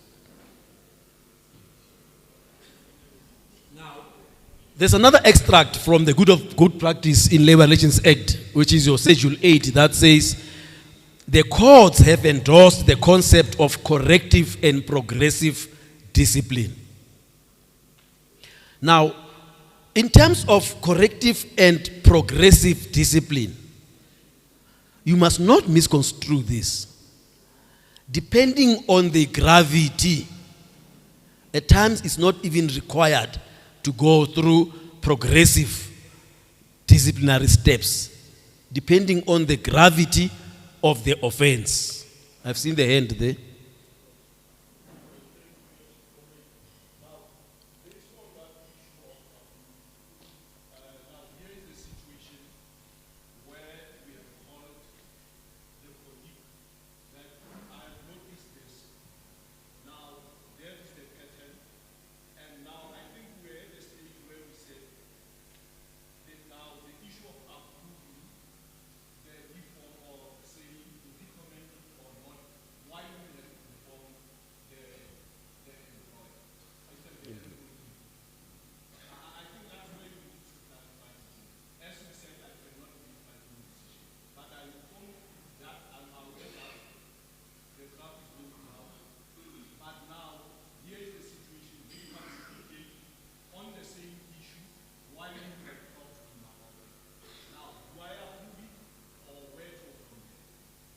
Yes, you still approve the leave, but require, even if it's for 1 day, that the employee must submit a medical record, a medical certificate.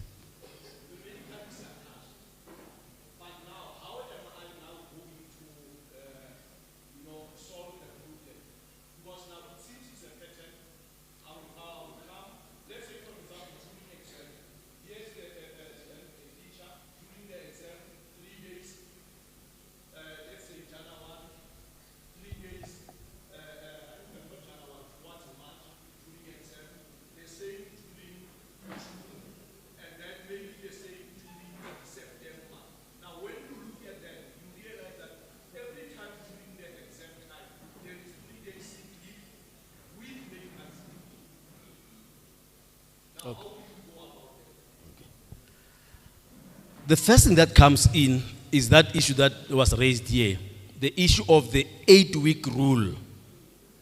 Now, let's say for argument's sake, you have applied all the provisions of the 8-week rule, that after every, within the 8 weeks, you then applying for sick leave and so forth.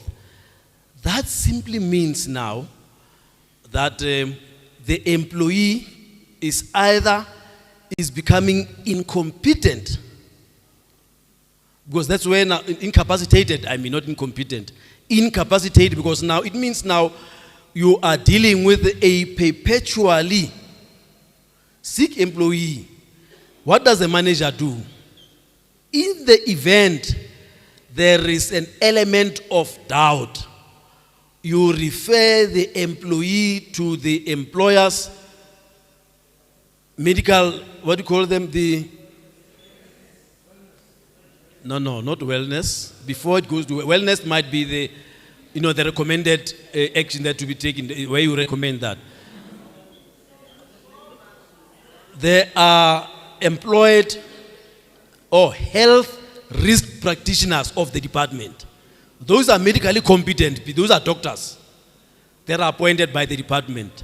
Where now you have to refer the employee to the health risk manager to determine whether indeed the justification of why those medical certificate would have been given. That now result into a fraudulent medical certificate is being provided. And now it changes the shape. It becomes an element of misconduct. Because now another doctor who is certified, a certified medical practitioner, is certified, is giving you a backup now as a manager that no, from the health risk manager appointed by the department, I have certified and that these medical record certificates are fraudulent. It becomes an issue of misconduct now, which then must be handled through a Schedule 8. Because now you would have followed all the necessary steps in the procedures and so forth. But you don't deny, you don't disapprove the leave. Because what reasons are you going to give? You can't give the reasons that I've established a pattern. If you've established a pattern, require medical re-entry. If then it's perpetual, apply the 8-week rule. If it goes, though it's still perpetual, but the person is able to beat the 8-week rule, refer the matter now to the health risk manager, which is a medically qualified doctor appointed by the department to ascertain the veracity of these medical reports. And then if it's found out that these are fraudulent, that's where the element of misconduct comes in on the side of the employee. Of course, it will also on the side, but we don't handle misconduct for the health practitioners. There was a hand somewhere here. Oh, Pele.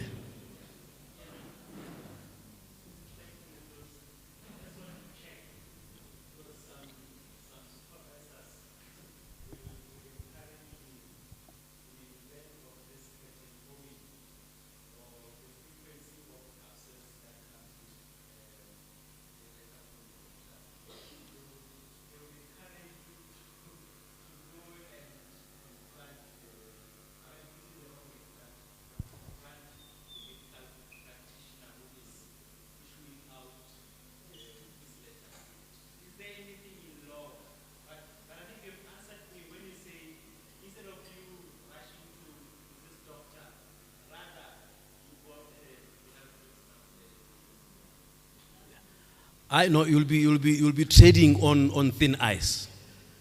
Don't even attempt to go and confront that doctor. Don't. If it's a directive from the district office, simply ask them to put it in writing. Simply ask them to put it in writing. After they would have put it in writing, write back to the district manager and say, with due respect, I may not be able to undertake this particular task because that is an unlawful instruction. Period. You can't be forced to do that. First, ask them to put it in writing. I bet my lesson they won't put it in writing. They'll advise you, no man, yeah, go to that doctor and so don't do that. Because if you say put it in writing, they won't put it in writing. Why? Because they know it's unlawful instruction.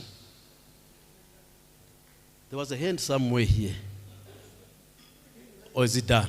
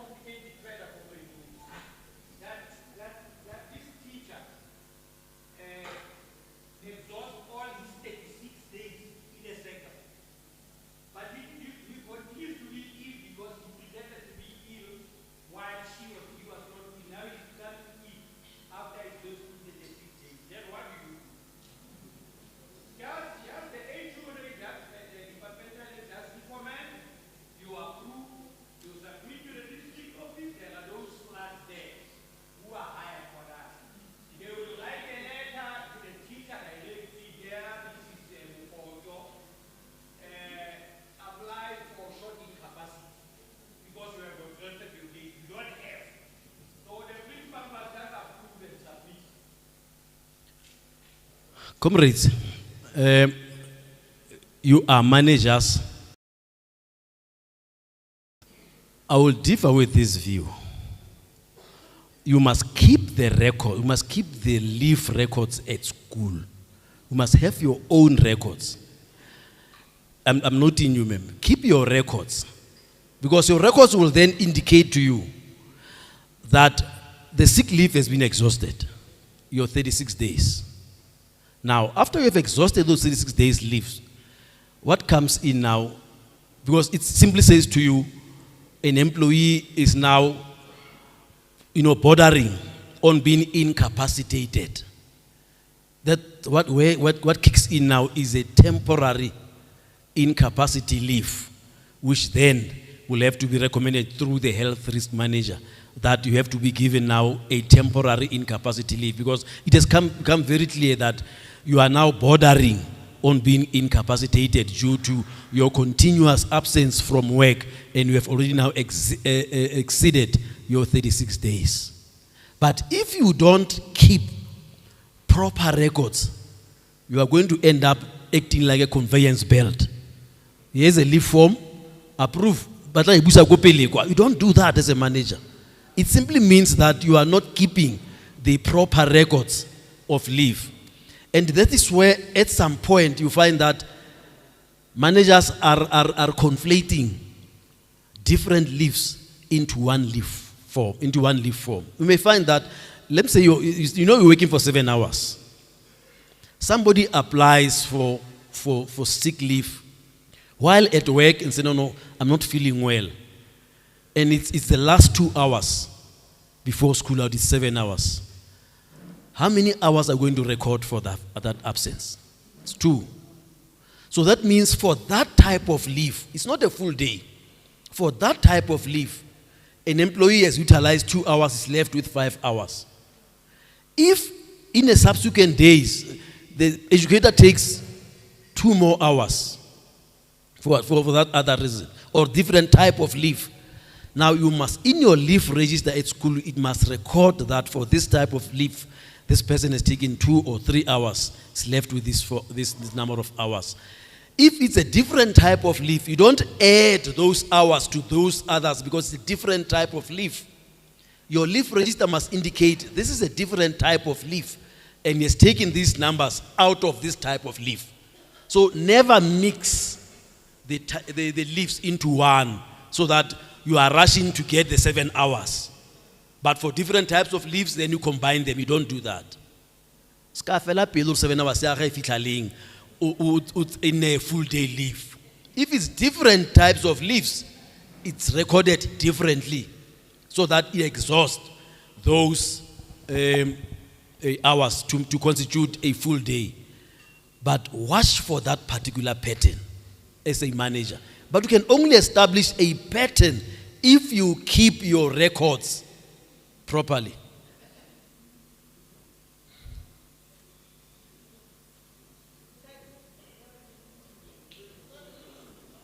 Oh yeah, there was a hand that side. Yes, sorry.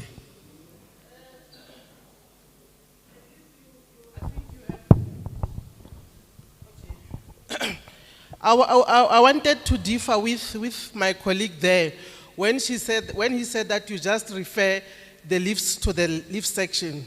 What I'm just suggesting to you, comrades, to take absence of teachers as your responsibility. Do not delegate. Why I'm saying this? Because immediately they report to you, not the HOD, not the deputy. You are able to pick up the pattern at that time. Immediately they report to you that I'm not well today. You are able to establish the pattern. And then you are correct me near by saying that immediately you get a report, you write it on the time book that Mr. So-and-so is absent on a particular type of leave.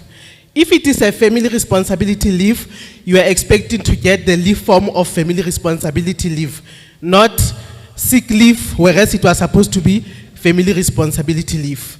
So you are correct, Minir, by saying that by keeping the records of each and every teacher, now you are able to pick up the number that is days, the number that is left, the number of days that is left for that particular educator.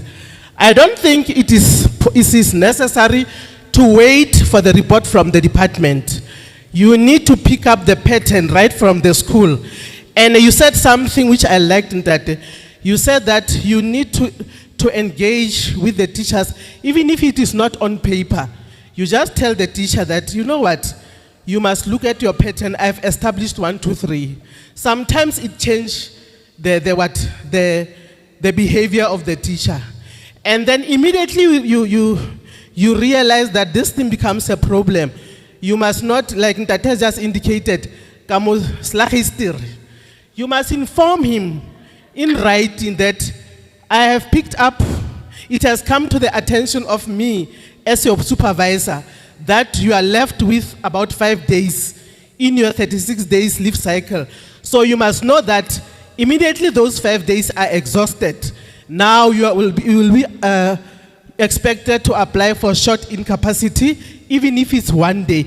You know, at that time, the leave days have not yet been exhausted, but at least you are making the employee aware that you are left with so many days. Please take care of those days, and you must know that immediately they are exhausted. This is the steps that you are going to follow. That thing it is helping because the person is able to look, but this one is very important because you must have records. Thank you. And by the way, Comrade Jones will still be with us during the gala dinner, even in the morning will still be here. Comrade Jones, when you are talking of health risk manager, I'm not sure who are those people. We used to have SOMA. I wonder if we still have SOMA. Who are these health risk managers in our district? Where are they?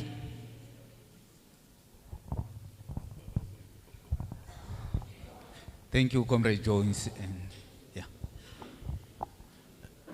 yeah, well, I may not be aware if they are appointed at the level of the district in the Free State or at the level of the province.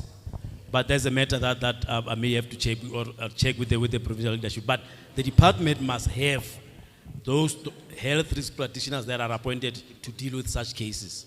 If the department does not have, the department has a right to refer you to their doctors of choice to make that particular determination.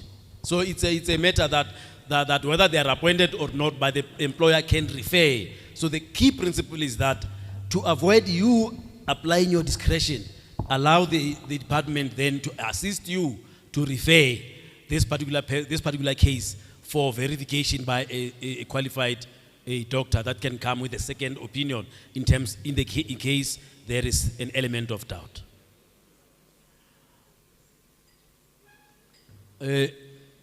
I'm afraid if the PSA, I'll still be here during gala dinner. I may not be held liable for the responses I might give after about 2-3 hours into the gala dinner, because I might be on the other side of where I am now.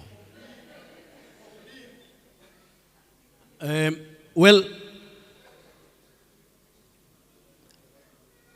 I may not be following these prescripts here, but I've just been talking about, how we must, because we are managers. We are not straight-jacketed. That's why I always argue that I don't think it can come to a point where an employee come to a point where they exhaust the types of leaves. We have got, variety of leaves. What is important is how we manage those leaves. Your attention, comrade, please.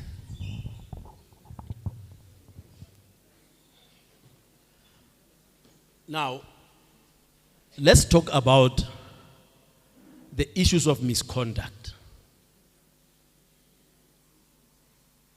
Whether it's an internal matter, because I've picked up during the discussion with some comrades last night that there is a tendency by managers to abdicate their responsibilities of handling the internal disciplinary matters. Section 18 requires you to handle those matters. Small matters of discipline, don't abdicate your responsibilities, but follow the correct principles and the procedures. Let me give an example.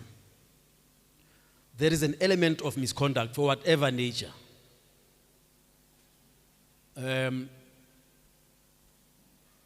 Perhaps it's reported to yourself that this educator is reported by the subject head or the deputy principal and so forth, that there is this element where the teacher is not, submitting or is not marking the books and so forth, and is not submitted the marks, has not done this and so forth.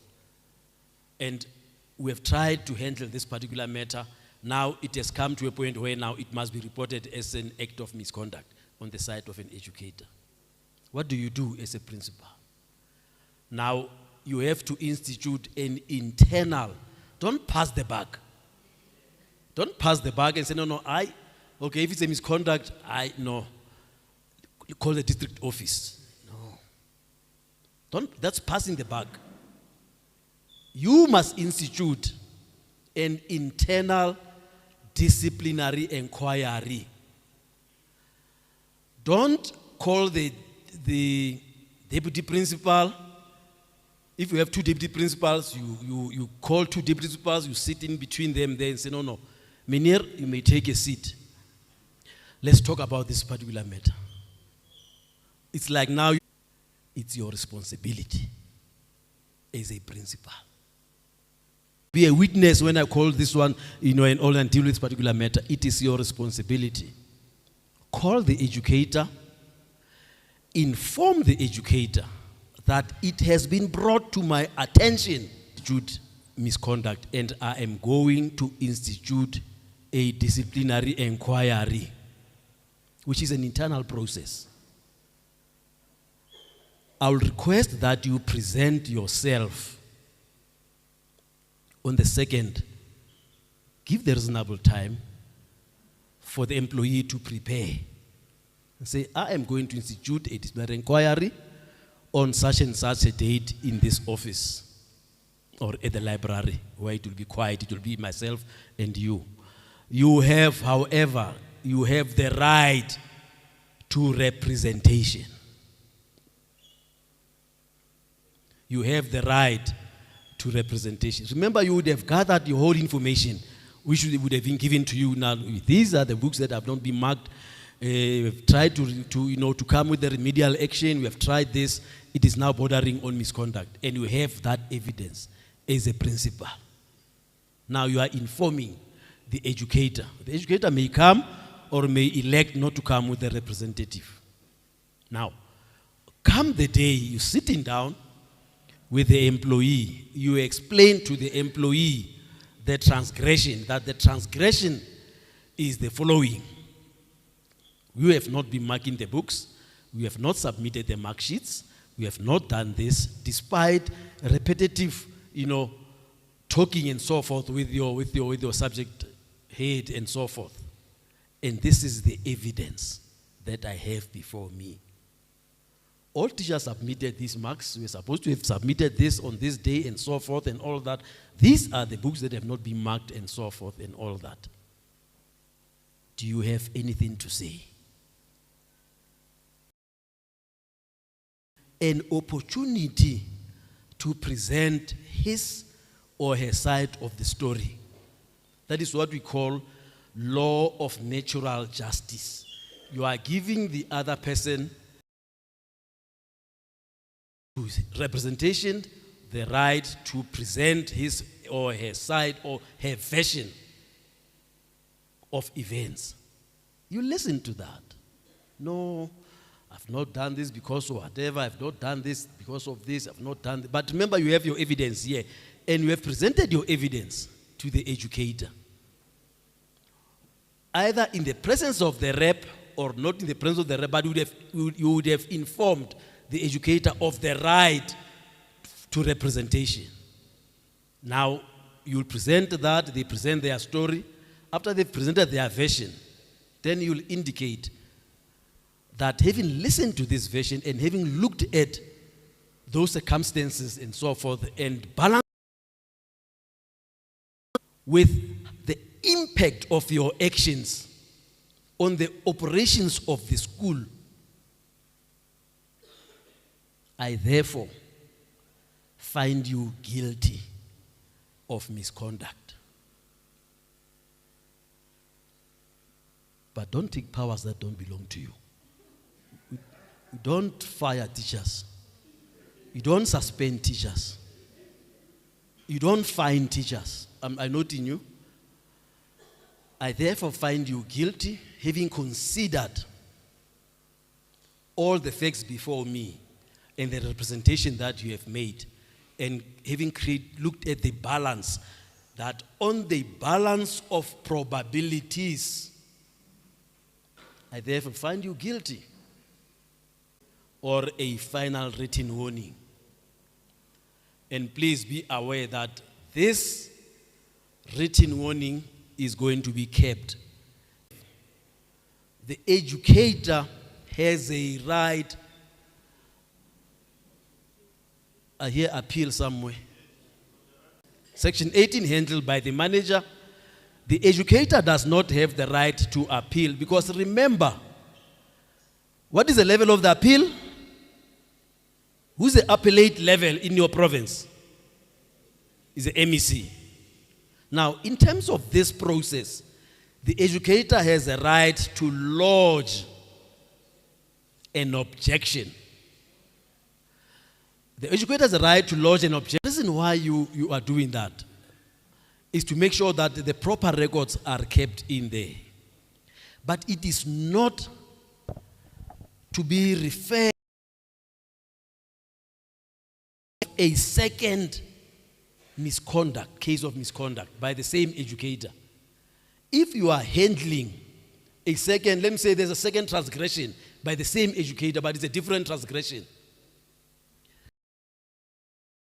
process. Listen very carefully. While you are still handling that process, you are not at the tail end of the process. During stage should you make reference to that sanction and say, hey, by the way, I'm handling this one, and remember, you still have another one. Fair. Because each case must be handled on its own merits.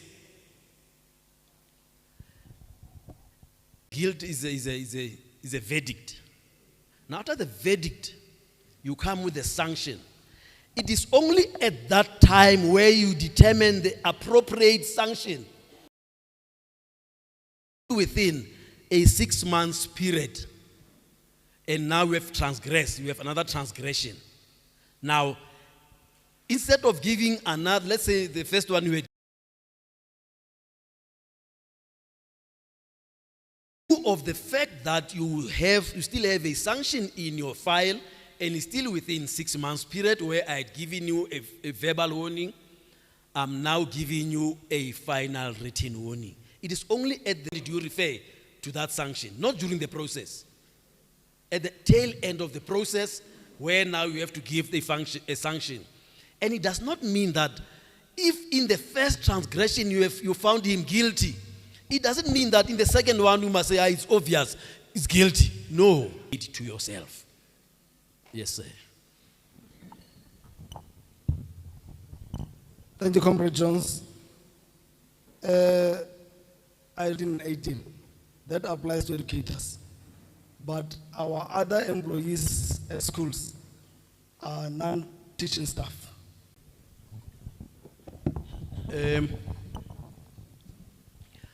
Look, the first one, remember you are dealing with an internal process. Call the educator and bring the matters to the attention of the educator. That on its own, I was avoiding to use the Latin phrase, the audio rights, inform the educator of the action that you'll be taking. I will be checking on that matter. It has been brought to my attention and so forth and all that. That on its own, it's an audio alterem, but quasi-judicial process. The less formalistic we become, the better. The less OD letter comes now when we have to deal with serious matters now which are handled there, which may result either in suspension or in expulsion or in, because remember that process will be handled now by your labor relations officers or the district office, let me say so, when against you. That's the OD alterem part rule, but that's what we call an OD letter.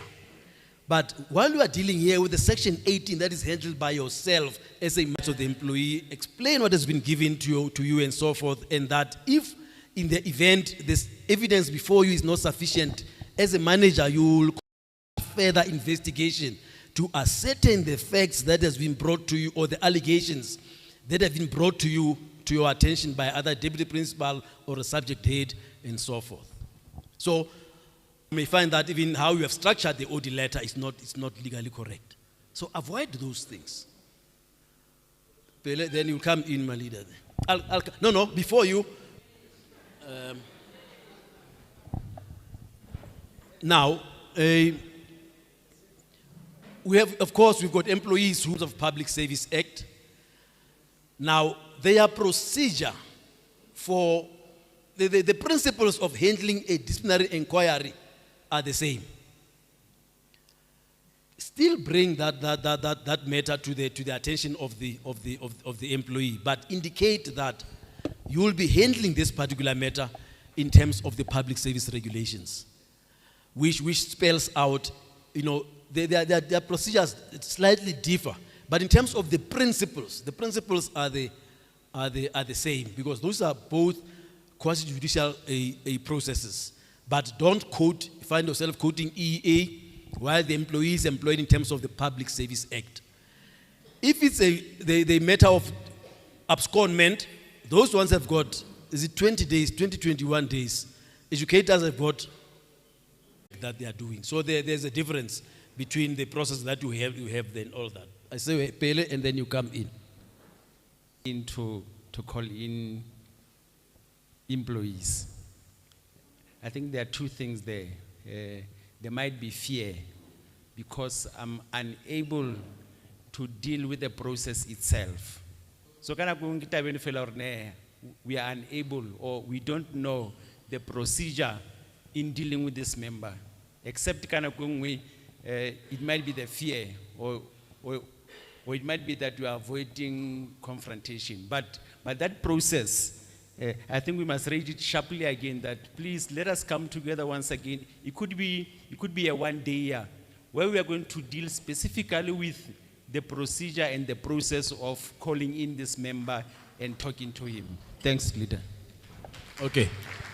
I think PS has heard that and the other members of the PEC.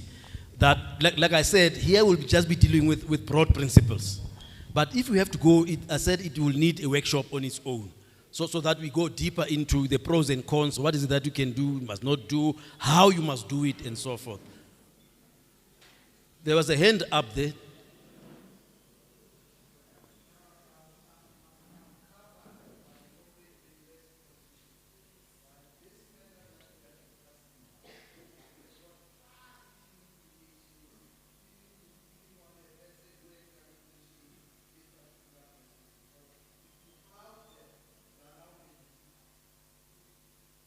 Okay.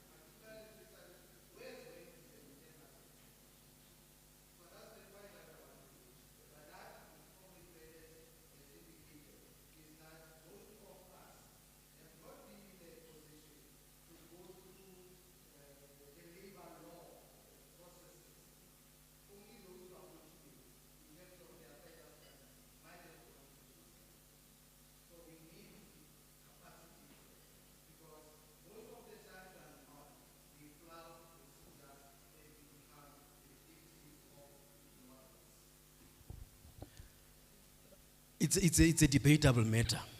You see, I would say the use of words also. When you say to me, you must ride. Now, the critical question that comes in mind is that, where do you get the authority to say, I must ride? When I'm talking about the authority, I'm not talking to you as a person. I'm talking the piece of legislation that you can refer me to that says I must ride. Now, that's why we're saying discipline it's a management. If you feel that you'll be sufficiently covered, but there's no element of compulsion that you must ride to this educator. You get my point? There's no element of compulsion that, no, I've written a letter to this particular educator. Management styles differ as long as the principles remain the same. Now, you see, the moment you write to me, it makes me now to be on my toes now. It raises some bells. Hey, why is he writing to me? Now, it also now says, it has an element of now changing the attitude. Because you've written to me now, I know, I must see now what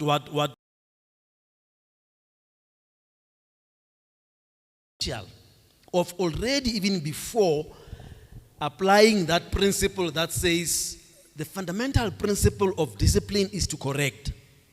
Because now you are becoming too formalistic now. It doesn't mean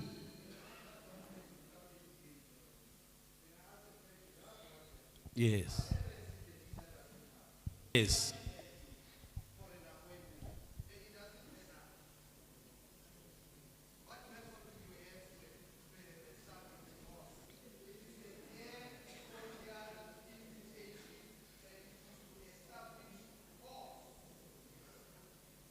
I hear you.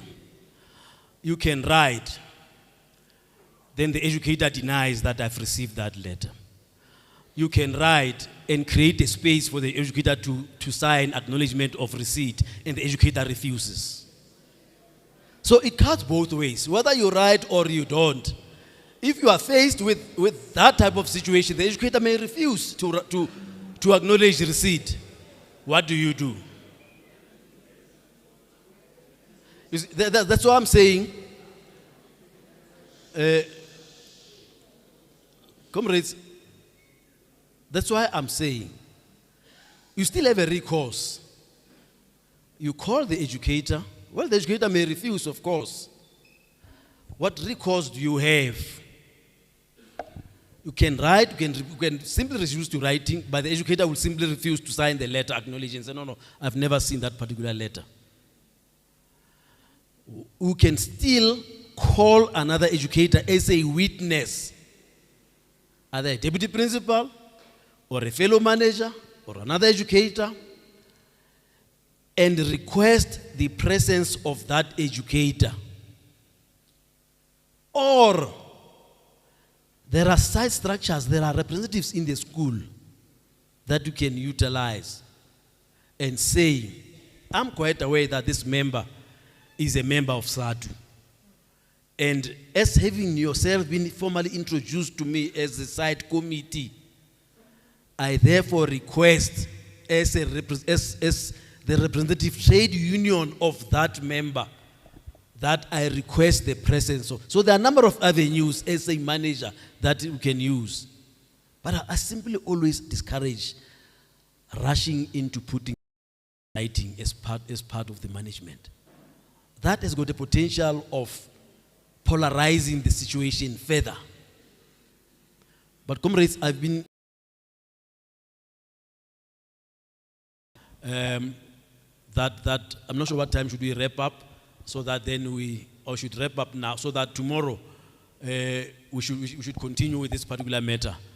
And the more we engage, so that when we leave here, we are on the same page of what is it that we need to do to make sure that, because like you are saying, the whole issue is to make sure that you are not found on the other side of the law yourself as trying to come up with a corrective measure.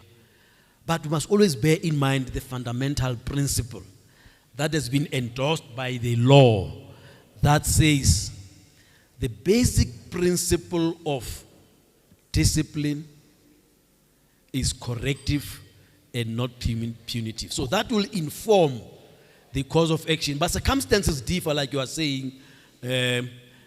But lastly, before we continue tomorrow, I will not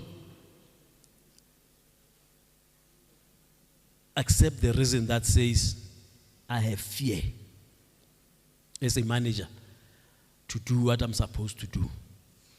Unless if you would have perhaps indicated that in the interview that I'm applying for this position, but I will have a fear of executing my responsibility when it comes to certain matters and so forth. Unless if you have done that, you have put a disclaimer. But if you're not put a disclaimer, you can't now, once you are appointed and say, no, I fear to take up my responsibility, you can't. I will really, that one I will not accept. But the circumstances differ. I hear, and management styles differ and so forth. But those are the debates that we'll have and continue tomorrow. so that then we allow the other processes to continue.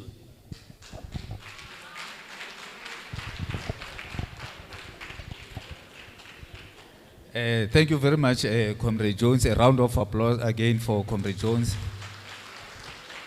And our apologies, Comrade, that we have to cut these very interesting discussions, but we'll find time maybe tomorrow to try to continue with the presentation. But now, Comrade, because we are pressed by time, we have to follow the program. Anyway, if we wouldn't have invited other people for the gala dinner, we'll still continue until that time. But we have to respect those who we have invited to our function. So now, Comrade, we'll have to end the session. And tomorrow, Comrade, we are pleading.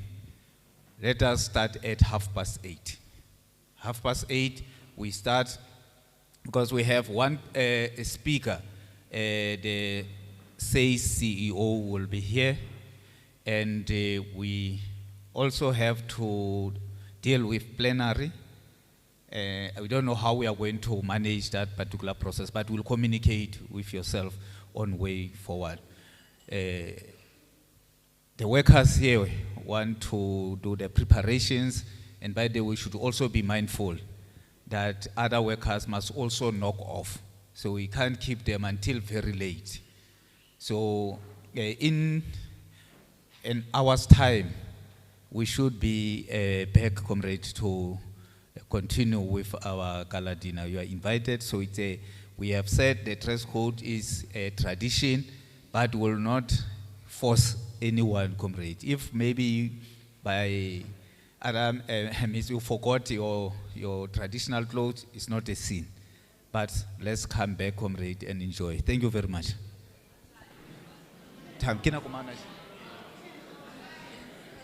Okay? 7 o'clock, we should be seated here, Comrade. In fact, we're saying as long as they finish by 7, we should be ready here. Thank you. A cab, Comrade, lost and found. A cab. Cab, lost and found.